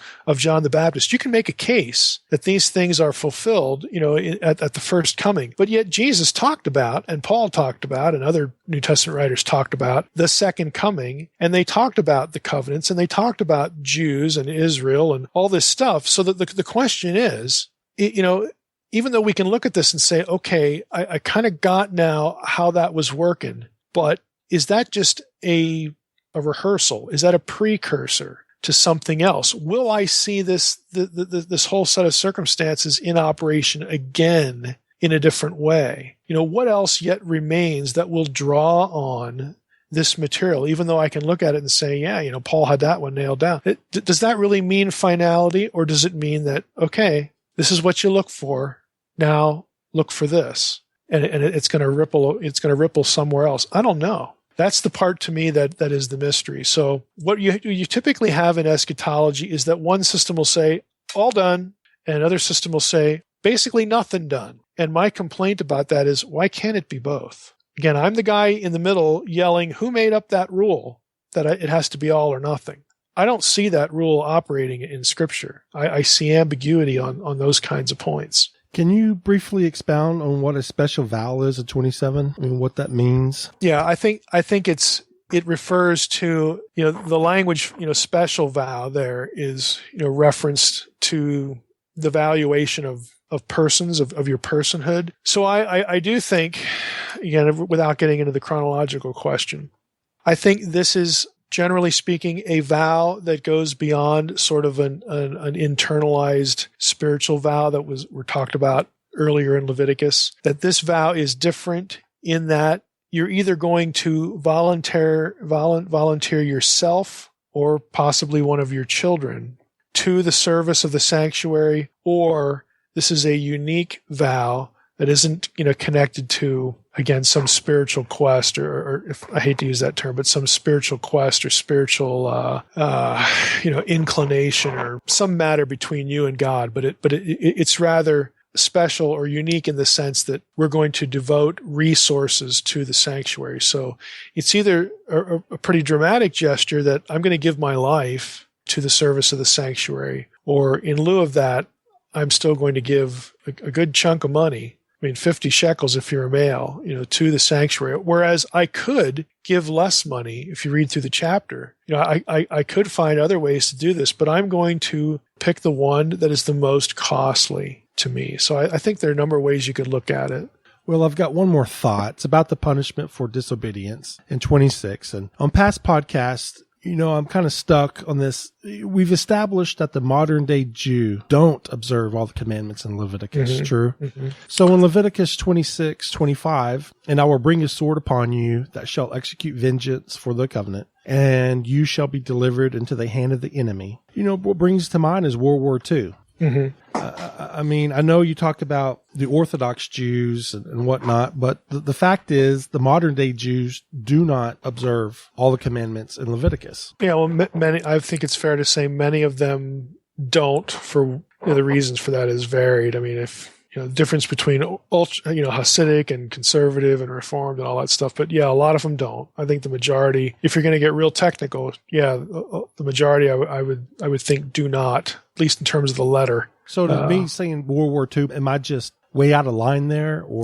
Well, I think more broadly speaking, in the past it's been real common, and now that we're through Leviticus 26, you can see again the rationale for it. That if it's true that the exile was designed to end with the coming of the Messiah and the offer of salvation, if it's true, that Leviticus 26, what we're really looking at there is the exile ends, with the first coming, with the coming of the Messiah, and that those who are contrite with respect to him, embracing his message that the exile ends. Well, the rationale is, the Jews, a lot of the Jews anyway, didn't do that. And they turned, the crowd turns Jesus over to Pilate, and we all know what happens with the crucifixion. That's true, but it's also true that very large numbers of Jews do turn out to embrace the Messiah, even some among those people who did that. Among the Jews who turned him over to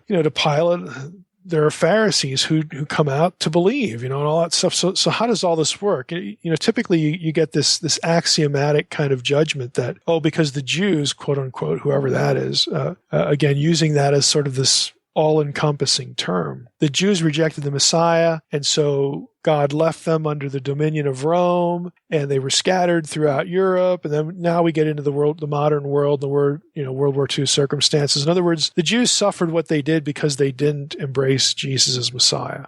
You can see how you can get there, but it doesn't account for very large numbers of Jews who did. And of course, can you really say, well, all the Jews, who suffered under Hitler in World War II, they were unconverted. They were just Jews. They weren't like Christians. None of them were Christians. And, that's not rational because lots of other groups, including Christians, were targeted. You get a guy like Bonhoeffer. He's the most obvious illustration of this. Or the 10 Booms, another obvious illustration. So it's not that neat of a picture, but you can see how you could make that argument. I don't see, in the same way I don't see a clear prophetic reference point to Israel becoming a nation in 1948. I don't know of any specific prophecy that gives us that year, or that we even need modern statehood anymore for Israel to have this restoration offered. I don't read anything in Leviticus 26 or anywhere else that says, I'd love to restore you, but I can only restore you if you exist as a national entity, recognized as a national entity by the other nations that live around you. I don't see anything like that. So just as I don't see clarity there, I do not see one-to-one clarity, a clear reference point for this is why Jews in Europe, it's Europe. Okay, what about Jews in the U.S.? What about Jews in New York? What about Jews living anywhere else in the world? I don't see why Jews in Europe are the specific reference point, or for some passage that explains why the Holocaust happened. I don't see these one-to-one congruencies anywhere, even though in broad strokes, as I just did, I can give you a rationale for it. I just don't see anything clear in Scripture that points one way or the other on both of those things. And I throw in the 1948 because that's the one everybody likes, and the Holocaust is the one that we don't want to think about. Well, in both cases, I don't see a clear predictive pronouncement in Scripture for either of them. Okay, yeah, sounds good. I don't know how to transition from that. Yeah, I don't. Again, I just, it would, on one hand, wouldn't it be nice or wouldn't it be awful if there was this clear prophecy, that would point to this? If you don't have that, let's be honest, if you don't have that, you're guessing. Right. And yep, who knows? All right, Mike, well, we're going to switch gears here, and we appreciate you covering Leviticus. I'm a little tear, it's over. But tears of joy or tears of sorrow? No. A little bit of both, maybe. Yeah, there you go.